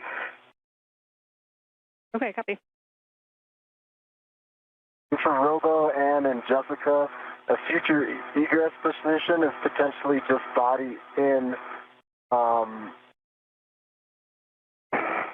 maybe a meter. Yeah, Neil, we can tell you what Robo had planned for you. It was coming body right and then going body in, and we think that would bring you to the handrail that we were talking about on the boom. Gotcha. Would a body in from here cause a conflict with the other things you're avoiding, like SASA, et cetera? No, we don't. I don't think so. This had you coming body in to about by like up to 300 centimeters, so that would be another 1.5 meters. Yeah.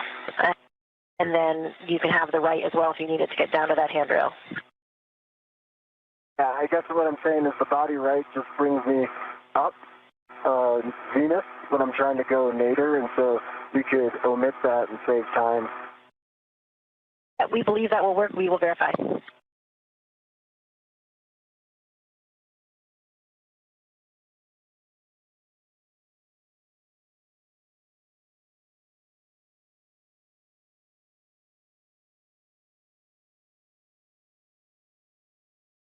Okay, 1 is retrieved and is on my mini workstation, working on the second one. Copy.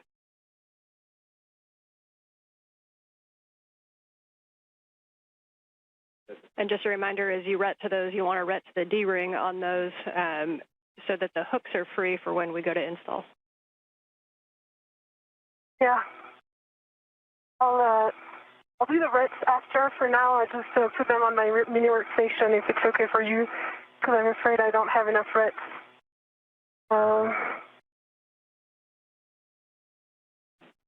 Copy. And reminder, another option you can use is you can take a long duration tie-down tether hook, and you can hook that directly to one of your wing tabs on your mini workstation and not use a ret at all.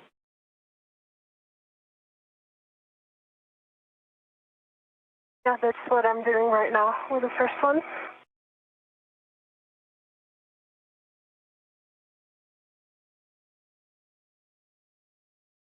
And Anil, we do want to bring you body right first because of the clearance from the tip boom with the SASA. And I also think you're at a little bit of an angle, maybe more than you realize, the way the arm is configured. I think that bringing you body right and then in will get you to that handrail.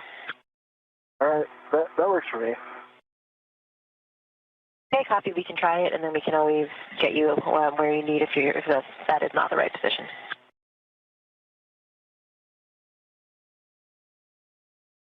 I am guessing for this handoff, I would benefit from some body in 30 to 50 centimeters.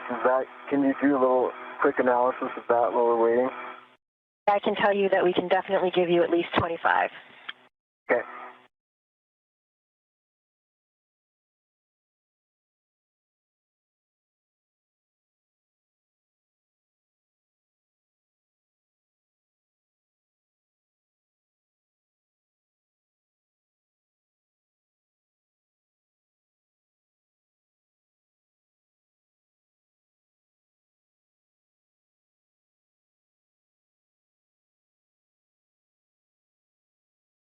And Ann, if there is calm bandwidth and it doesn't distract down there on the ground, can you give like a little verbal layout of how these long duration tie down tethers go?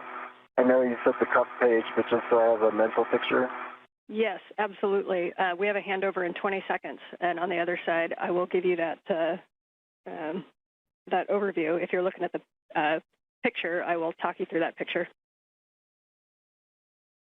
I won't be able to see the picture. I got my hands full. Okay, I'll be able to describe it to you, Anil.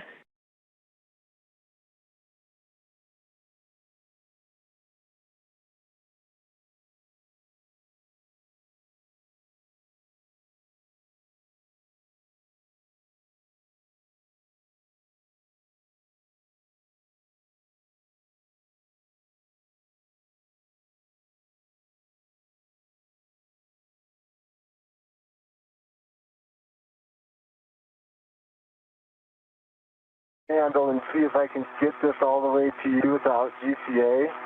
If that doesn't work, I'll ask for additional GCA. Okay.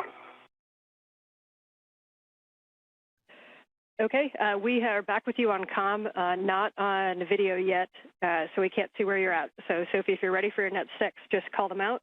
Otherwise, I'll talk you through what this tie-down is going to look like.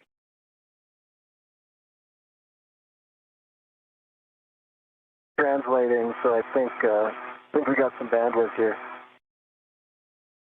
Okay, awesome. Sophie, as you go to translate down, we want you to be on the starboard side. This is where you're going to position yourself on your left shoulder as if you're laying on the trunnion pin. And then your right arm is going to be the one that's going to come up and grab the escant from Anil. The dish is going to be facing aft, so you want to get yourself in a good position. And Anil, when you get off, we're going to have you on the port side of that. So Sophie, I'm going to have you set up on the starboard side. So keep both long duration tie-down tethers with you. Get on the starboard side on your left shoulder on the trunnion pin.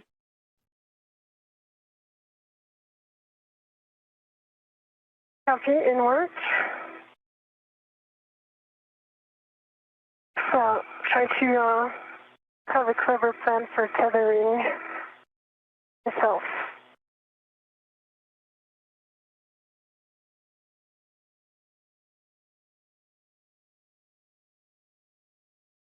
Yeah, I'm going to put this here.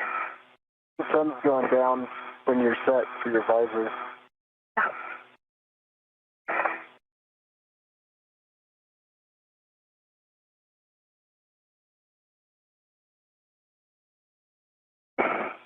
Actually, Jessica, I have a feeling I'm going to be able to get this to Sophie without GCA.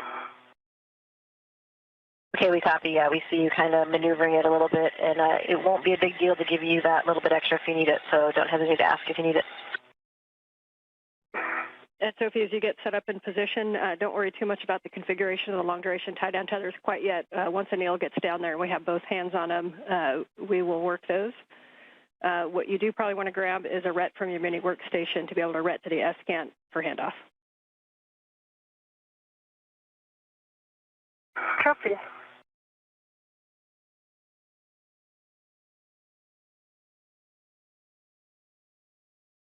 Hey, local down. This is Mission Control Houston, 3 hours, 45 minutes into our spacewalk today. Just to recap where we're at, the spacewalk began at 7:29 a.m. Central Time, 8:29 a.m. Eastern Time. The objective was to remove a failed space-to-ground antenna from the location point at the Z1 truss on the International Space Station, the center of the truss structure. It began to exhibit degraded performance back in November of last year, and its swiveling or gimbling capability was reduced so significantly that we had to move to a backup antenna. They come in pairs. They reside side by side on the Z1 truss. The antenna in question has now been removed from its boom. That's SCANT number 2. SCANT number 1 remains an operational antenna to provide high data rate communications capability from the station to ground controllers throughout the world. The two spacewalkers today, Anil Menon of NASA and ESA's Sophie Adenot, began the spacewalk working per the timeline, but ran into some difficulty loosening up bolts and electrical connectors along the way and fell behind on the timeline. So to try to create time efficiencies, the flight control team here, under the direction of Flight Director Chris Dobbins, elected to tie down, they call it a long-duration tie-down procedure, using a series of tethers to tie down the failed space-to-ground antenna to the truss on the International Space Station rather than spend the time to transport it all the way back to a flight support equipment stowage platform on the Port 3 truss of the complex. The one by your left hand there. With that in mind, we are continuing to press ahead with a plan to remove the spare space-to-ground antenna that does reside on a spare parts platform on the P3 truss and bring it over to the now empty boom on the Z1 truss, install it, and see how far we get in the timeline before we determine whether or not we can complete all of the work associated with the installation of the spare space-to-ground antenna. Time will tell. We're at the 3-hour, 47-minute mark, with the flight control team continuing to press ahead with the current plan of tying down the failed space-to-ground antenna onto the truss of the station. Use my legs as leverage. Not up on the triangle, but kind of sideways. If you can stay there, I can get you this SCANT. Yeah, but how am I mean, I'm not stable right there, so it's not going to work. I agree. It looks a little tricky. That's why I was thinking if you can use that handrail by your left cheek. Yeah. To do a end effector, base tether, and then just BRT anywhere that will keep you stable. Yeah. I need to be BRT. Yeah, and the other if you can't, it's kind of an awkward angle to get to BRT on 6051 sometimes, but your stability is really going to come with your left hand on 6051 and your right hand up toward the SCANT. You'll be able to get a good purchase on 6051 if you can kind of turn a little bit, and then you'll kind of have your hand on that handrail the whole time during handoff, and then hold it until Anil gets down to assist with the tethers. And again, with your right hand, though, you're going to want to have a RET in your hand to reach up to RET to it.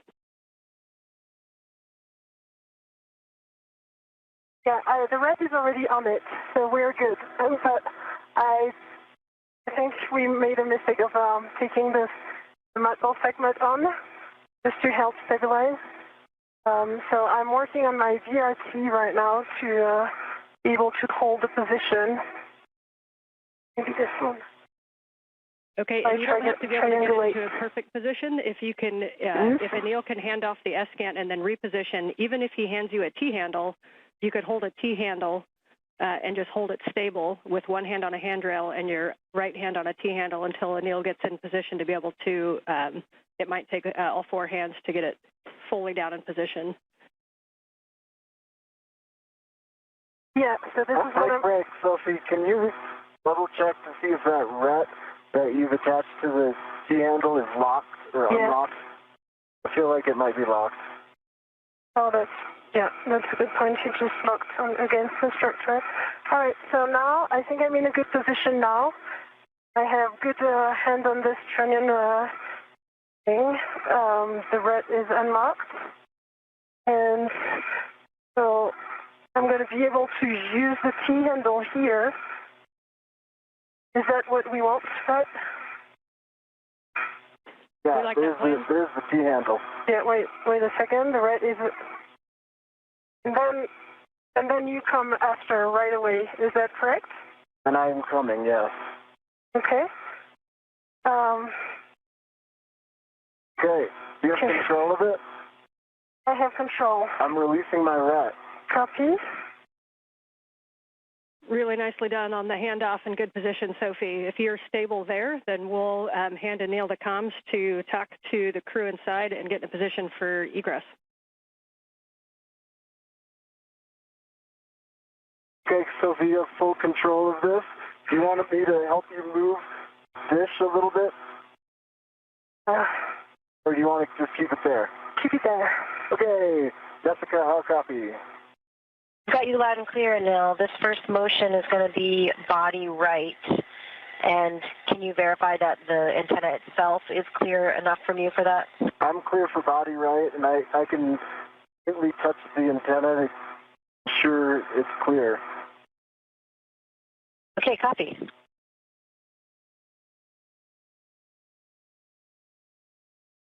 Okay, we're starting motion body right in 3, 2, 1. See motion, and it's good motion, and I've got clearance from the antenna. Sophie, good job keeping it stable. Yeah.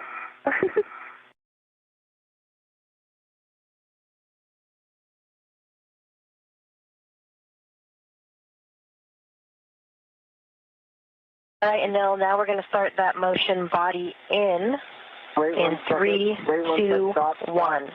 Stop 1 second. Stopping motion. Sophie, if I go body in, I'm going to hit this antenna. Are you able to bring it towards you? Like this? I think it's the limit because otherwise I'm close to the trunnion pin right now. Okay. Jessica, can we go body right 20 more centimeters? Stand by.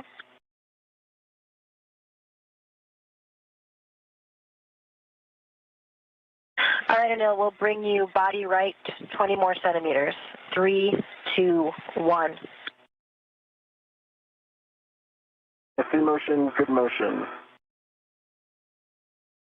It's going to give me clearances. Okay, Jessica, that's enough. We can go body forward. I don't know. We can come in up to 1.5 meters. Do you have an estimate, or do you want to call the stop? I will go 3, 2, 1 ramp out if I feel like we're close enough, so let's do the whole 1.5 meters. I think we might need it. Okay, we copy. Starting motion in 3, 2, 1.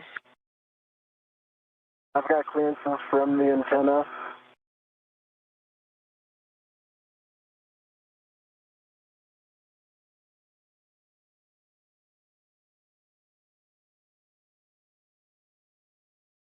I got good clearances from the antenna, and I'm watching my crew lock bag as well.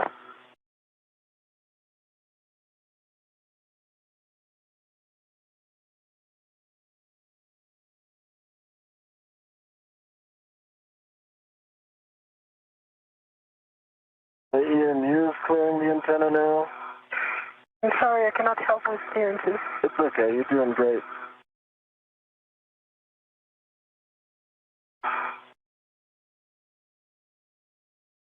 Half a meter remaining. See, my crew lock bag is clear of the antenna.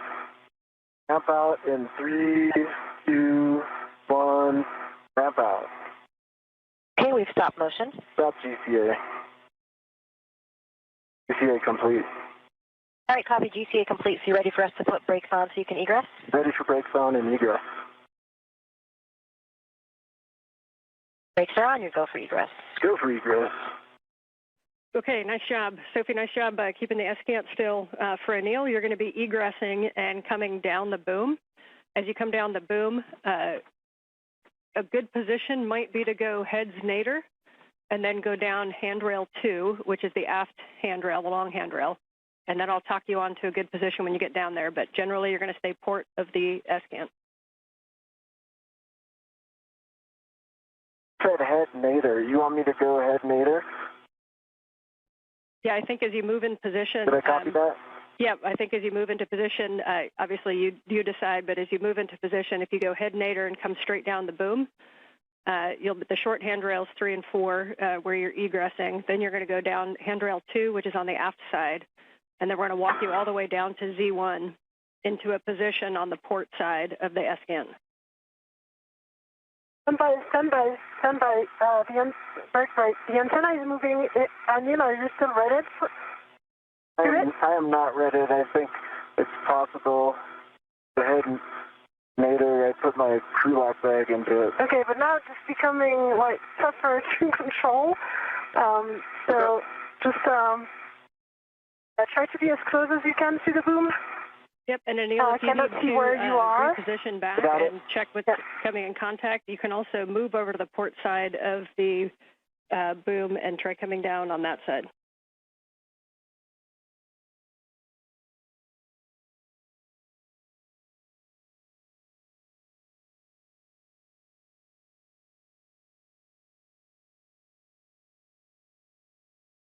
Oh, I see. I think it was your crew lock bag.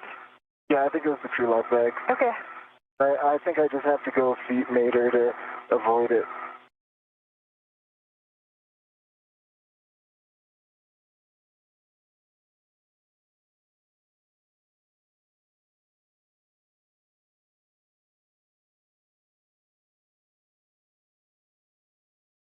And I'm repositioning a little more aft. Slowly.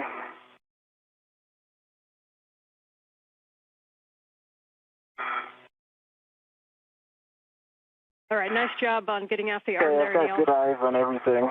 And I see your feet coming down. If you put your feet just forward, you're going to be staring at handrail 6058. That's a good one to hold on to. 6051 to orient you, or sorry, 6050 is the one that's pointing direct aft. That's where one of the long-duration tie-down tethers are going to go.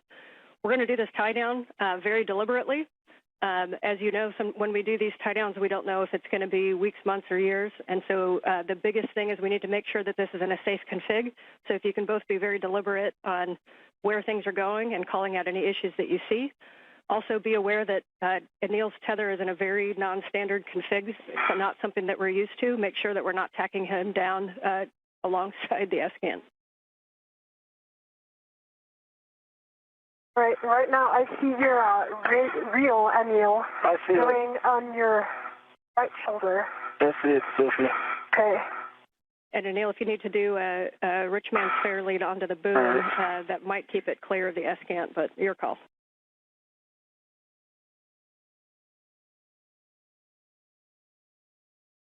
I see what you're saying.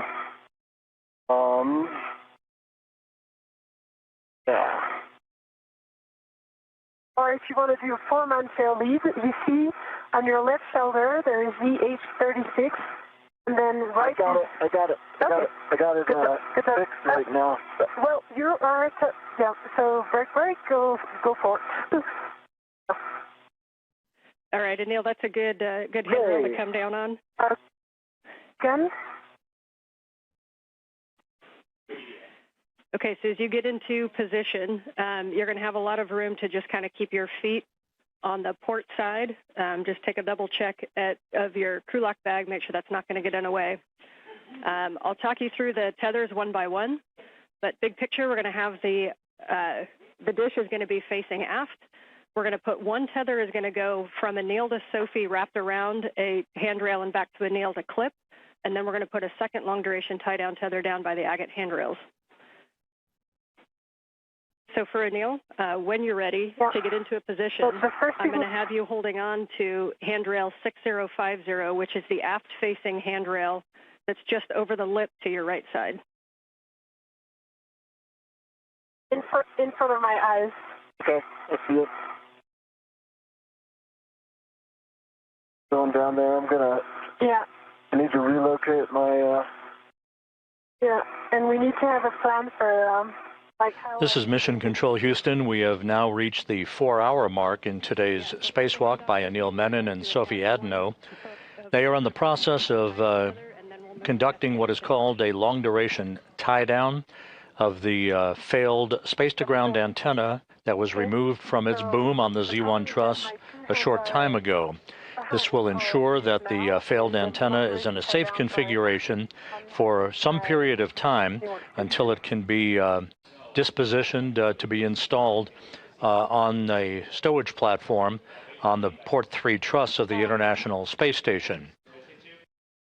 Meanwhile, flight controllers here under the direction of Chris Dobbins, currently evaluating the time remaining in today's spacewalk in order to determine whether or not we address the spare space-to-ground antenna and whether time permits its installation into the now empty boom on the Z1 truss. Over the edge is 6050.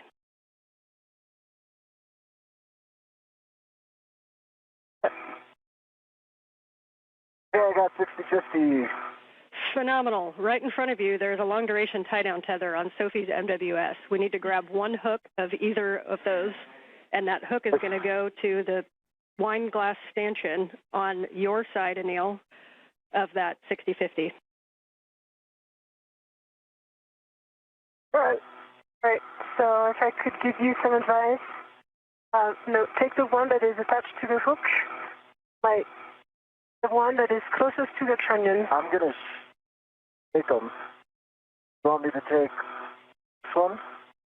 Yeah. Right here. Yeah, this one. Okay.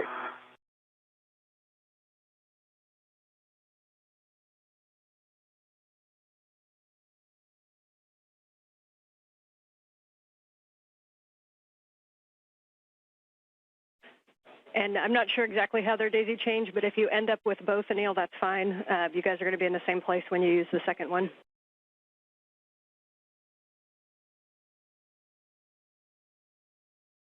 So he has one hook.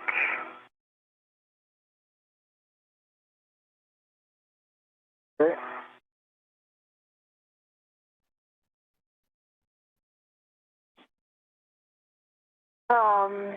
Yeah, so you need to put it on your right. I'm going for that right now. Yeah. Yep, or the other thing you can do is release. We're going to end up using probably the max pull of this long-duration tie-down tether. So if you want to just right now undo that wire tie and release all the slack on that long-duration tie-down tether and then put the other hook on the port stanchion, that works too. I'd rather give some leeway between Anil and I, just because with the antenna it's kind of tricky. Okay, yep, however you guys like to do it.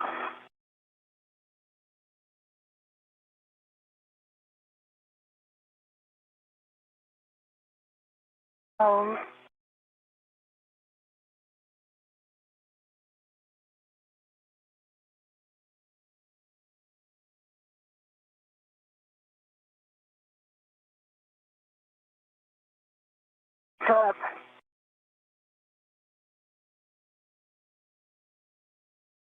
Right, and I'm about 5 seconds away from having that long-duration tie-down tether. That wine glass extension on 6050 is on now. All right, nice job. Now you can just kind of tend that out of the way, and the next thing you guys are going to work together to get the SGANT antenna faced aft. Take a good look at your tools and tethers and make sure that there's nothing in the way. and you're going to lay down that S-GANT antenna, and then what's going to happen, we're going to hold it right against Z1, and Anil, the tether, the long-duration tie-down tether on your side, we're going to pass it over to Sophie. She's going to wrap it around 6051, and she's going to pass it back to you, and you're going to hook it back to that same stanchion or to itself. I should start loosening it now so I could pass it to her then. Do you agree? Yeah, that's a good plan, because then once I give you the antenna, then you're going to stabilize the antenna. Okay, you should be able to pull that and it'll just come loose. Yes, I agree. Okay. All right. So, but you need to put your resetter and effector and a more port of this stanchion. That, like, you're sure you're always saying port. I've got an idea.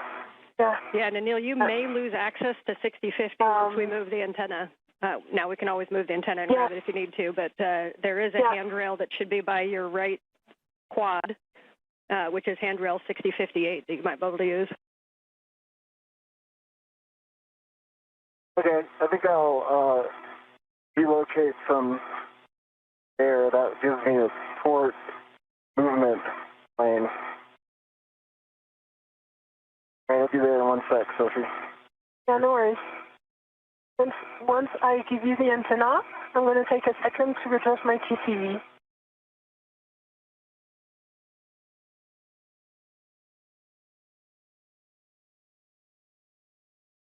Yeah, that's great. Great location.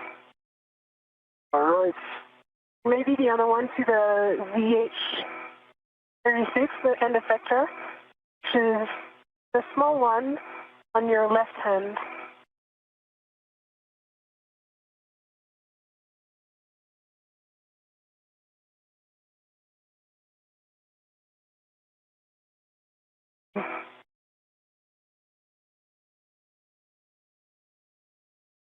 John? I'm going to put it, see, the antenna's going exactly my way, so I'm going to move right here. I think I'm going no end effector, and we'll just, you can pass it to the some point. Maybe I'll put it right here. Yeah, I think that's a great idea. Okay. All right, and Anil, I do recommend at this time to take off that wire tie and open up the long-duration tie-down tether and release all that slack. Wire tie is off, and slack is now released. I see it. Nice job. And at this point, you guys can talk to each other to get the S-GAN into the tie-down position. Cuff gauge 10 is basically it, but we're going to lay it as flat to Z1 as we can. And the one thing is that rears, that box right below the T-handles, the rears is also going to be just aft of Z1, and that'll enable the gimbals to be kind of flat on Z1 for the long-duration tie-down tethers. Copy that. That all makes sense to me. I got to get a hold of it, Sophie, and we've got to rotate it this way. Rotate it, and how, like, what's the plan? So the idea would be that you reach the other key handle. I think I could go low here, and by low I mean nadir. And then if I can get the T handle,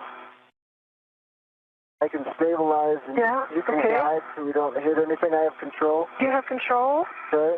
And now I'm going to help rotate this. I think this is working. Yes. Okay. Okay.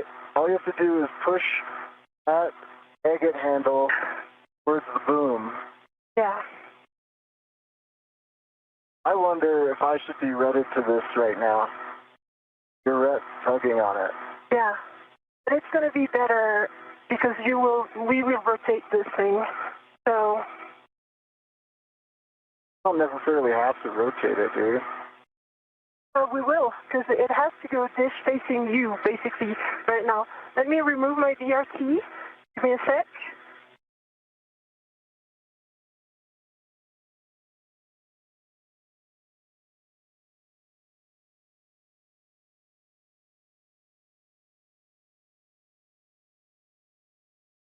All right, when you said rotate, I thought you meant turn it around to dish axis.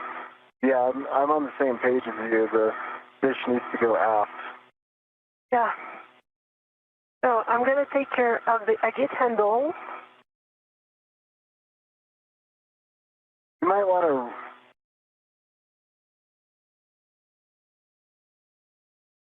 Okay.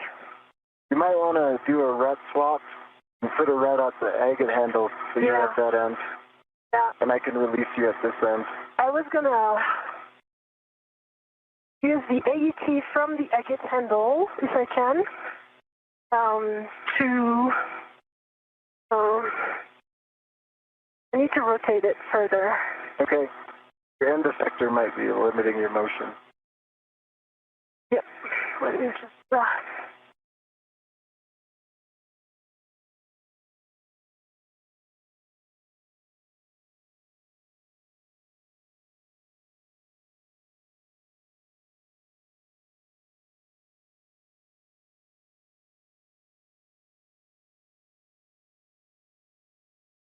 All right.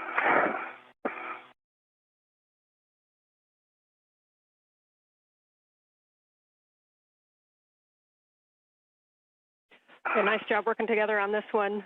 Once it moves a little bit aft, as soon as the rears pokes over the aft side of Z1, then it's going to be in a good position. I need to have it towards you because right now I cannot even touch the, make the... This is Mission Control Houston, 4 hours, 11 minutes into today's spacewalk.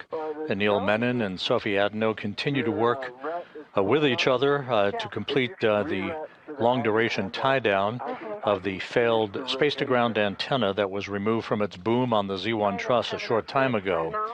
The time required to demate electrical connectors and to undo bolts holding this antenna in place on the Z1 truss will now prevent any ability to take the spare space-to-ground antenna out of its stowage platform on the P3 truss of the station and install it during today's spacewalk. We simply ran too far behind in the timeline to enable time available to complete the installation today, at least, of the spare space-to-ground antenna. How we proceed downstream in prioritizing the tasks associated with next Tuesday's spacewalk and whether or not the installation of the spare space-to-ground antenna becomes part of next Tuesday's spacewalk activities, yet to be determined.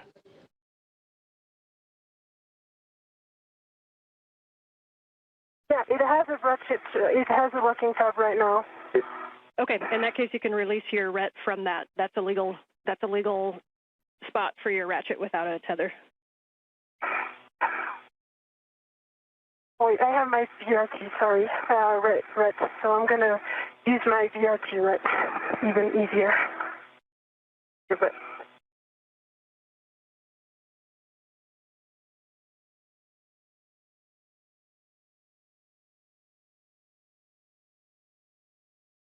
okay. I have a local, but I'm very unstable where I am, so.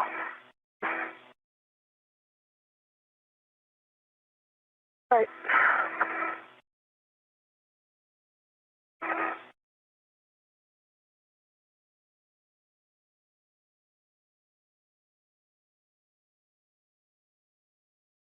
Doing great, Phil.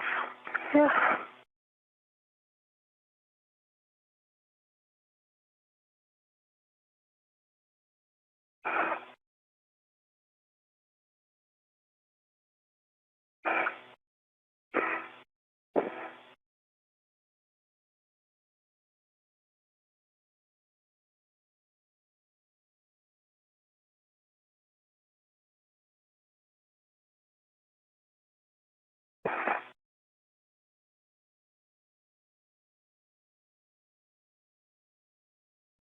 And you guys are doing great. I know this is a little bit of a new work site and a weird config, but keep working through it.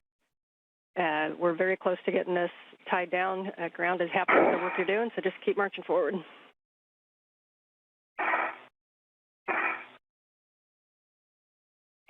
And well, Sophie's working that. I'll just give you what I think my plan is to get this dish facing aft. It's to rotate the agate handle towards the boom, and then I think I can go body nadir to get this dish in the rear part of it past the aft part of V1, and I think I can do that all from this particular position.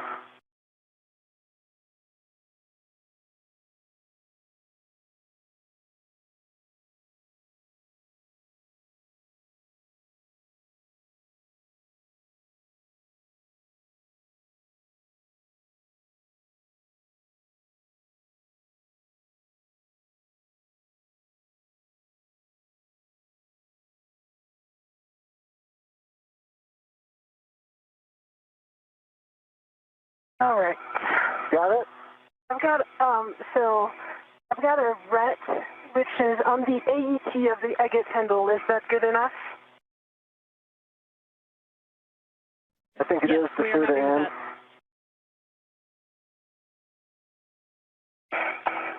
Okay. Good problem solving on that one. So now I'm gonna release your ret. Yeah, standby one. I need to unlock it. It is unlocked, and I'm ready to receive it.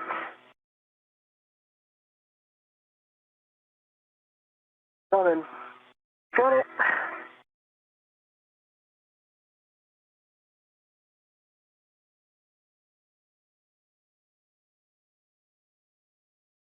Okay. All right, if you're squared away, what we're going to do is move that boom, the agate handle zenith and port. Okay. Zenith and port. I'm in work. That's the right direction. Good direction. Now a little port. That thing port. There you go. Good direction. Now we just need to lay it flat. I'm going to get out of the way here. And the rear is past the aft side of and for V1, orientation, so all I need to do is get out of the way. The one thing that matters is that the gimbal locks are, either one of them is faced zenith up.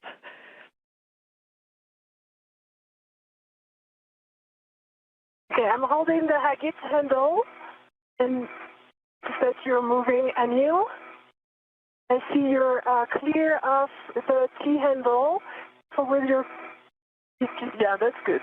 Okay. Great job, Anil. Awesome. Now I can hold it in place stably while you put those long duration tie down tethers on, okay? Yes. All right. So I have for the one first tether, we end like that here. position. Nicely done. If Anil, if you can take the tether that's on your side of 6050 and pass it over the SGANT to Sophie. The one thing is that we need to make sure that the long duration tie down tether is routed in between the gimbal lock bolts. So I'm sending it to you. You see the scoop that is coming? 1, 2, 3. And coming into a handover. 1, 2, 3. Okay. Okay.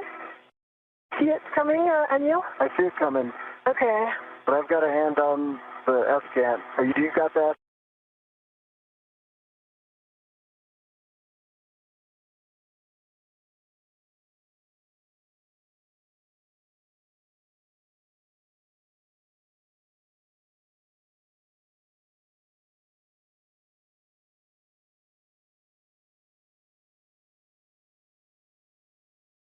I'm going to relocate my end effector, okay? Copy. This one is a good spot. And we're back with you after handover. See? And can you guys give us some words on where the long duration tie down tether is routed, what you guys are working right now? You give her those words and I'll get my end effector. Yeah, sure. So right now, Anil is just repositioning that he can give me this long duration tie down. And for now, there's no long duration tie down. It is only stabilized by my hands and the rest that is on my mini workstation. That's all we got for now. Okay, and I'm seeing bolts, Fox, and Gulf. They look like they're facing you. When you do the long duration tie down tethers, just make sure that those are facing zenith. Either one of them can be facing zenith. Copy. Fox and Gulf facing zenith. That's the plan because it's the only one. It would be like click on the yeah, it doesn't have to be that one. It could be the one on the other side. We just need a gimbal lock facing zenith. Yep, that's going to be the case. Okay, I've got the long duration tie down tether. I'm in a good position. Yeah. Sophie, I was working, so I didn't track all that, but just tell me what to do next. So now I need you to hold the T handle, the T bar, or the rear plate. Okay, I've got the T handle. Yeah. And also send me your long duration tie down, and I'm going to put around 6051. When you say my long duration tie down tether, do you mean the one that you have in your, like, close to your helmet? Yeah, so in the tether that you have on your side on 6050, it's got to go over the S-scant. The strap needs to go in between gimbal lock bolts. Then Sophie's just going to loop it around 6051 and hand it back to you. And then you'll need to clip it either to the wine glass stanchion on 6050, or you can clip it to the D-ring on itself. Okay. Sophie, that? It's in work. Okay.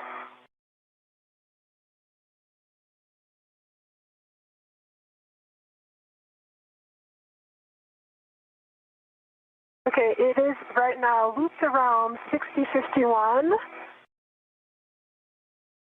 Or some twists on the cape on the long duration tie down. But does it reach? Yes, it will reach. Yep, it should reach all the way back as long as it's all the way released. It'll reach back, and you may need to kind of move the S-scant so that it can fully reach.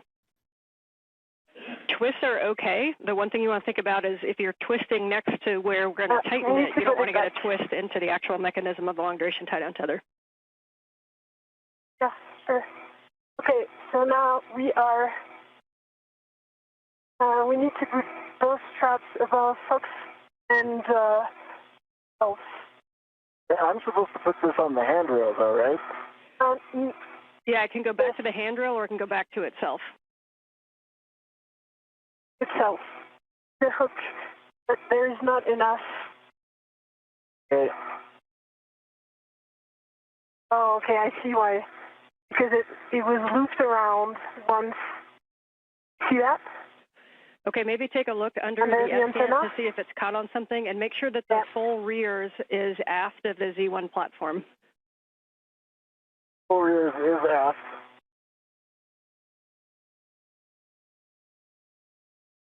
And long duration tie down tether is fully loose.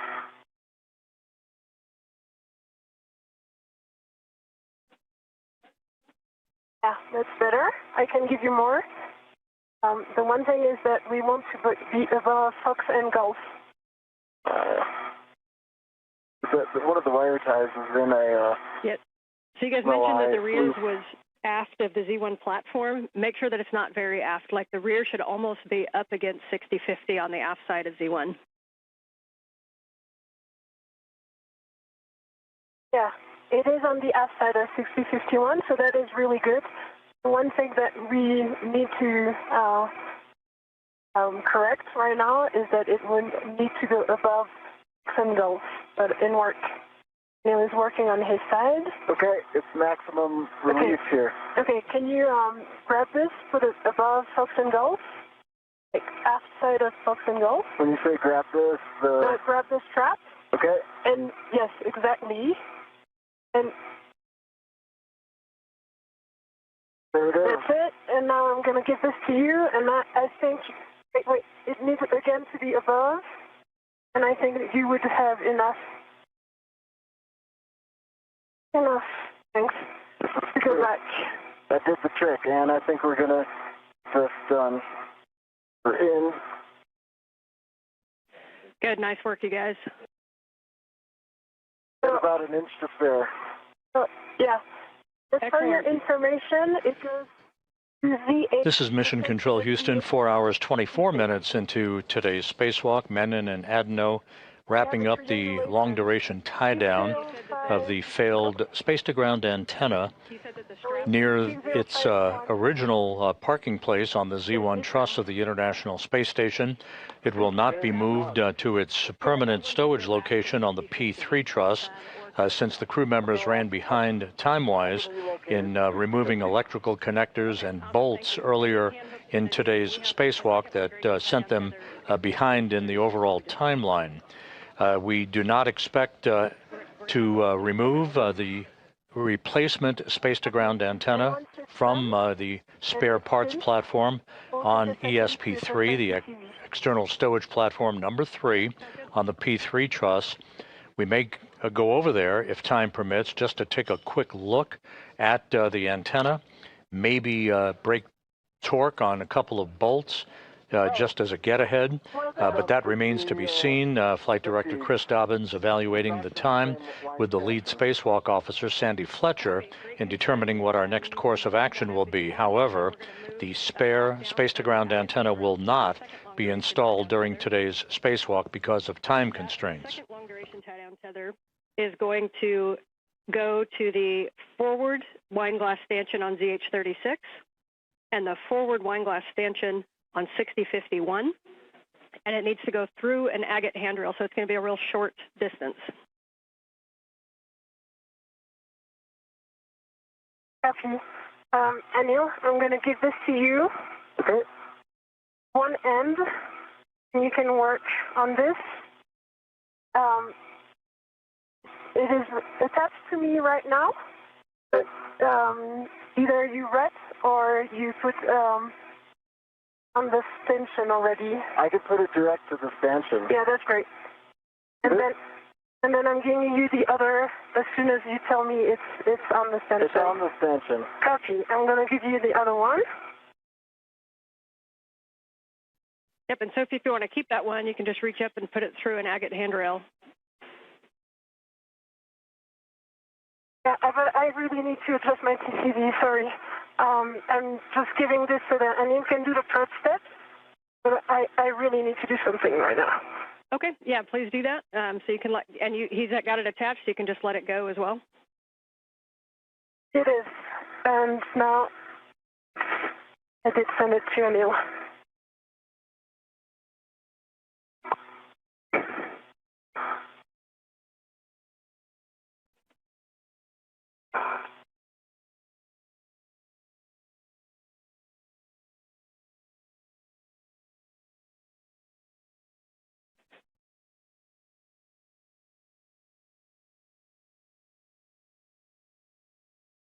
Okay, and want to talk me through this?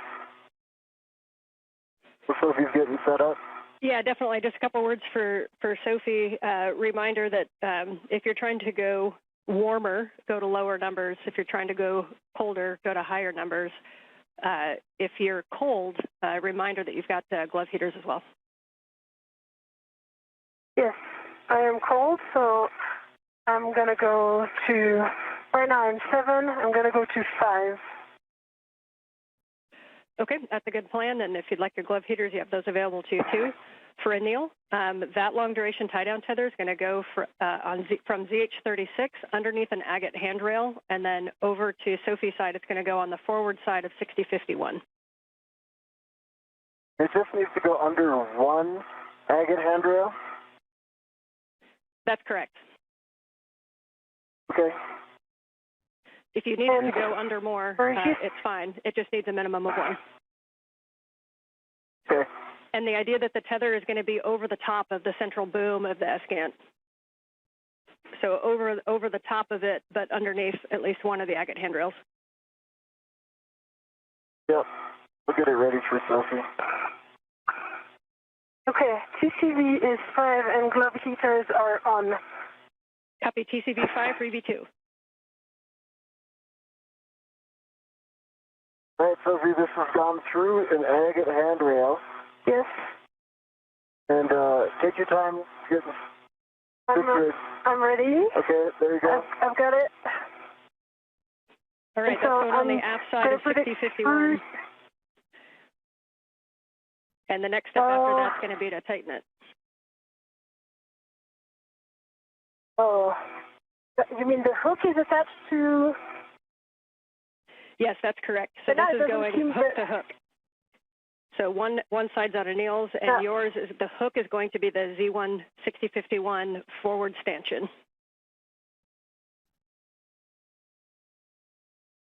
And just want to check that long duration tie down tether. It looks like it's going underneath the S-gant. We want that to actually go over the S-gant, but underneath one agate handrail. Yeah. Oh, I got that. This is what I thought it was. Yeah. So. Got it. I understand. I can grab it from here if you pass it through. Yep. Yeah, we like that config. Two agate handrails.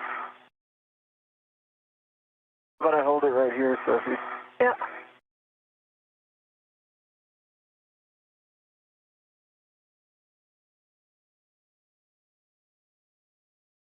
You go.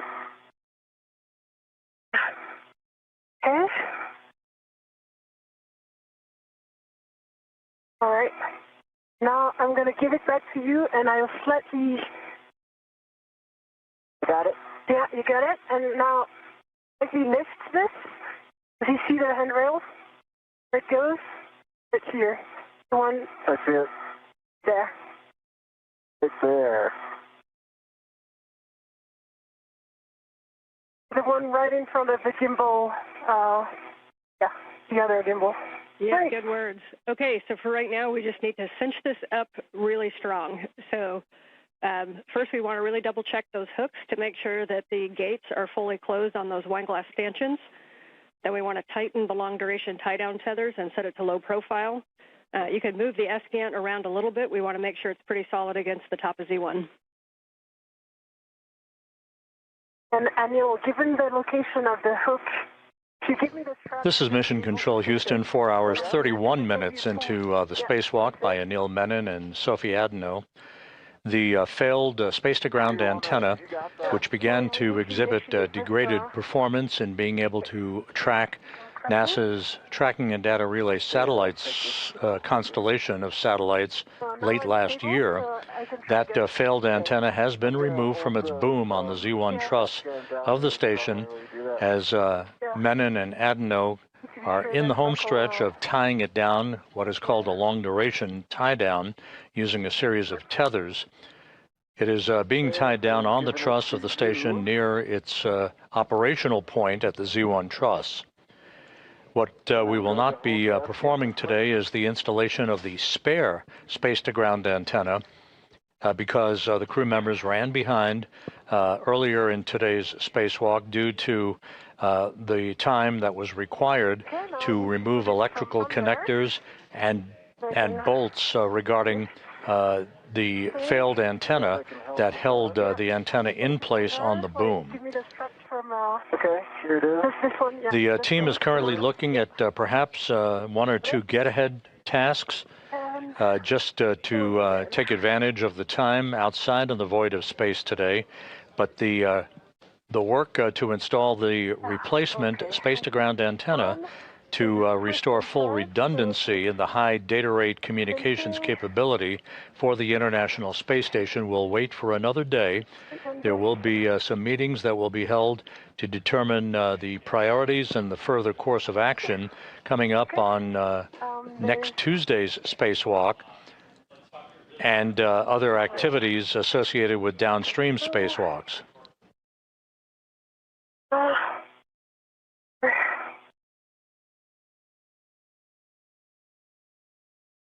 Make sure this twist doesn't go through. Yes. So I'm going to turn it before and actually pass this excess of strap under. Really nice work on those. I know long duration tie down tethers aren't the most fun, but you guys are making it look fun. So if you can make sure that we get it real tight, and then if you take the S-scan and just imagine forces in any direction, we want to make sure there's no wiggle in it. So making sure it's really nice and firmly down there. Understood. Okay, I'm going to fix the twist from under.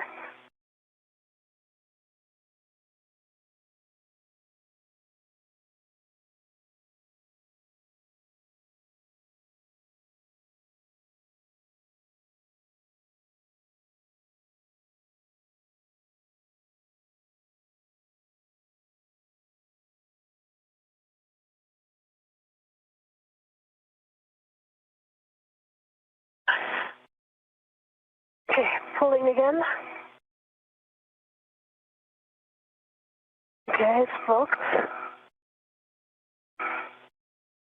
Go back.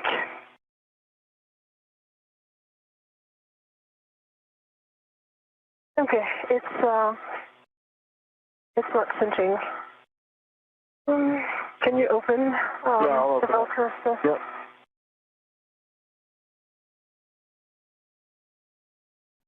And based on that angle, it may actually be more of a zenith pull to tighten it instead of over towards Sophie. I don't know if that would make any difference.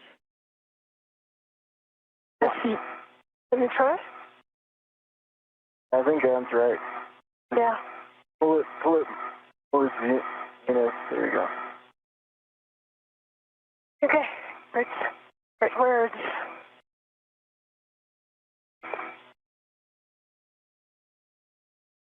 Done. Okay. Got a little bit of a turn in it. But it's pretty tight, actually. Yeah. Like, when I look at this side, it's got, like, quarter-inch play in it, maybe, on the agate side. Do you want this end, like, immovable, or? I think if we tighten this one, it's going to be enough. Well, that's pretty tight on that end. Yeah, that end is really tight. Yeah, we're looking and listening. You may want to also iteratively tighten with the other one, and then keep doing those wiggle tests. Best effort, but if you really want to make sure that this is secure and won't twist or pull with forces. Okay, I can help by just pinching like this, and you... We need to untwist it first. I think that's lesson learned. This one right here. Yes. See if you can rotate it. Yeah. This one is going to be... Yeah, okay. I see what you mean. There you go. Yeah. You can start pulling right there, or do you want me to pull my direction? Let me see. I'll pull as much as I can.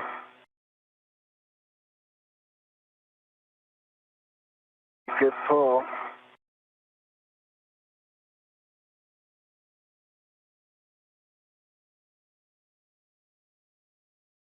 Good pull. Yeah. Maybe I can cinch this one again. Or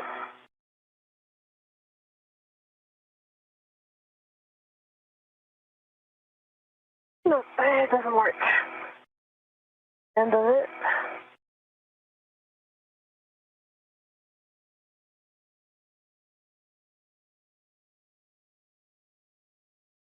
Okay. 10 seconds to a handover. What you guys are doing is great.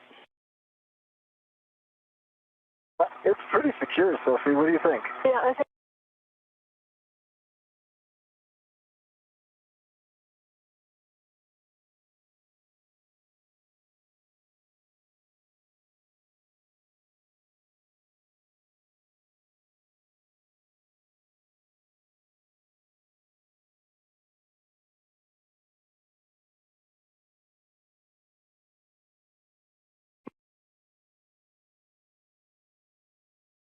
One more here.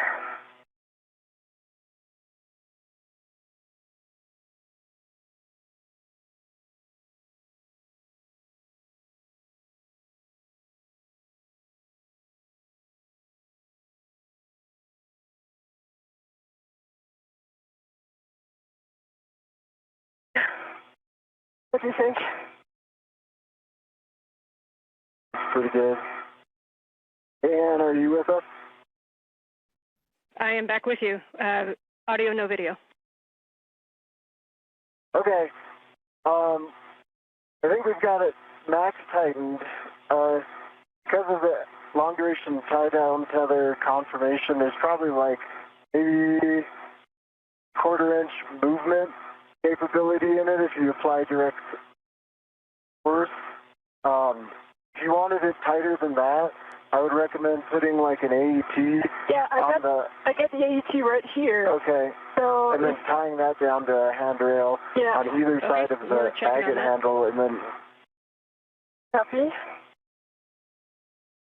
And since it has also two tether points, can you check that I can remove my ret? Because I think it also put the slight force.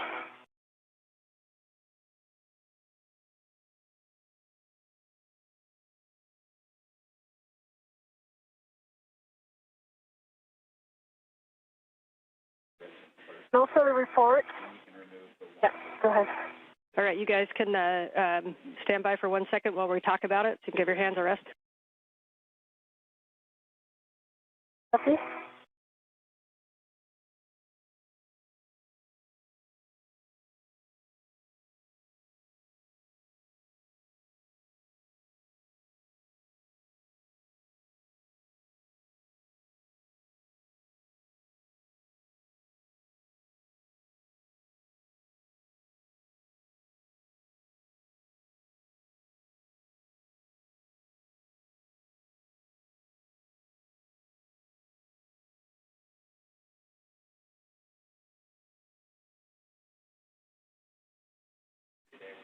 We're still chatting about some things. You guys take the opportunity to relax your hands and enjoy the view for a sec. Nice. The view is Anil. I enjoy. See if I can get my camera for you. Oh, yeah, I can do that too.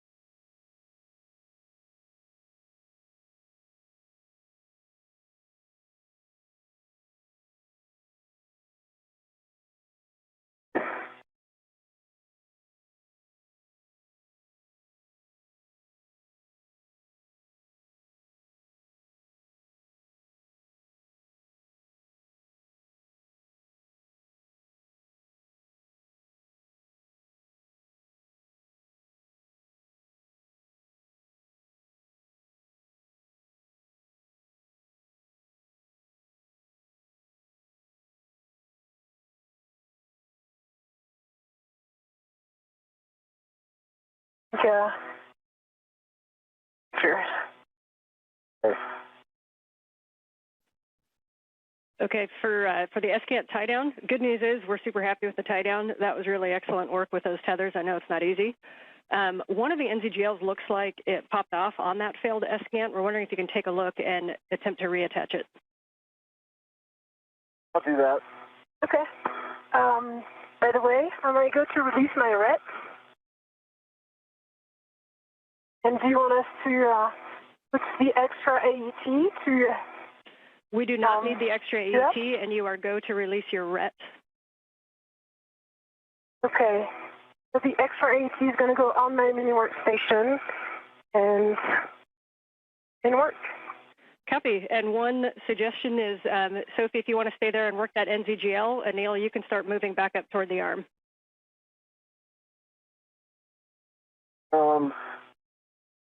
Okay. Unless the NZGL is on your side and it's easier access, up to you guys. Yeah, that's what I see what you're saying.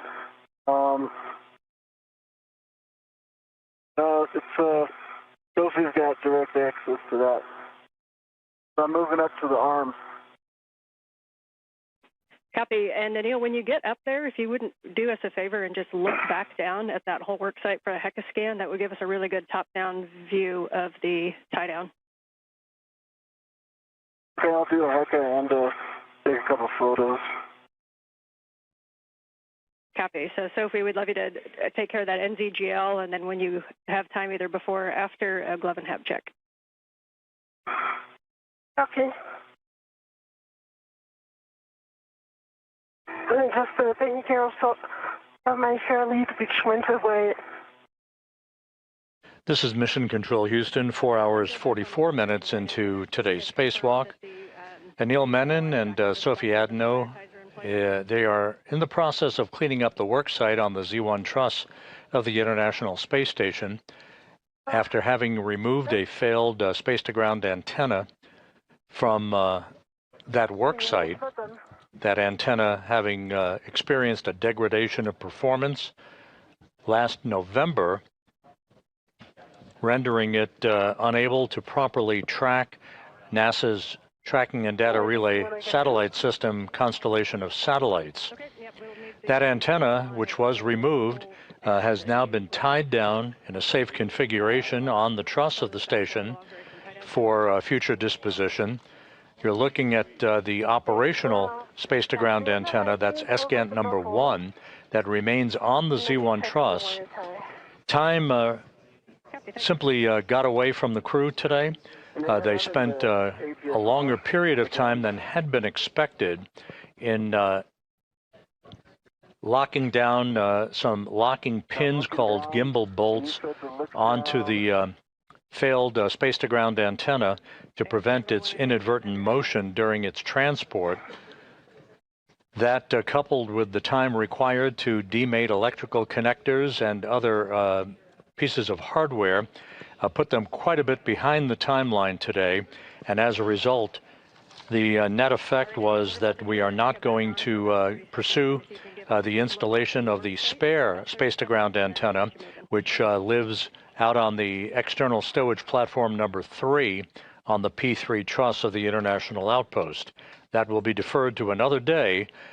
Future discussions will be held to prioritize tasks associated with next Tuesday's spacewalk and to determine whether or not we pursue the failed or the replacement space scanned activities next Tuesday, or wait for another day to take that task under consideration.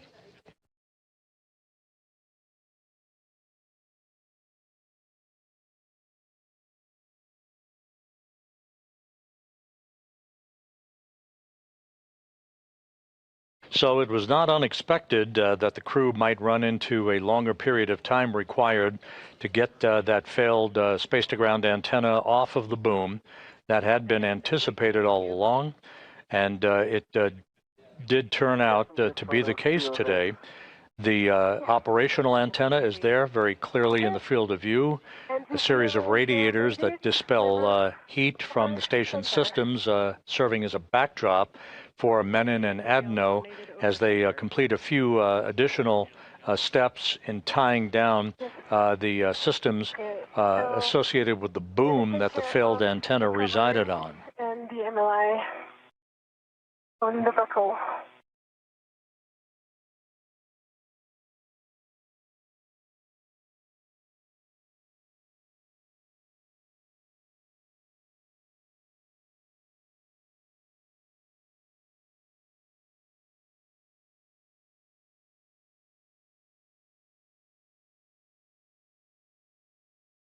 And Sophie, just confirm, I heard you say made it over center. Are you talking the NZGL by your right hand? Oh, I was talking about the other one. The one that was fully demated. Yeah, that's true. This one was also demated, like not never. The flight control team here is currently determining whether or not we will pursue a few get-ahead tasks and what those tasks would be to take advantage of the crew's time outside. Today's spacewalk began at 7:29 a.m. Central Time, 8:29 a.m. Eastern Time, and has resulted in the removal of the failed space-to-ground antenna, which has been tied down in what is called a long-duration tie-down configuration, but a very safe configuration for that antenna on the truss of the International Space Station. Yeah, acting. Small one is aft, over center. Yeah, they were aft. Connected. Connected, yeah.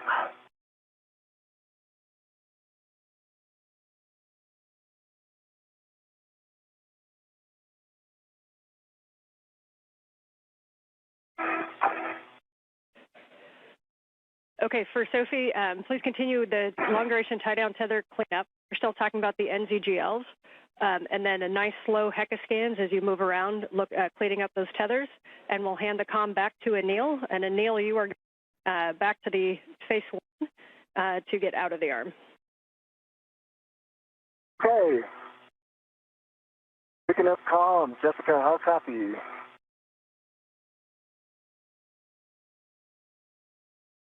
With you, Anil. We are ready to get the arm back in motion. We're going to take brakes off and get set up.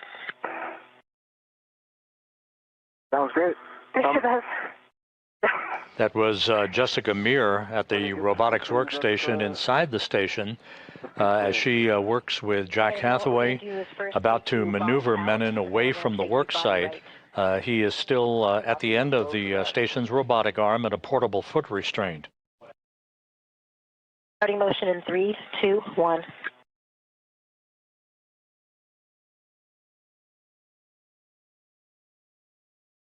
Good motion, good motion.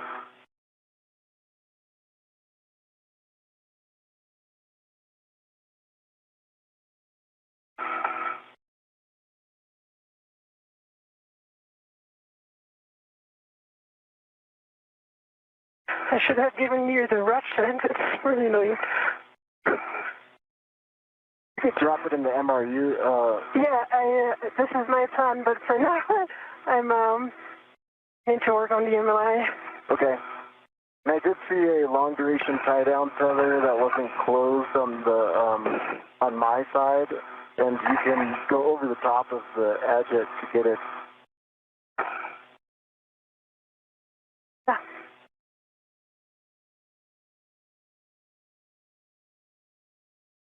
This was indeed my plan.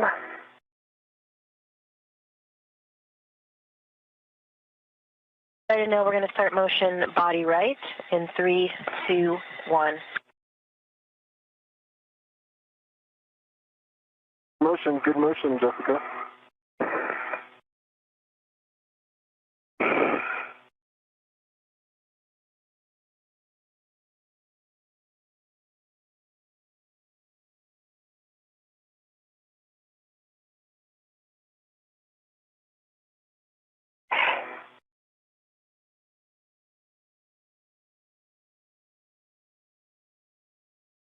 Now we're going to bring you body up. Sorry, body down.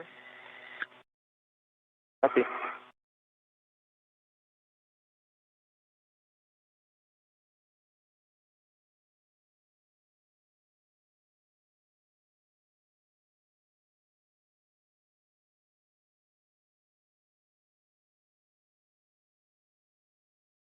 Now this is the Z1 back off position. We're going to get set up for your JoeCast ESP3.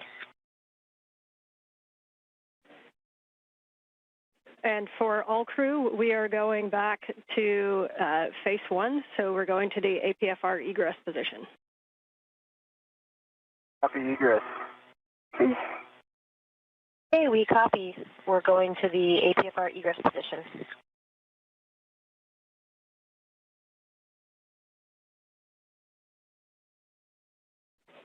So for big picture, to sync folks up, Sophie, we got you cleaning up that work site. We want to make sure that it is in a really good configuration to be out there for a while. So what you're doing is really important. We need those straps tied down. We need the MLI over the buckles and the wire ties on. We need a really good HECA scan, and then we'll be having you scan, including the dish, as much as you can. And then we'll be having you clean up the bag. For Anil, we're going to be GCAing you over to the APFR egress position and doing a swap back onto your regular tether and cleaning up the arm. And from there, we'll make a call on get-aheads. Copy, and thank you.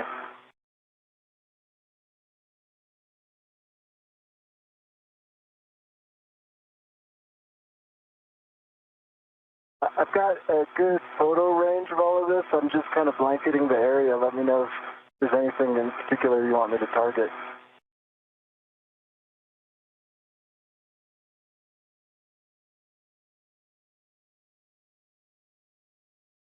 And Anil, we appreciate those scans. We got what we need from that, and we're actually going to power it down just for heat. And one go back for you, Sophie, we are going to take a look at that NZGL that you notice the back shelves back. We're basically going to have you demate it and remate it and see if we can't get that over center. And then we may need to do a wire tie. Copy.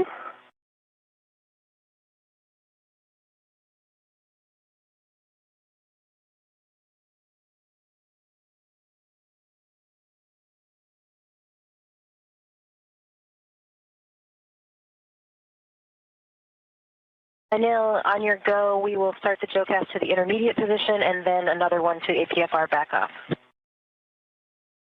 Here we go for me. Be starting motion in 3, 2, 1.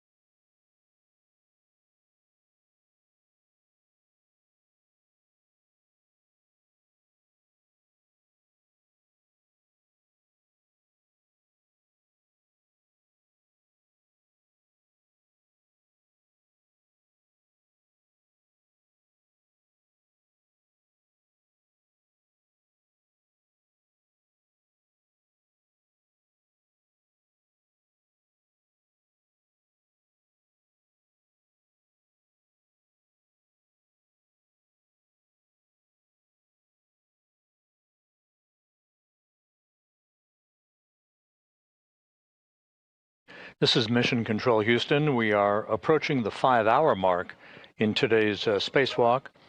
As previously mentioned, the forward plan now calls for Anil Menon at the end of the station's robotic arm, as you see here in this view, wearing the suit with the red stripes. Menon is being maneuvered back to a position in which he will get out of the portable foot restraint, stow that portable foot restraint, and the arm will be parked in its overnight park position where it began the day. There is some additional cleanup work, gathering tools and tethers, and we'll see whether or not time permits a couple of get-aheads, perhaps a swab of microorganisms from one of the modules near the Quest airlock, and possibly a swap of portable foot restraints along the Z1 truss of the International Space Station. The failed space-to-ground antenna was removed and tied down in a safe configuration near its parking place, normally, on the Z1 truss.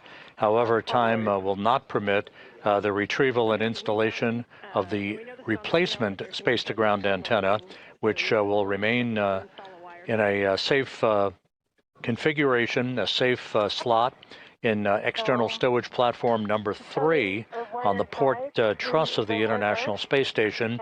It will be installed on a future spacewalk. Just when that will happen will be a matter of discussion by NASA managers and flight controllers.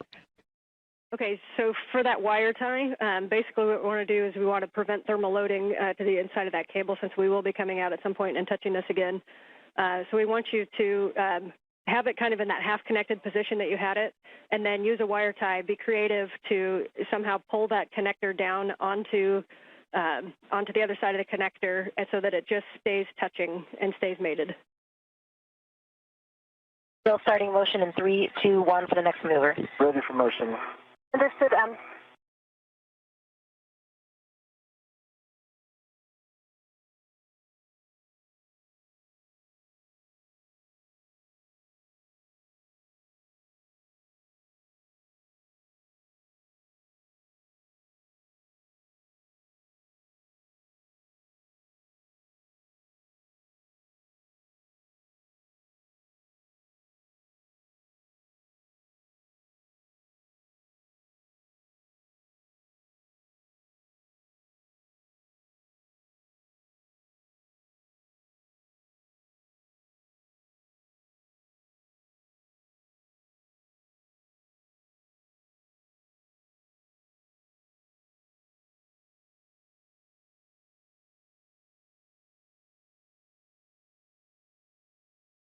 Now retrieving the wire tie from my BRT to start wire tie ups on the NVGL.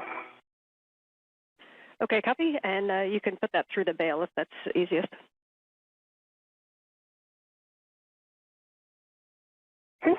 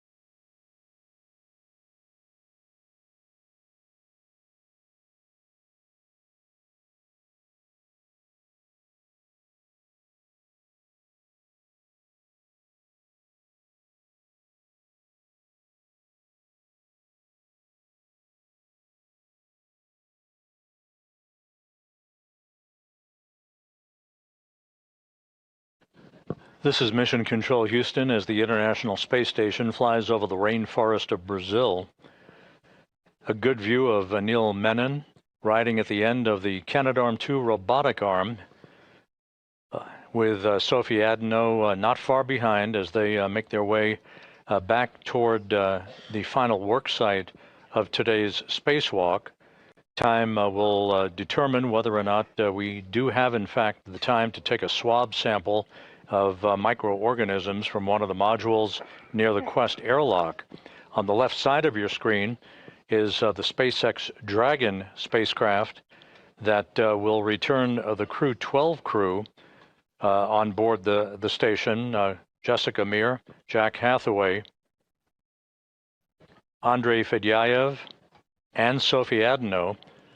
They'll be returning to Earth in the next several weeks to complete their long-duration mission on board the International Space Station.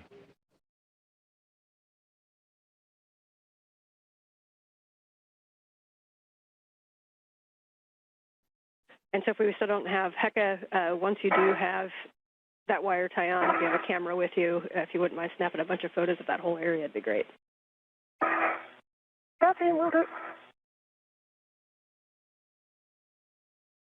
I'm just adjusting my body position right now. Working on the wire tie. So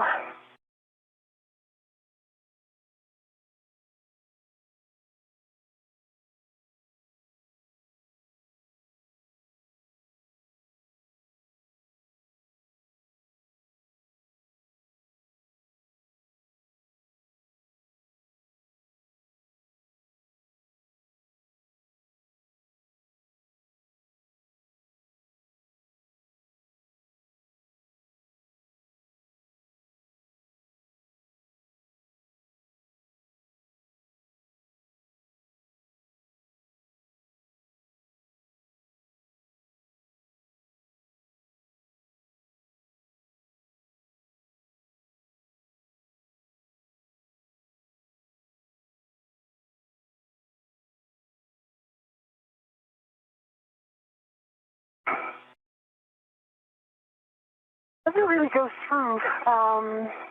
Wire tie is too thick. This NZGL, the gap between the bail, the lever, and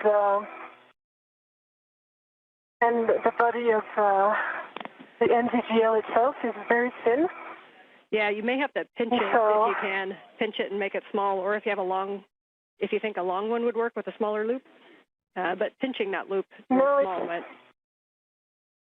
Yeah, it's not the loop. The loop is already in.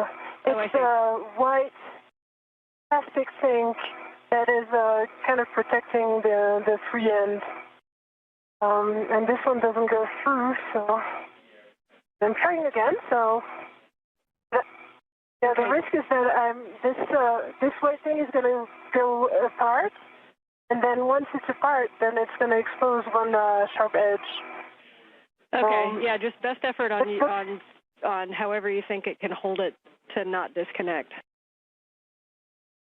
Okay. Yeah, I've got an idea, and that will be good.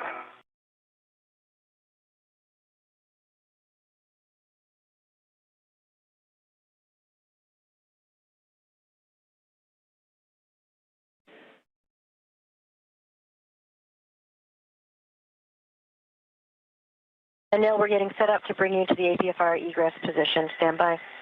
Stand by. And Sophie, if you can take the free end of that wire tie around the agate handrail with free twist, then we're happy with that config. Copy, in work. That was exactly my plan. Copy and thanks. And that AET that was on the agate handrail, did you pick that up? Or is that still on the handrail? No, I did pick that up. According to what I understood, was the plan, right? Yep, no, that's exactly correct. We're just making sure. Okay.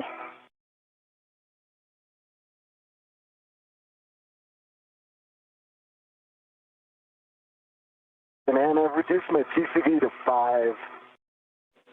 Copy. TCV to 5 for EV1. Anil, are you ready for the GCA to the published egress position? That'll just be coming station aft. So where are you ingress? Go to publish. Okay, copy. We're starting motion in 3, 2, 1.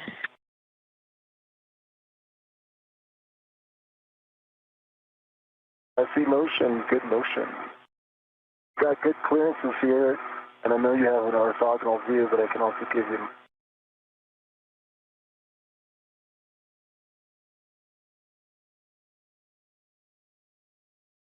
Near space.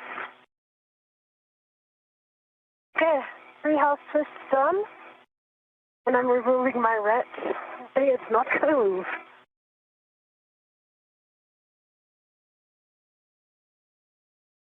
Okay, we copy. All right, you have happy people down here. Well done, Sophie. Okay, I need to work on the other MLI though, and take a few pictures before I change location.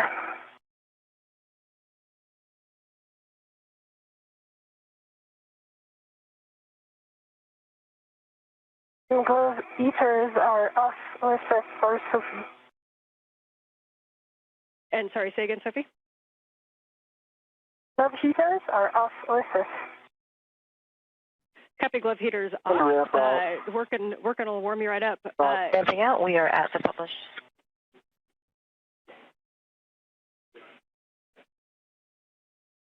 Good, Ann. I believe the NG stop GCA complete.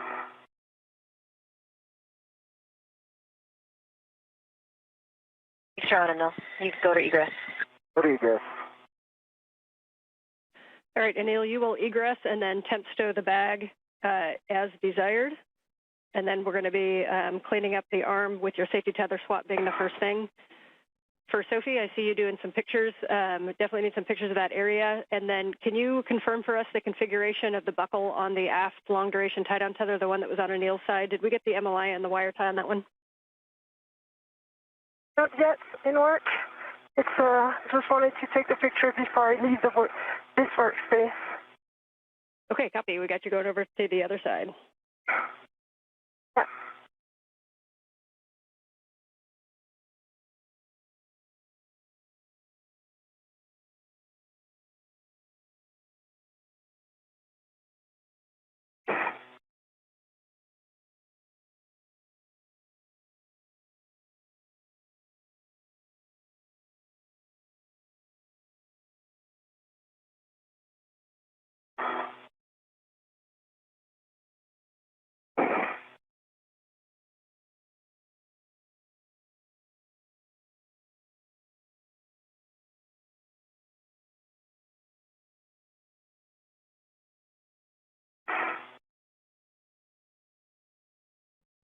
And Anil, once you're in a good position and ready to work the tether steps, we'll take the comm over and I'll walk you through that, including when you have your waist tether down.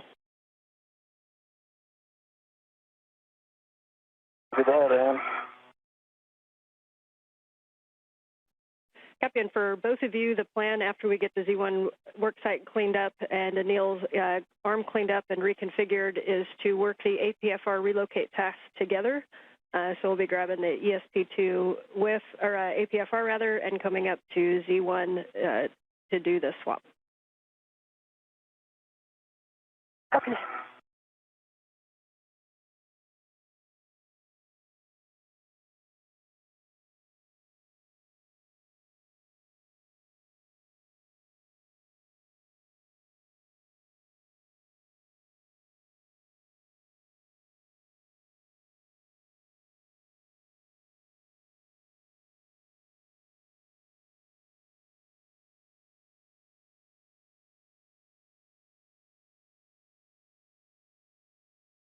And you said to put the bag down. Did you want me to leave the crew lock bag on the truck?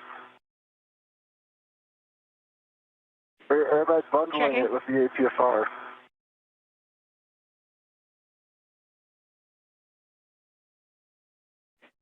Yes, bundling it to the APFR is fine. Where's it going next? Because if it's going close by, I'll do the quick bundle that we discussed. If it's going far, I'll do a really solid bundle. Yeah, so you're going to be taking that APFR to the port CETA cart. So you can look over to your left and see it right there. So it's up to you if you want to do the bundle on the APFR and take it with you and then bring it back, or if you want to just temp stow it on the truss. Okay, I'm going to temp stow it. Copy.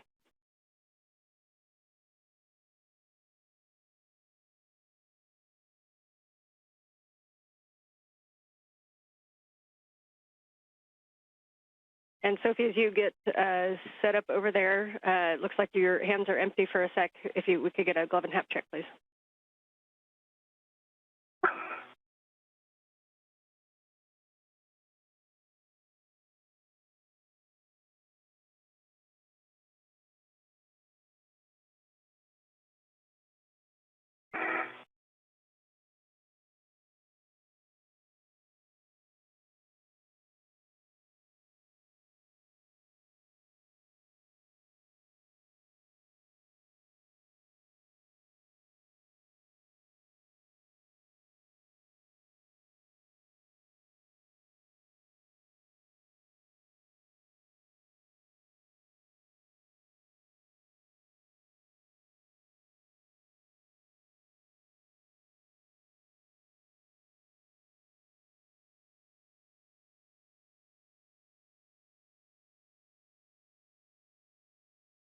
Okay, and crew lock bag is on the truck.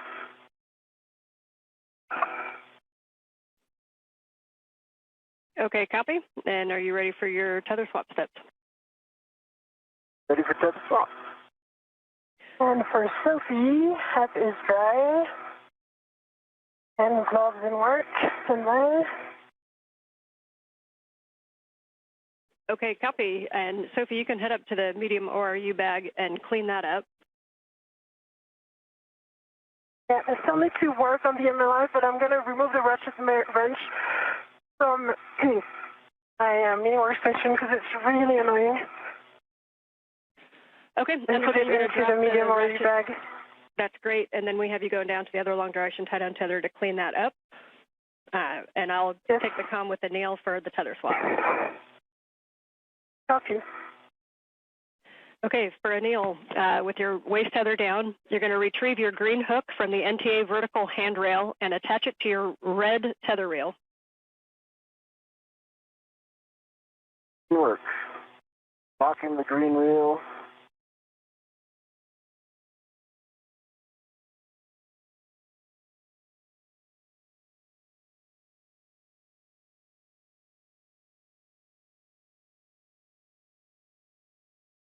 Green hook is on the red reel and locked. I'm unlocking the green reel. Copy. The green hook is on the red reel, and the green reel is unlocked.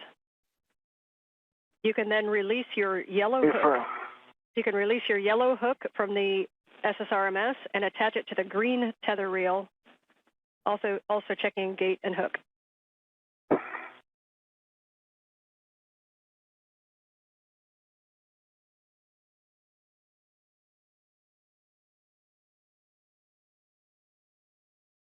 This is Mission Control Houston, 5 hours, 15 minutes into today's spacewalk. Anil Menon and Sophie Adenot are in the home stretch of today's excursion, the 282nd spacewalk in support of ISS assembly, maintenance, and upgrades. This was the 5th spacewalk conducted out of the International Space Station this year, the 2nd for Expedition 75 crew members, the 2nd for Menon, and the 1st for Adenot, who today became the first French woman to conduct an extravehicular activity. You see Menon with the suit and the red stripes there in the field of view. He has conducted the work today as EV1, or extravehicular crew member number 1. Adenot, alongside him, has been EV2, the unmarked suit, with no visible markings on that suit. Extravehicular crew member number 2. The crew began their spacewalk placing their suits on battery power at 7:29 a.m. Central Time, 8:29 a.m. Eastern Time. Copy, thanks. And if that long duration tie down, the major activity for today was the removal of a failed space-to-ground antenna on the Z1 truss of the station. There are 2 such antennas that sit side by side to provide redundancy for high data rate communications through NASA's Tracking and Data Relay Satellite System. The crew ran into some time constraints. It took longer than expected for them to install locking pins on the failed antenna that first encountered swiveling or gimbaling problems to track the TDRS network satellites last November. They also spent more time than had been anticipated in demating electrical connectors on the boom that the failed antenna resided on the Z1 truss. Because it took much more time than had been expected to get the failed antenna removed, the decision was made to tie the antenna down with tethers right there on the truss of the space station in a safe configuration, but not to pursue the installation of the spare antenna that is housed on an external spare parts platform on the Port 3 truss of the International Space Station. Both reels are unlocked. So with the failed antenna tied down, future meetings are to be conducted to determine the next set of priorities for the upcoming spacewalk that is planned for next Tuesday. Connect to the APSR, then remove it. That'll be the 3rd spacewalk of the month of August, the 3rd to be conducted in a 19-day period. We are expecting a couple of get-aheads for the crew as they make their way back to the Quest airlock, the swabbing of surfaces on the outside of the station to collect microorganism data, and an exchange of portable foot restraints out near the Quest airlock.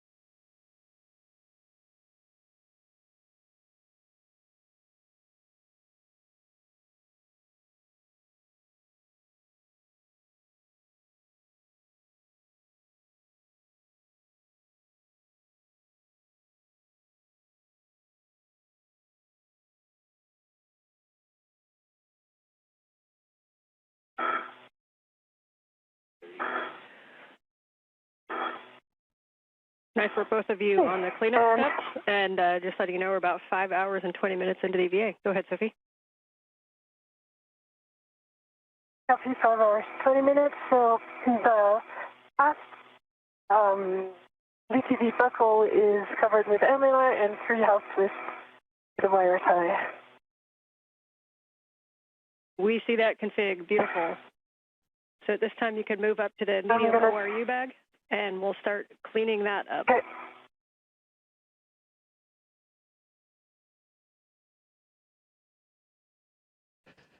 So the bottom line of today's spacewalk is that Menon and Adenot were able to remove the failed space-to-ground antenna. It is in a safe configuration in what is called the long-duration tie-down configuration with tethers on the truss of the station. However, as occurs from time to time during these spacewalks, there were bolts and electrical connectors that proved to be more bulky than had been planned. So it took longer than expected to undo those bolts and remove the electrical connectors to demate them so that the failed antenna could be removed from its boom on the Z1 truss. The net effect, we ran out of time, and so the spare antenna will remain on its stowage platform on the P3 or port 3 truss. It will be addressed on a future spacewalk. There will be some meetings by program officials to determine a set of priorities for the next spacewalk that is targeted for next Tuesday. And yes, we will take pictures of that that angle of the stow. Thanks. Copy.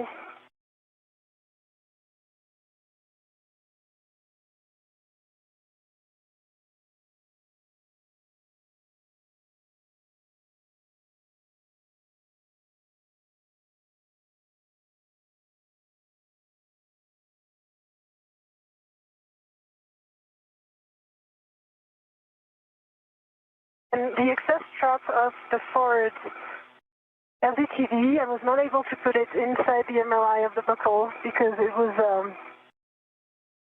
under the agate handle and would have required a whole reconfiguration. So I don't know if you're okay with that plan, but I just put it under another agate handle so that it doesn't fly around.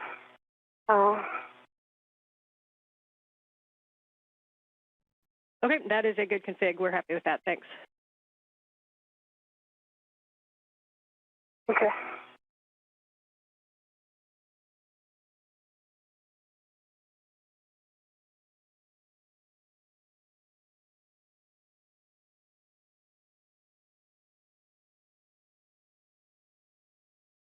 Okay, APFR cleanup complete on the BRT. That would be go for the back off.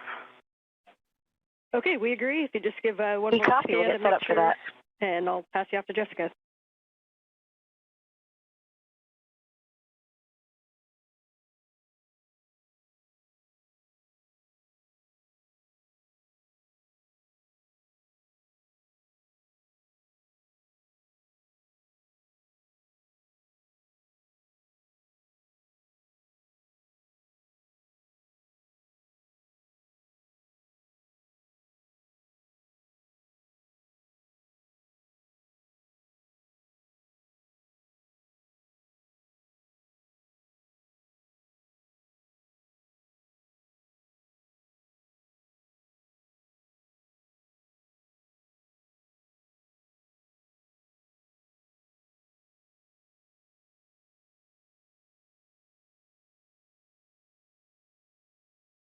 Okay. Nighttime is not the best time to do the pictures, but I did my best. Now starting motion in 3, 2, 1 with the arm coming station forward away from you. Copy, starting motion.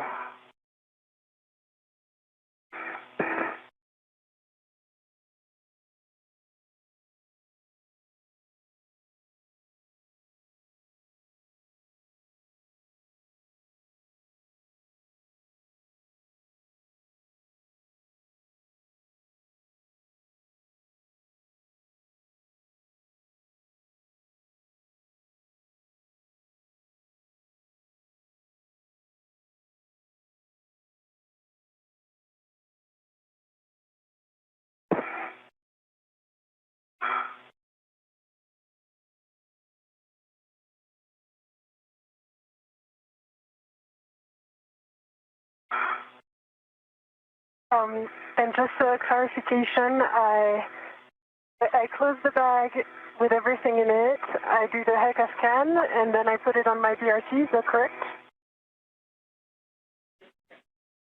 That is correct. Yep, we're happy with that. So you can put that on your BRT.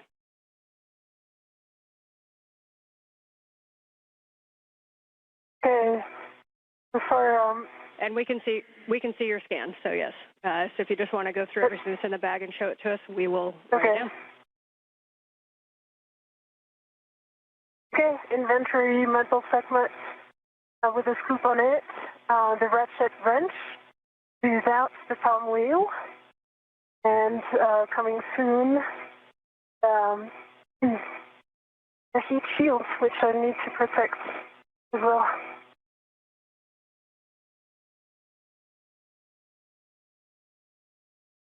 That's a good inventory, so you can pack that one up and get it on your BRT.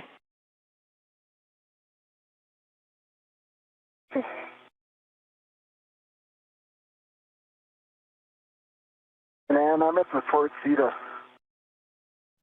Copy. You'll be stowing that in with 3 and setting it to low profile, and I have recommended settings. Hey. Go for settings. Copy. It is 6 Papa Papa Fox 6. 6 Papa Papa Fox 6. And that's that top left whiff. 6 Papa Papa Fox 6. I'm at the top left list.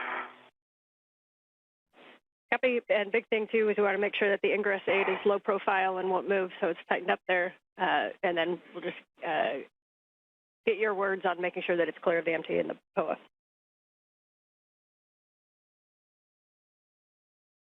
Copy all. And for Sophie, once you have that packed up, we're going to have you put that on your BRT, and we'll have you start heading toward the airlock. Copy airlock.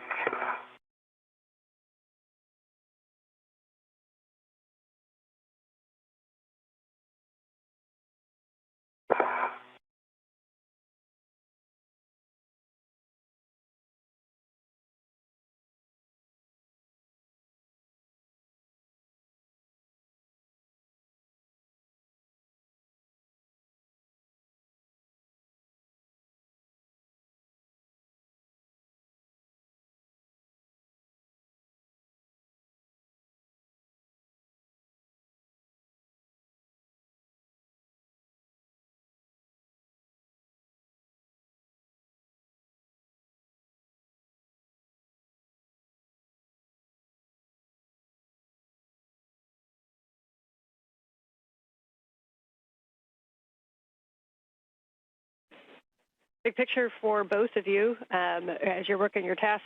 Sophie, we see you work in the bag, and Neil, we see you work in the APFR. When we're done, we're going to have Anil head down to ESP2, and pick up the APFR that you previously gave us the inspection on, and we're going to have you relocate that to Z1. And for Sophie, you're going to grab that medium ORU bag, and you'll be heading back to the airlock.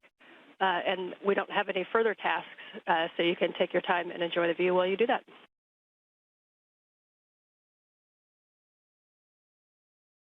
Copy, working on the bag and airlock. And can you repeat those APFR settings again?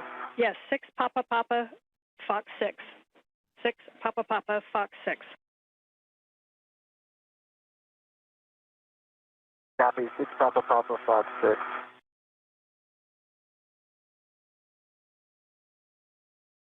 And for a picture in your mind, the boot plate should be kind of facing toward the MT.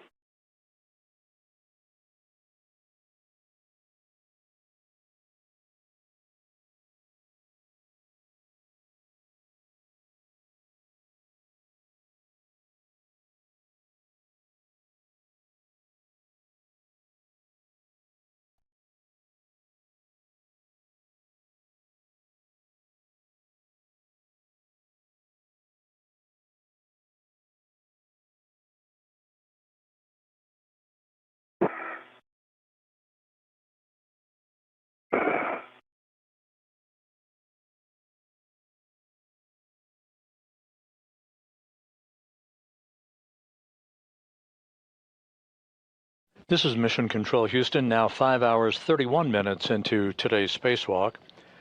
Sophie Adenot is cleaning up her part of the spacewalk paraphernalia that she has operated with throughout the course of today's excursion outside of the Quest airlock. Anil Menon will relocate an articulating portable foot restraint from one of the stowage platforms right outside of the Quest airlock to the Z1 truss nearby, and will join Adenot back in the airlock. We will not pursue a get-ahead task involving ISS microorganism swabs today. That'll be deferred to another day. Once again, the spacewalk today highlighted by the removal of a failed space-to-ground communications antenna that provided high data rate communications through NASA's Tracking and Data Relay satellite system. It has been tied down in a safe configuration known as a long-duration tie-down with a number of tethers on the truss of the station, but time ran out, not permitting the removal and installation of a spare space-to-ground antenna to provide redundancy for the high data rate communications capability on the International Space Station. That work is going to be deferred to an upcoming spacewalk, although the priorities for the next spacewalk targeted for next Tuesday and then other spacewalks to follow have yet to be determined by program management and the flight controllers.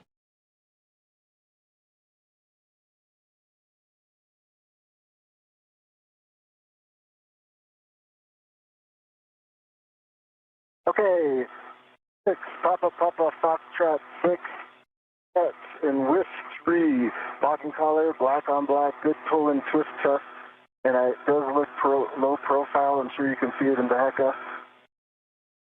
Copy, that's a good config. So this time you can move back to retrieve your crew lock bag, and you'll go down toward the airlock. You can drop your crew lock bag off and then pick up the APFR.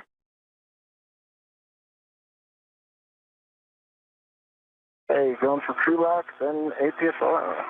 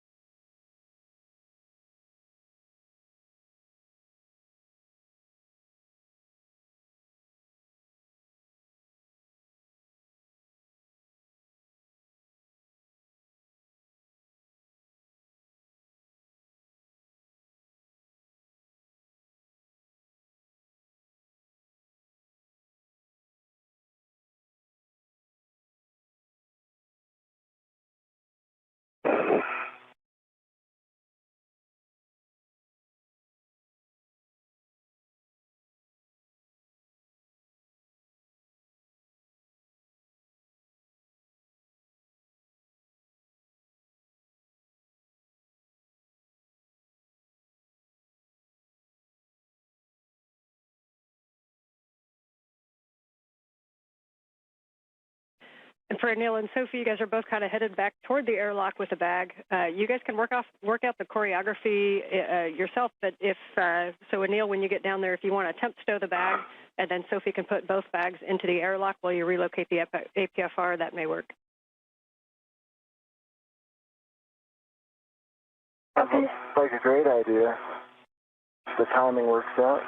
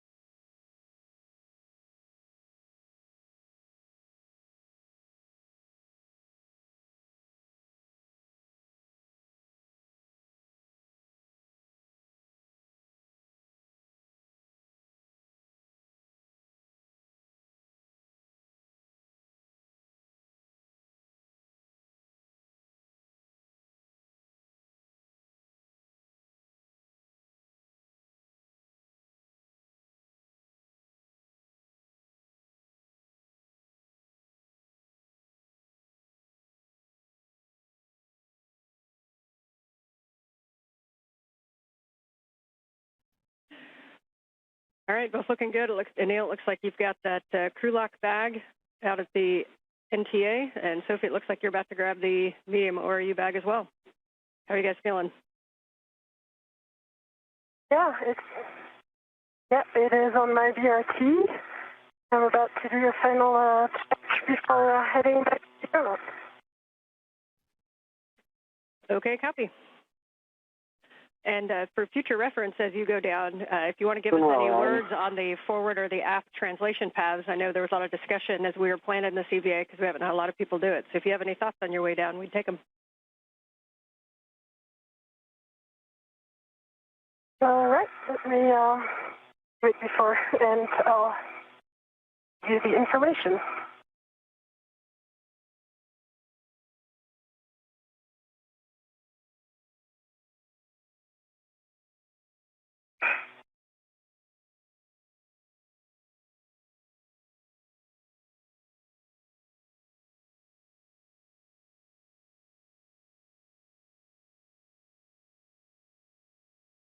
On the seat of spur. Cap on the seat of spur.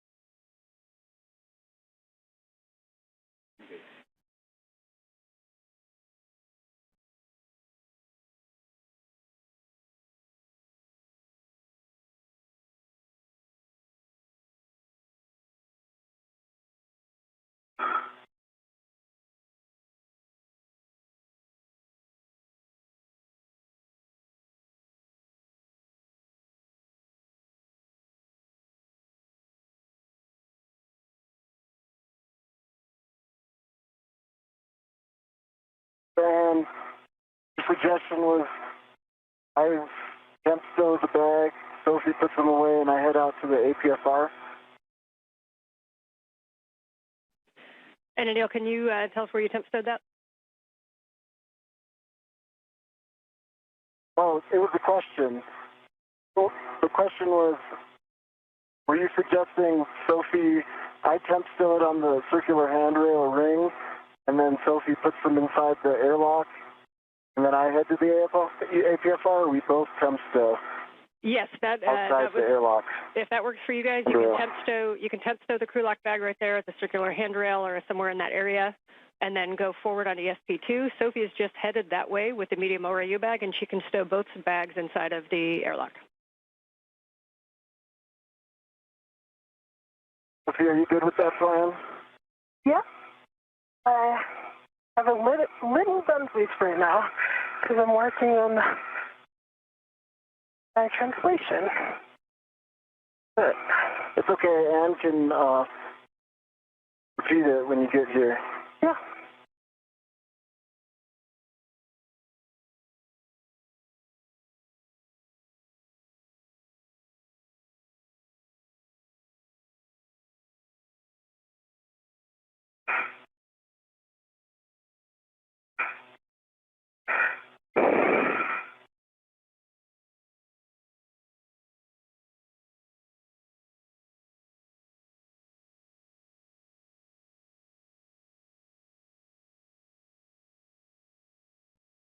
And Sophie, you came down the forward side of Z1, is that correct?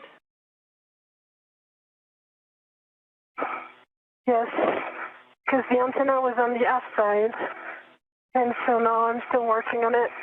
Okay. Yeah, so you'll come down, yeah, as you get down to the bottom there,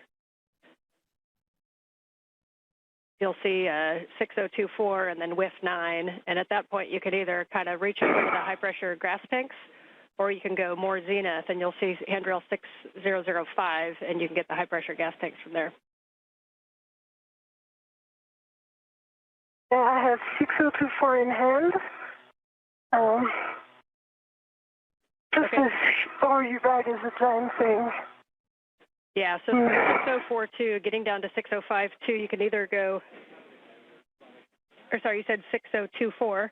So from there, you can kind of go starboard to the gas tank, or if you go down later to 6005, then it's a little bit of a shorter reach over to the gas tanks. Yeah, I'm trying that.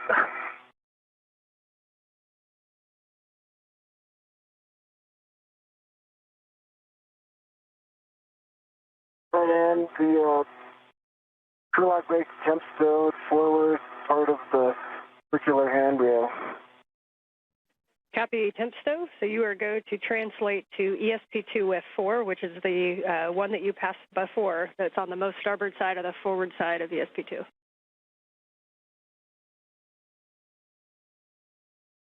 Okay.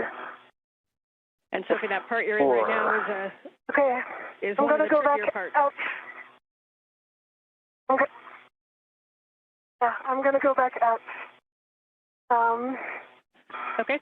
If you want to go back up to the CDF side. Okay. Yeah, if you want to go right back up, you'll go up, you'll hit 6039, and then on the triangle on the forward side is handrail 6041, and then from there it's where you were before. And if you get into position kind of almost where you were in the handoff, from the aft side of that triangle over to the handrail that's below the trunnion pin is a pretty close reach.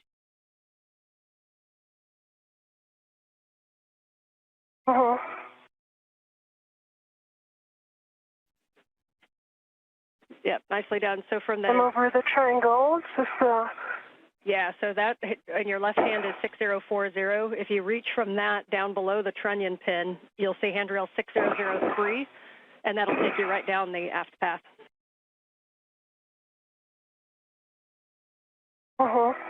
Yeah, just need to take a second to put my tethers in front of my feet.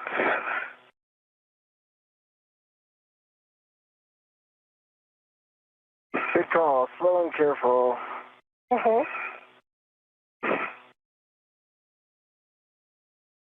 actually, they're good.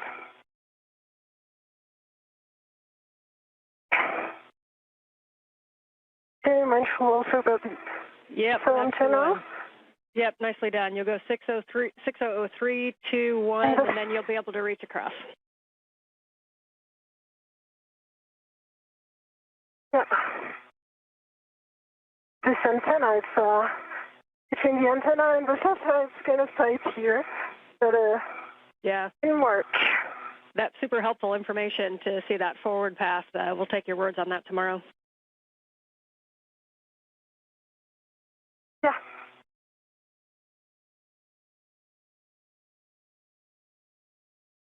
This is Mission Control Houston, 5 hours and 47 minutes into today's spacewalk. Anil Menon and Sophie Adenot are making their way back toward the Quest airlock. The work all but complete for the day, except for some cleanup work that the two spacewalkers are involved in. The failed space-to-ground antenna, the ESCANT-2, was removed from its boom on the Z1 truss of the International Space Station and tied down in what is known as a long-duration tie-down with tethers by the Z1 truss where it resided. However, time ran out on the clock that would have enabled the two spacewalkers to retrieve a spare space-to-ground antenna from a stowage platform out on the port side of the truss structure of the International Space Station to install it on the now empty boom that the failed antenna occupied for all the years that it provided its service. So that work will be deferred to another spacewalk. We will determine through a series of meetings what the priorities are for dispositioning the completion of the space-to-ground antenna spare installation. It will be conducted, it's just a matter of when, and other work yet to be determined in the next spacewalk that is tentatively scheduled and actually targeted for next Tuesday, August 25th. Boxes. And I see your tethers, Anil. This was the second spacewalk for Anil Menon.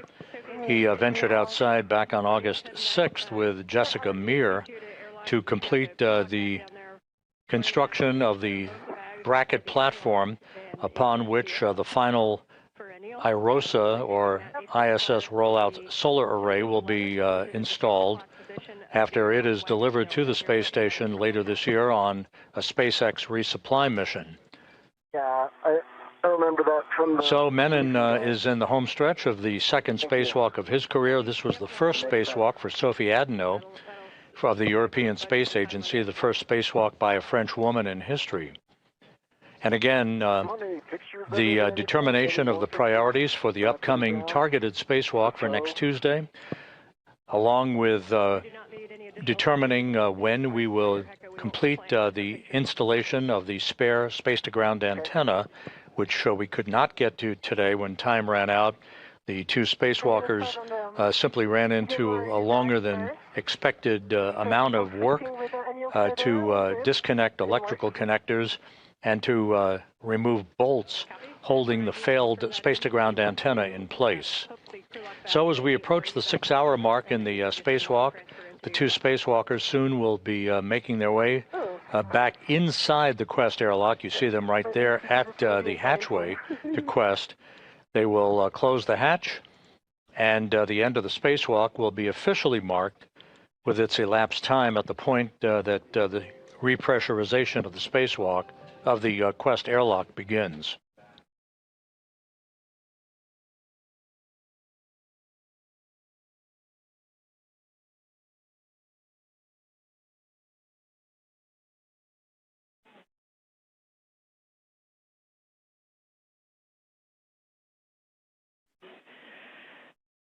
Anil, question for you when you came off the port seat cart. Did you happen to tap the brake pedals? I did not. Copy. I'm sorry, I thought about it, but I thought... That's okay, that's on us. That's on us. But we might have bought you a free translation to the port seat cart and back. So after you stow the APFR, we will have you go tap that twice, please. Hey. Win for me. Anil, your tethers look good. It's not in my way, so opening the thermal hatch now. Okay, sounds good. Heading down. Thermal cover, sorry.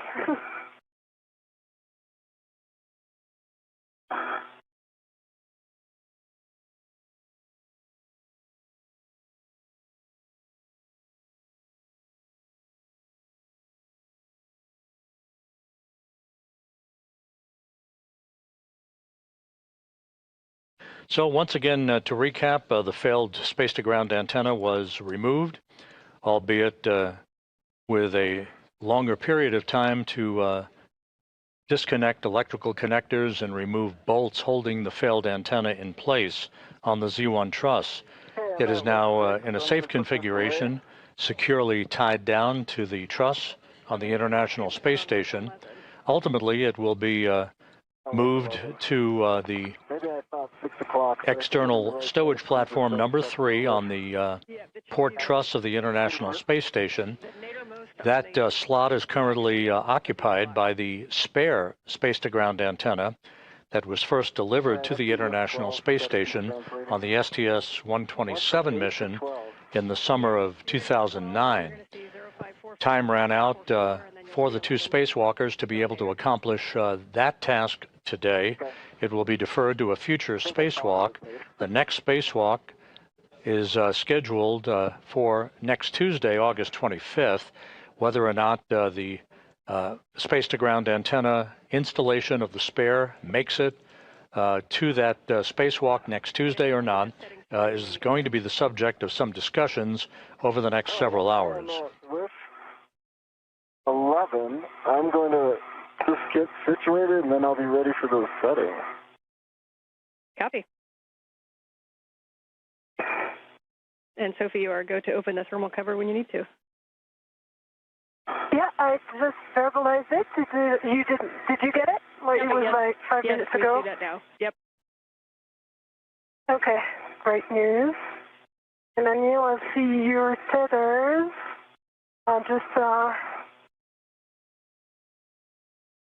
Yeah. Now you're going aft.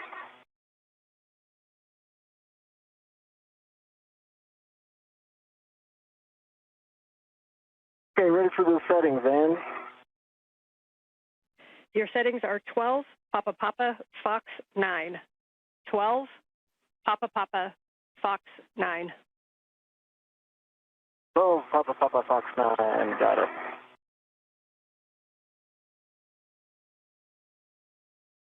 All of the bags are bundled together and ready to my DRT rep. Okay, we copy the bags are ready together, and you'll go to transfer those in the airlock. Uh-huh.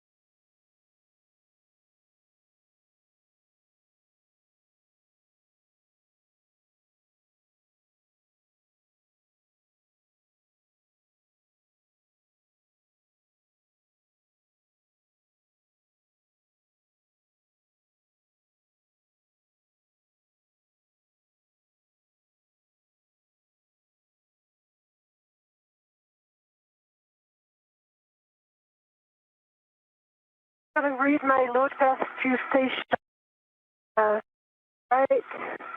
Base tether is small hook gate close lock back on black. Large hook gate close lock back on black. On the airlock waist tether, gate close lock black on black for the big hook, and small hook gate close lock black on black as well. So I have a good load path to station, and I'm retrieving my local from the and going back in. Okay, we concur that that is a good load path. Hey, And 12 Papa Foxtrot. Copy, 12 Papa Papa, Fox 9. Twist. Not suppressible. Black and color, black on black. Copy, good calls. You are go to translate to the port seater cart. And Sophie, we see you about to get in the airlock. You might want to pause there and take a view. It's going to be a little bit before you're back. But nicely done.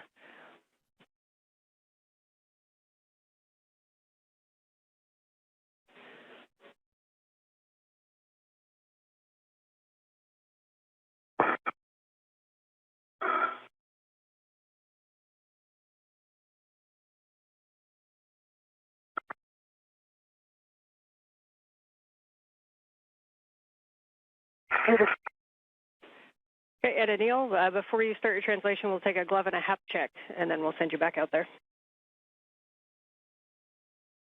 Okay. Anything I can help with, Anil? Oh, I'm in a good spot. Right. Glove, right index finger has a few small remarks. And looks nominal. And copy for Dale, thanks. And for some pretty small, some small dark spots in not bigger than a fingernail. And there's also another on the left thumb.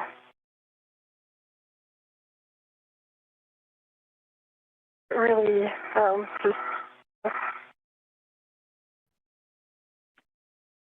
Okay, we copy, Sophie. Your comms are coming in a little bit broken, so we didn't quite catch that. Copy. Some for the gloves, I can observe is dark markings on the fingertips of both hands.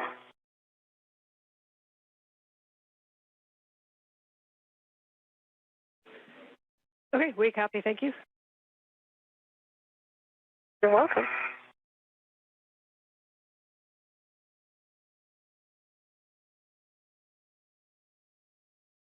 All right, and I'm headed to the feeder cart. Copy, we appreciate your extra work and overtime today. Oh, any day.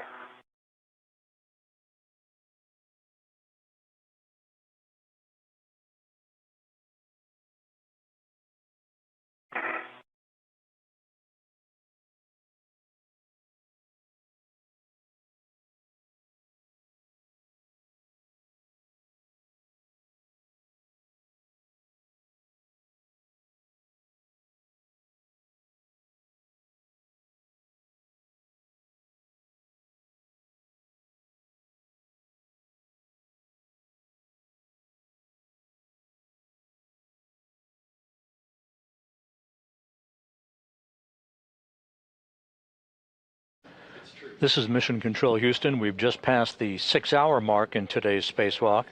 Anil Menon and Sophie Adenot soon will be back inside the crew lock section of the 2-compartment Quest airlock. They will close the hatch behind them and begin the repressurization of the airlock to mark the end of today's spacewalk, highlighted by the removal of a failed space-to-ground communications antenna, although time did not permit the installation of a spare that continues to reside on a spare parts platform on the port truss of the International Space Station. That work to be deferred to a future spacewalk.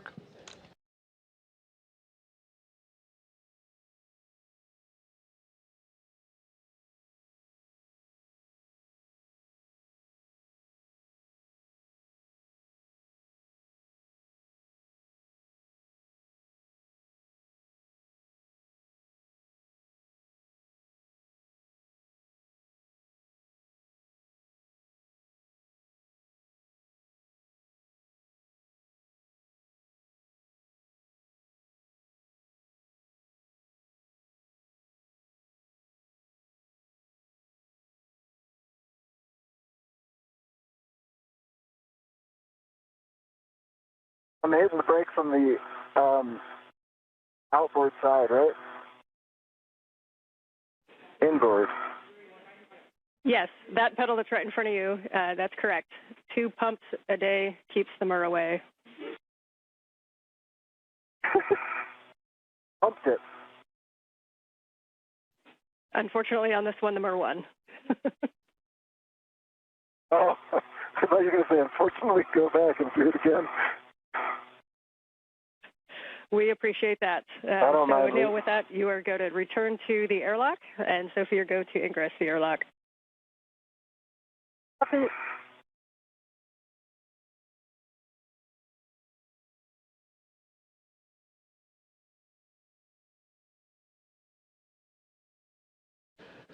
Once the airlock repressurization begins and we stop the clock, we'll give you the official time for the elapsed time of today's excursion and other statistics associated with today's spacewalk. We will continue our coverage through the time that the crew is back inside the airlock and has doffed its helmets.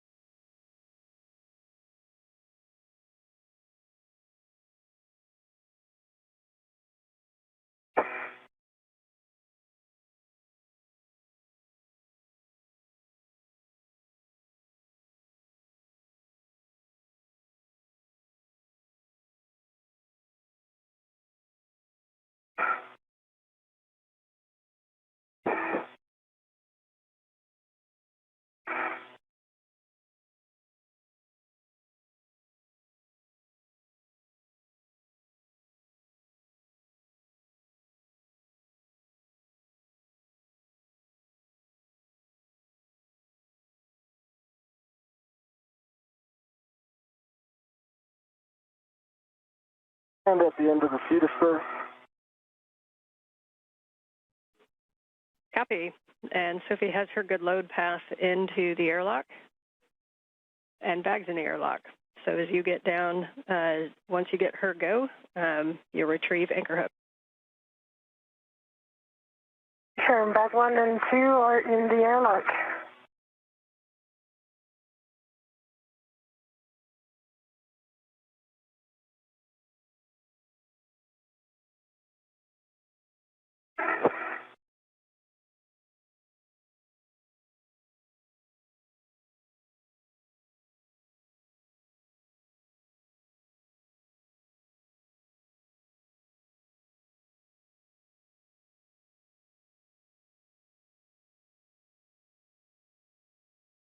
All right, Ann, I'm going to verbalize everything so I get this last part right, okay?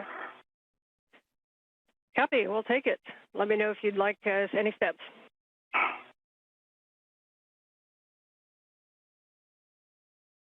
All right. My load pass is through forward anchor hook, so I believe Sophie's got a load pass to station, so I believe I'm go to take off the aft airlock D-ring, which is her anchor hook, EV2, and put that on my red reel. Anil, we concur with that plan. Hey, Sophie? Yes, I concur. And I prepared all the bags really aft so that you can ingress.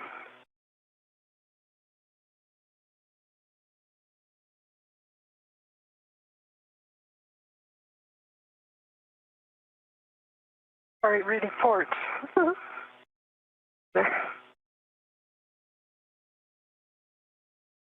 right, your anchor hook is on EV1's red reel, closed lock, black on black.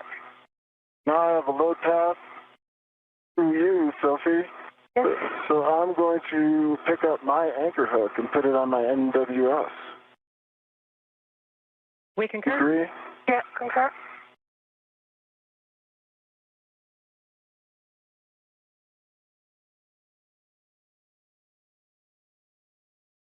All right, I'm going to go ahead and ingress now.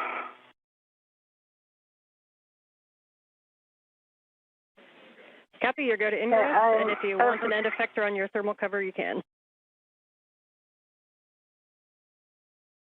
I'm going to do the feet first ingress, and then come back for the thermal cover.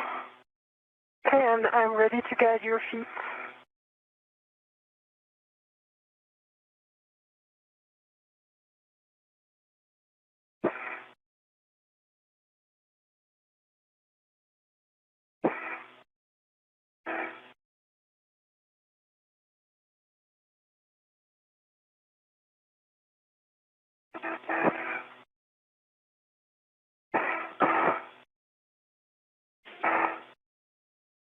Okay, I'm going for the thermal cover here.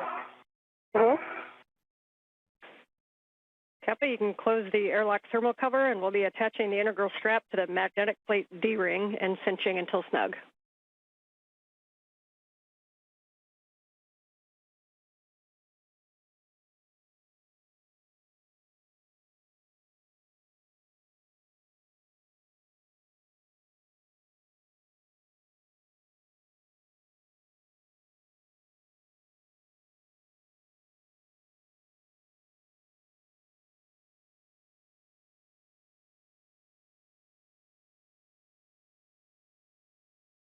So the crew back inside the Quest airlock, closing the outer thermal cover. And That'll be followed by closing the hatch itself to the crew lock section of Quest.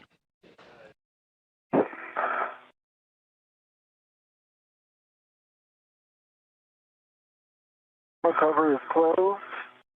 I'm in. Mm-hmm. I'm going to do the strap now. Mm-hmm.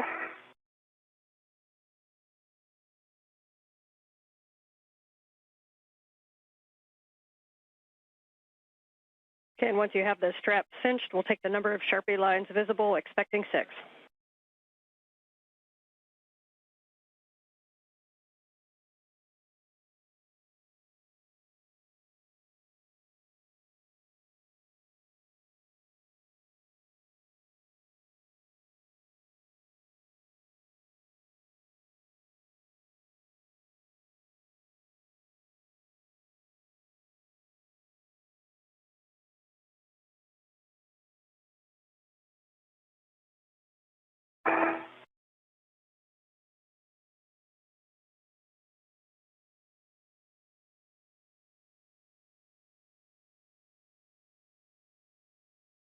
Hey, the map is on, and I'm pinching it. Okay, I'm pulling your feet towards... All right, 6 Sharpies. Copy, 6 Sharpies. You are both go to remove the SCU from the stowage pouches, remove your DCM cover, and connect your SCU to DCM and check locked. Copy.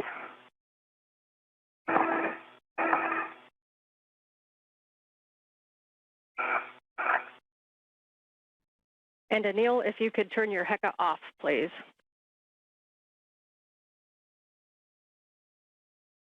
HECA is off.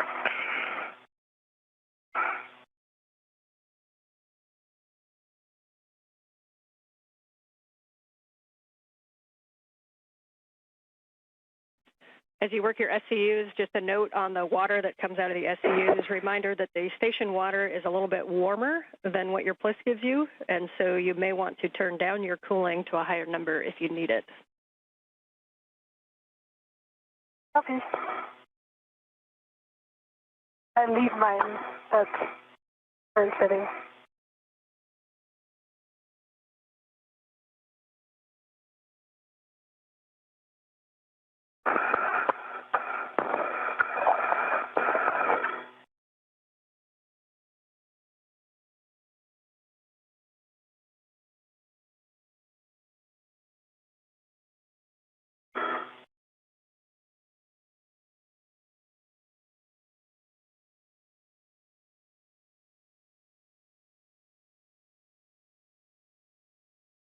Hey, EV1's SCU on. This is EV2 SCU on. Connected. Copy. SCU for EV1 and 2 are connected. we are in the pre-repress cue card. You can now switch your water to off OFF.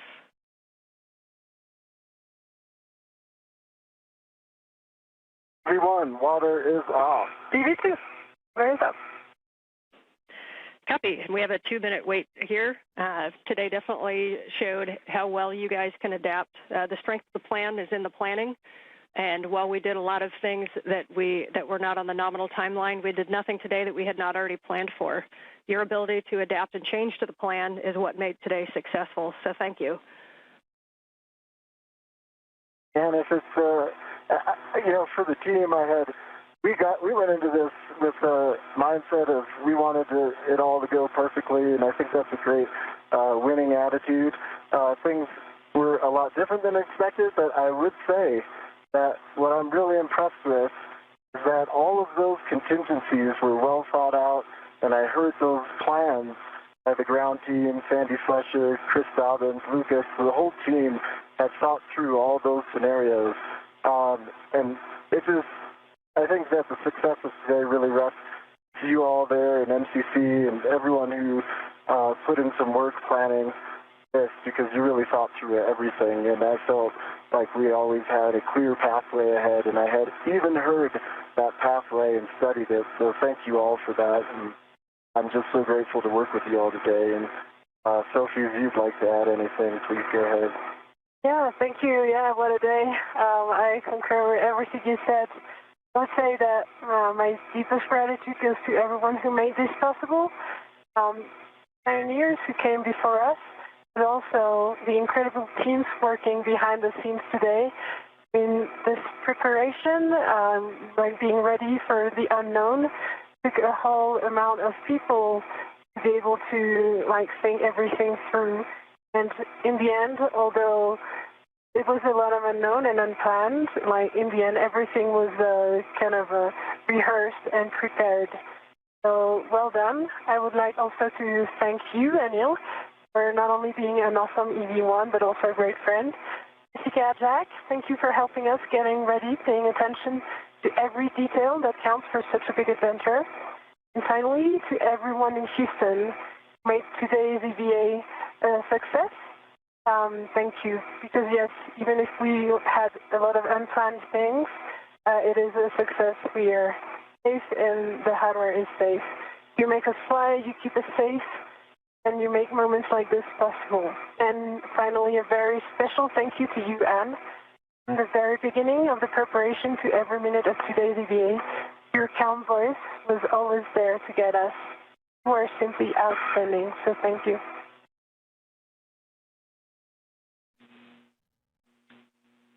Anil, Sophie, Jack, and Jess, it's Dobbins. I just wanted to say really quick, great job today. I know that it wasn't necessarily the result we were hoping for in the morning, but I really appreciated your perseverance and resilience throughout the day.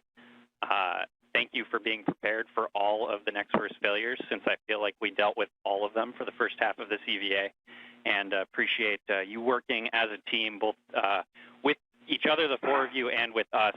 Without that, Escant would have been in a worse configuration than it is. We'll get back out there and finish this up sometime, hopefully before at least one of you comes home.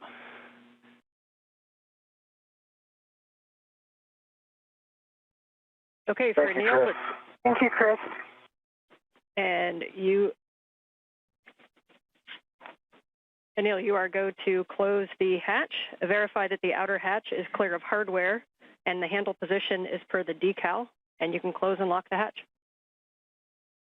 Handle position per decal. With that, a round of congratulations from our two spacewalkers, Anil Menon and Sophie Adenot. Menon wrapping up his second spacewalk in just 12 days. For Sophie Adenot, the first French woman to walk in space, this was her first spacewalk of her career. And the lead flight director for this spacewalk, Chris Dobbins, acknowledging the work that the crew did out there, especially when the crew fell behind due to difficulty demating some of the electrical connectors on the failed space-to-ground antenna, and working with some of the bolts that were balky throughout the course of today's spacewalk. The failed antenna was removed, and it was left outside in what is called a long-duration tie-down configuration, safely on the truss in a good config. The work yet to be conducted will be the installation of a spare space-to-ground antenna that will be on an upcoming spacewalk that will restore full redundancy to the high data rate communications capability on the International Space Station. Sometimes an end effector on that handrail helps.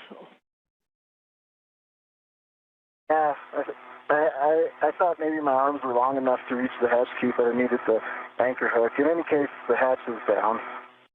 Menon and Adenot are in the process of configuring their suits to airlock systems before the repressurization of the Quest airlock begins to mark the official end of today's spacewalk.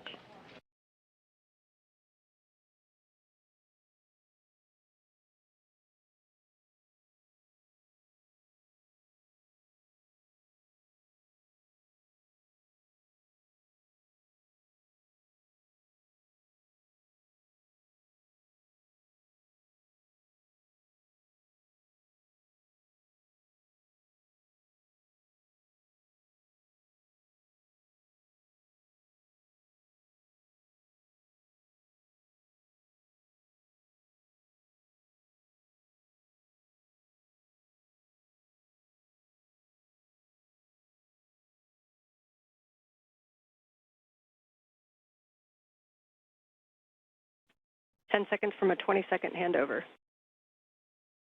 All right.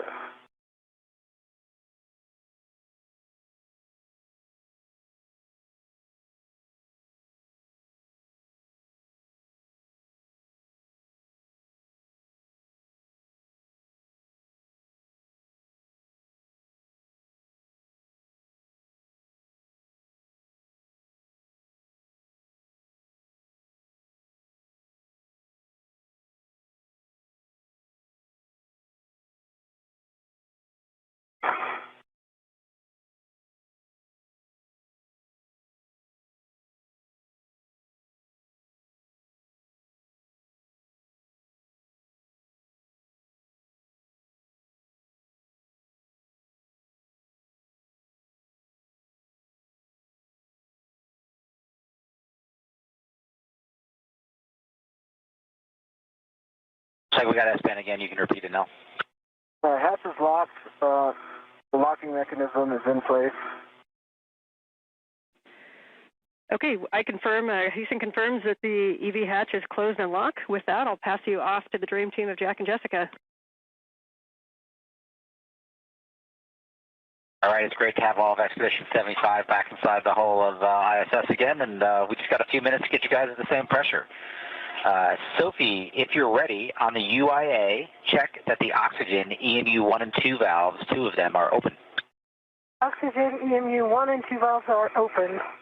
All right, take the power for EV1 and 2 switches, there's 2 of them, and take that to on, ON. In work?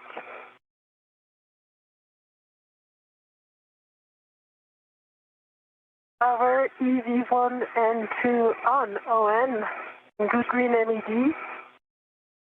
The ON and 2 LEDs, can you verify the voltmeters on 1 and 2 for me? 18.8 and 18.6. So that's great. EV1 and EV1 only, take your power switch to SCU. Expect a warning tone. EV1, pushing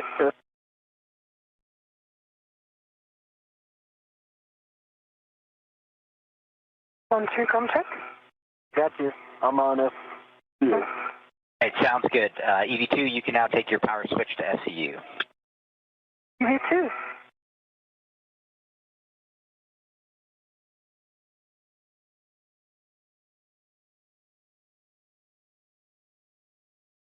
Power to SCU. Both EV1 and EV2 are on SCU power. All right, for both EV1 and EV2, take your O2 actuators to press. Okay. Please verify on the DCM that it does say O2 position to press.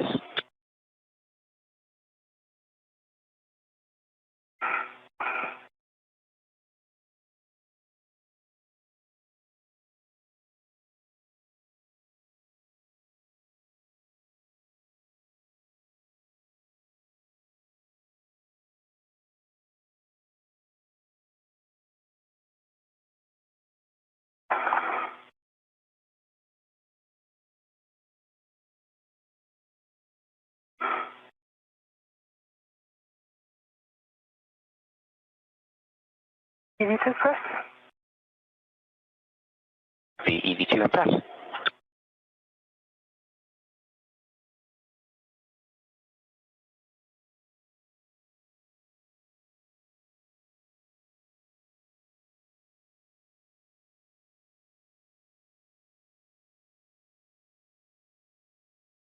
EV1 press. Right, EV1 press. We copy both EV1 and 2 in press. Awesome. Anil, would you check that the EV hatch MPEV is in the closed position? MPEV is closed. All right, we are going to take the IV hatch equalization valve to start the repress. You guys should get an alert tone as we start.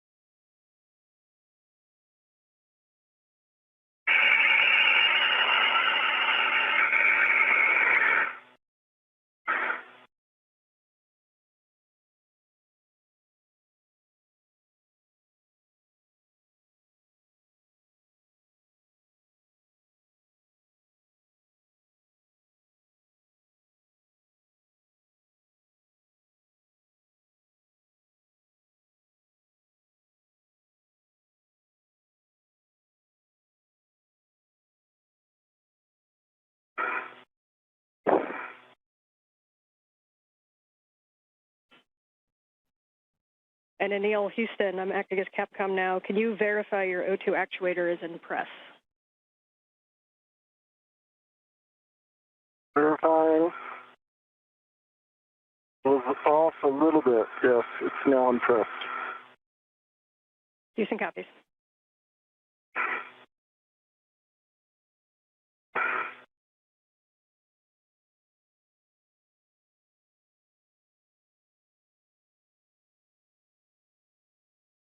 Jack, can you go down the rate? Going down the rate.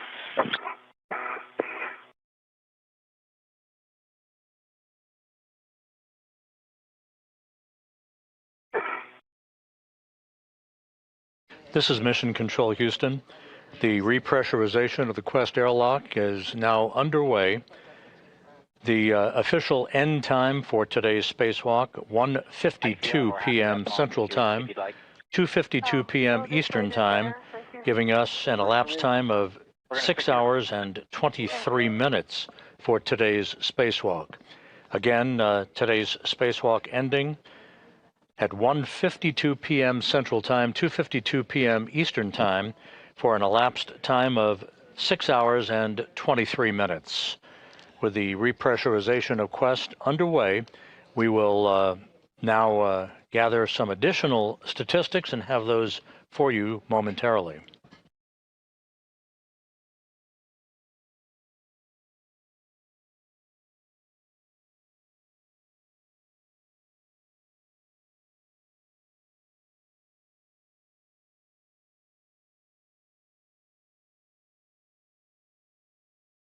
Right, we're passing up through 2 PSI on our way to 5. Copy.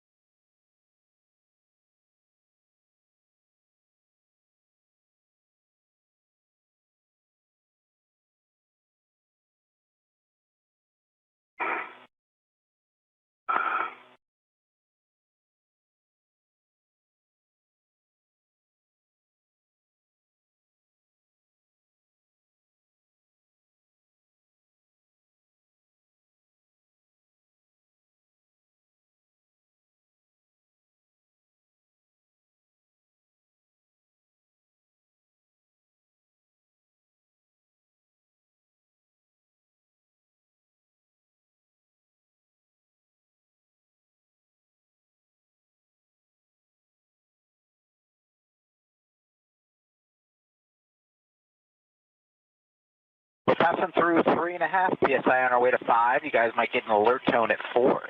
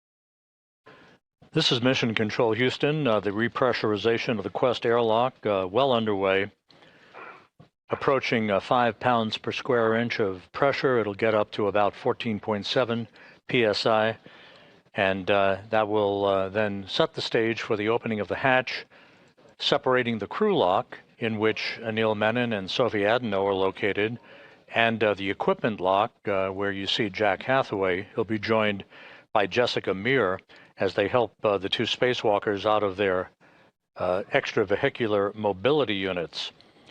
The spacewalk today was the 282nd spacewalk in support of space station assembly maintenance and upgrades, the 5th spacewalk out of the ISS this year, the 2nd for Expedition 75. This was the 2nd spacewalk for Anil Menon. He now has a total of 12 hours and 50 minutes of spacewalking time. For Sophie Adenot, this was the first spacewalk for her and the first spacewalk by a French woman, 6 hours and 23 minutes. The spacewalk, by the way, began at 7:29 a.m. Central Time, 8:29 a.m. Eastern Time, and ended just a few minutes ago at 1:52 p.m. Central, 2:52 p.m. Eastern Time. The 282 spacewalks in support of space station operations have now totaled 1,786 hours and 44 minutes. That is the equivalent of 74 days, 10 hours, and 44 minutes of spacewalking time. And we'll continue with our coverage through the time the crew is back inside the airlock and have doffed their helmets. The two spacewalkers removed a failed space-to-ground antenna from a boom on the Z1 truss of the International Space Station, but in doing so, ran behind the timeline because of some difficulty with electrical connectors and stubborn bolts. That resulted in the crew running out of time to be able to retrieve a spare space-to-ground antenna for its installation on the boom on the Z1 truss. So that other portion of today's major objective will be deferred to a future spacewalk.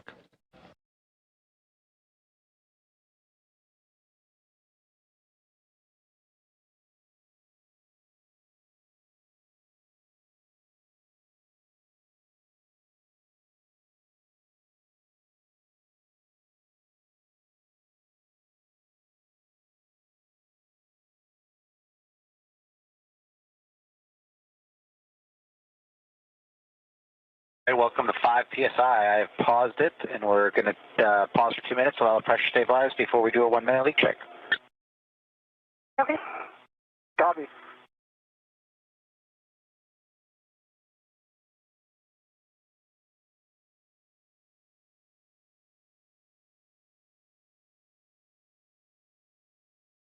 And the repressurization of the Quest airlock paused momentarily at 5 pounds per square inch. It will resume shortly and bring the crew lock section back to equalization with the equipment lock.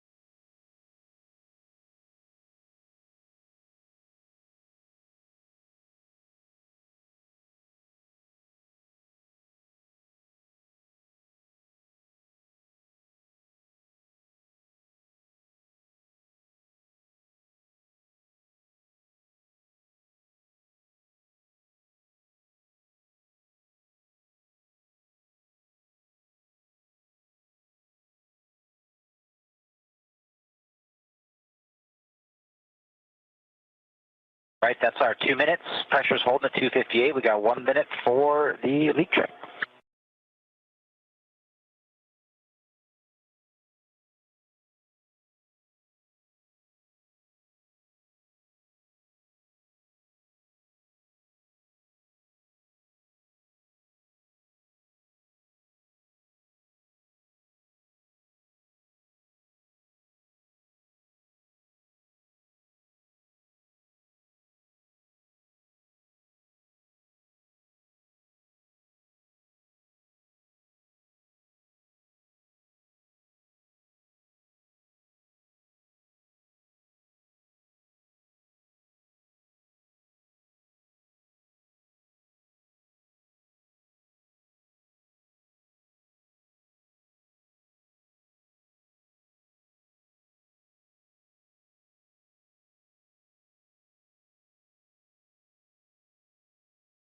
Right, that is our minute wait, and the pressure is held steady, so that's a good leak check.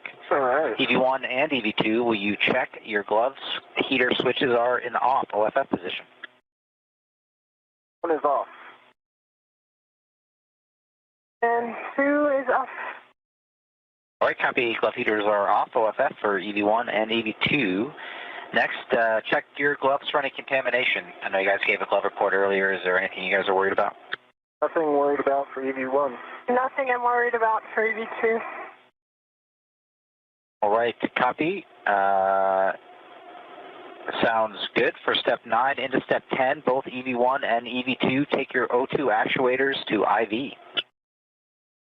Good work. Good work.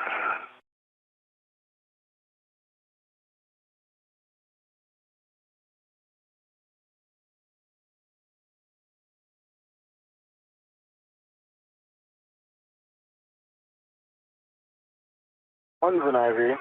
2 IV. Great work, guys. I hear EV1 and EV2 O2 actuators and IV. All right, next up, I'm going to take the equalization valve back up to start repressing, and we'll continue at the nice slow rate we've been at. Thank you. One copy.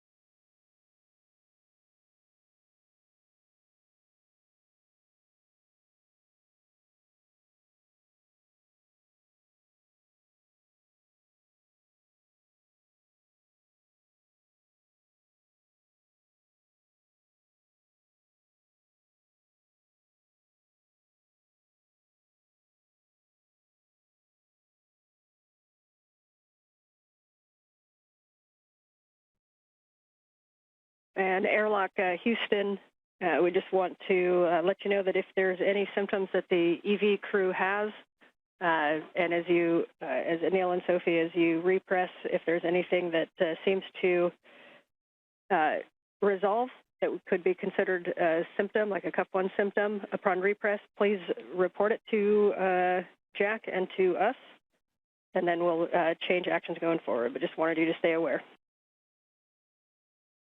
Copy all. Okay.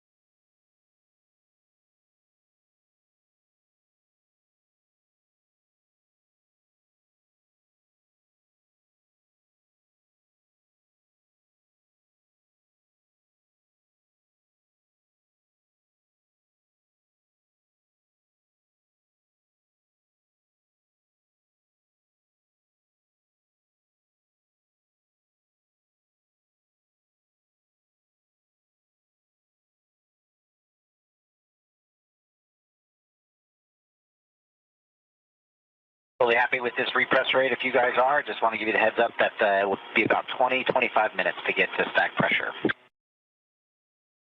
Okay. I think I'm happy with this rate. Sorry, Anil. No problem. I don't have anywhere to go. I got 8 more months here. I'm sure you would love to go outside again. Nice.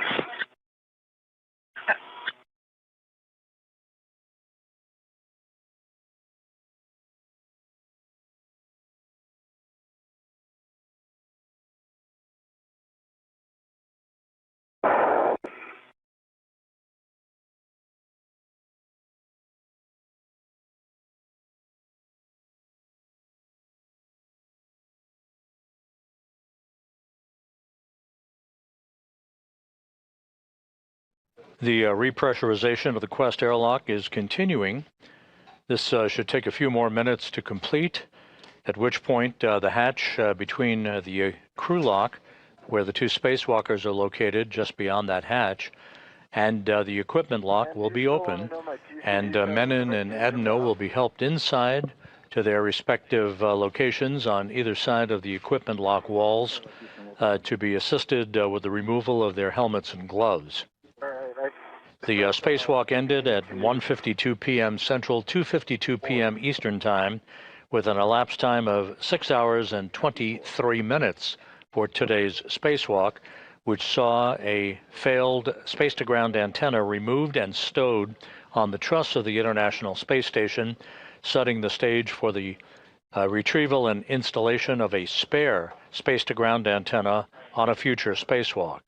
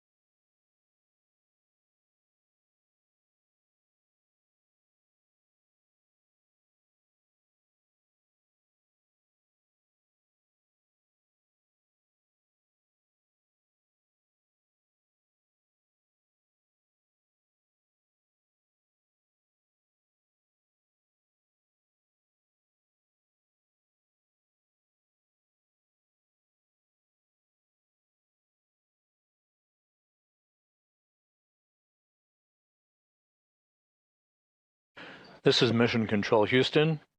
Once again, monitoring the slow and steady repressurization of the Quest airlock. You see Jessica Meir in the equipment lock section of Quest. She and Jack Hathaway awaiting the full repressurization of the crew lock section of Quest so that they can open the hatch and bring the two spacewalkers back inside.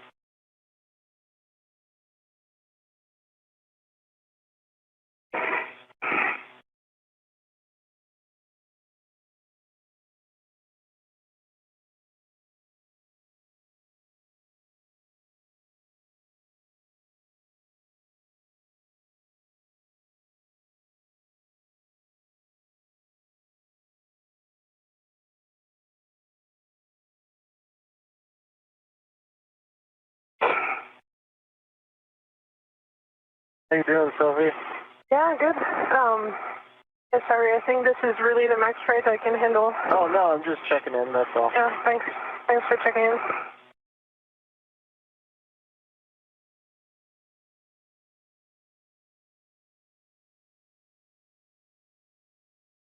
Passing 11 and a half PSI, almost 12 PSI, still probably 12, 15 minutes left. Okay. Copy.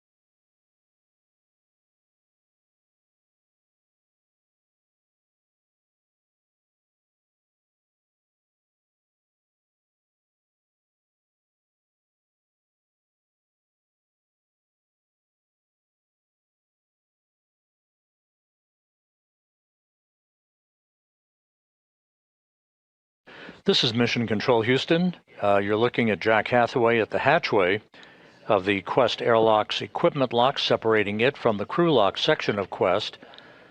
As we are almost complete now with the repressurization of the crew lock section of Quest, that will lead to the opening of the hatch, and Hathaway and Jessica Meir guiding Anil Menon and Sophie Adenot of the European Space Agency back inside the International Space Station's habitable volume. The 6-hour, 23-minute spacewalk concluded a short time ago. The major objective to remove the failed space-to-ground antenna was completed. That antenna was tied down with a series of tethers to a truss structure near where it resided on the Z1 truss of the station. However, it took longer than expected to undo electrical connectors and bolts holding the failed antenna in place, and the clock ran out on the two spacewalkers, so we did not complete the installation of a spare space-to-ground antenna, which remains on a spare parts platform on the Port 3 truss of the International Space Station. That work will be done on a future spacewalk.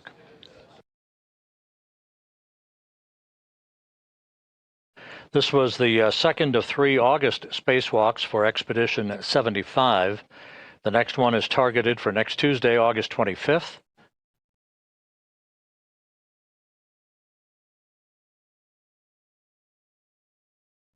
That will then in turn lead to the mid-September launch, targeted for September 12th, of the Crew 13 crew on a SpaceX Dragon spacecraft. Crew 13 to be commanded by Jessica Watkins. Associated with that flight, pilot Luke Delaney, Canadian Space Agency astronaut Joshua Kutrick, and Roscosmos cosmonaut Sergei Tetryanikov.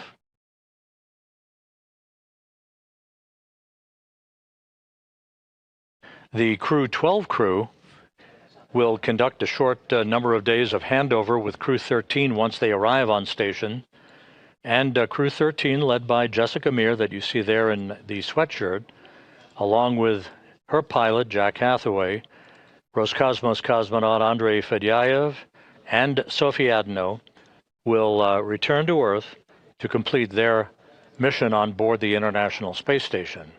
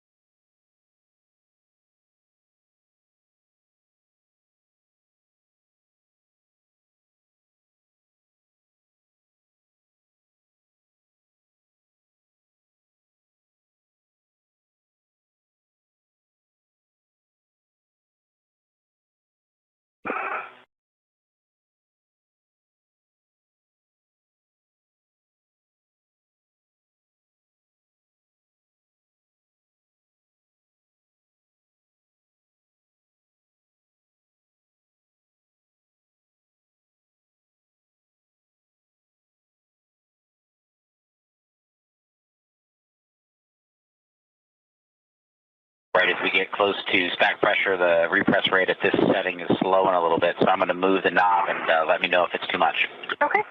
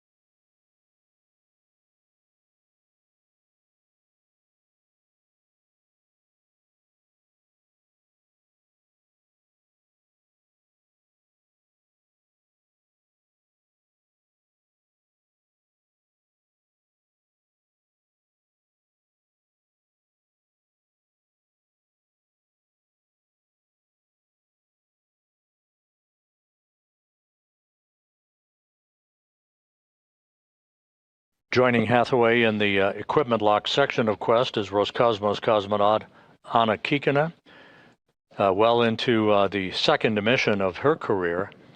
She launched with Anil Menon and Station Commander Pyotr Dubrov to the International Space Station. They launched on July 14th for the start of an 8-month mission on the International Outpost.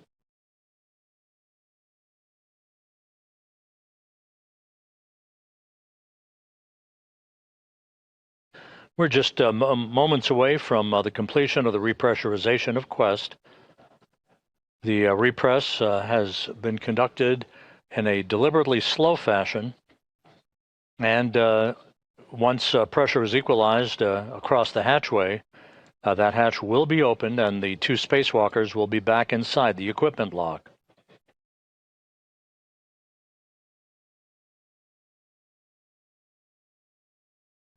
And we're hearing from flight controllers that we expect the repress to be complete about a minute or so from now.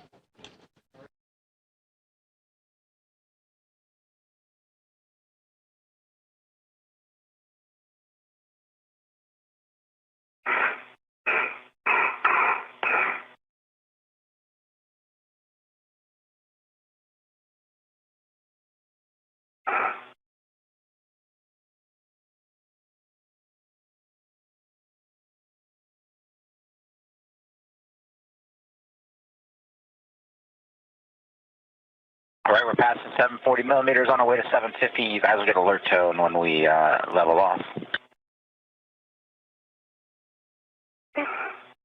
Copy.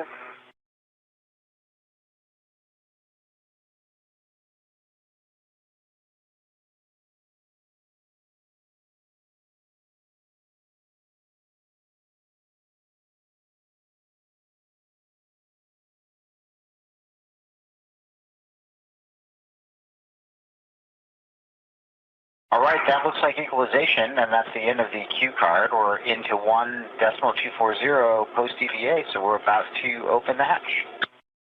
Hey.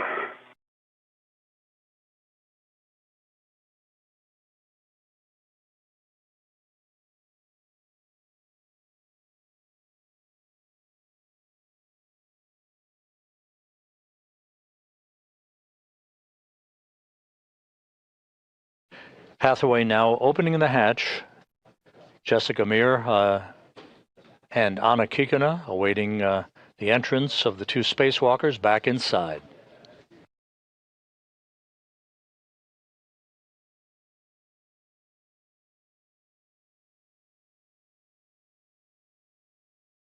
And the hatch is open.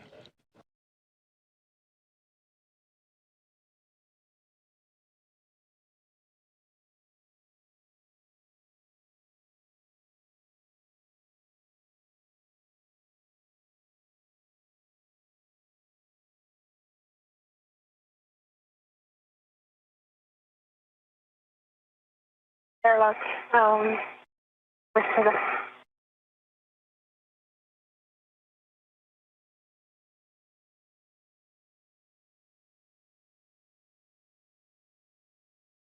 Then your go for step 4, reconfiguring public calls. Houston copies. We'll take it. Sophie Adenot, the first French woman to fly in space, back inside the equipment lock with a big wave and a big smile.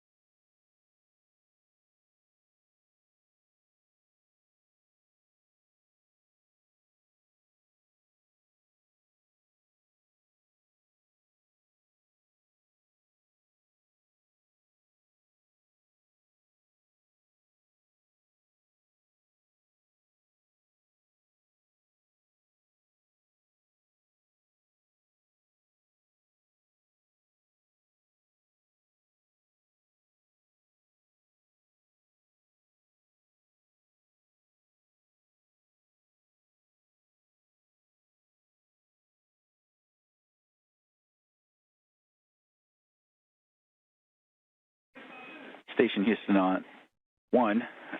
Just a heads up that we have configured comm back to nominal, and you are no longer hot mic. Anil Menon back inside the equipment lock, having completed the second spacewalk of his career.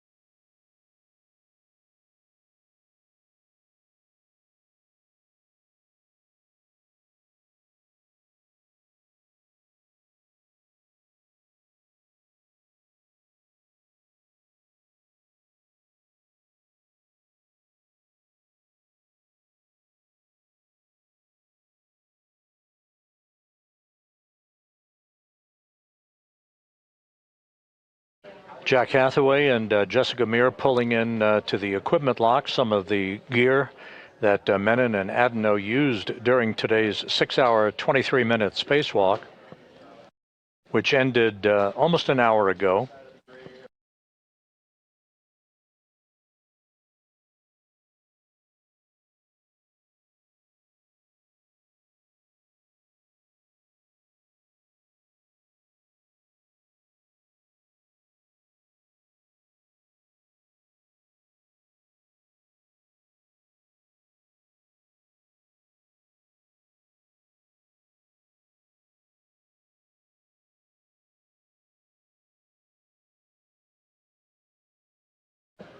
We're in a handover between satellites on our tracking and data relay satellite system. We'll regain our downlink capability from the station through the functional space-to-ground antenna that resides on the Z1 truss of the International Space Station. The other antenna that failed was removed by Menon and Adenot and stowed, tied down in what is called the long-duration tie-down configuration. It was stowed on the truss. The crew ran out of time, however, before it could get to the installation of a spare that resides on the external stowage platform number 3 on the port 3 truss of the complex.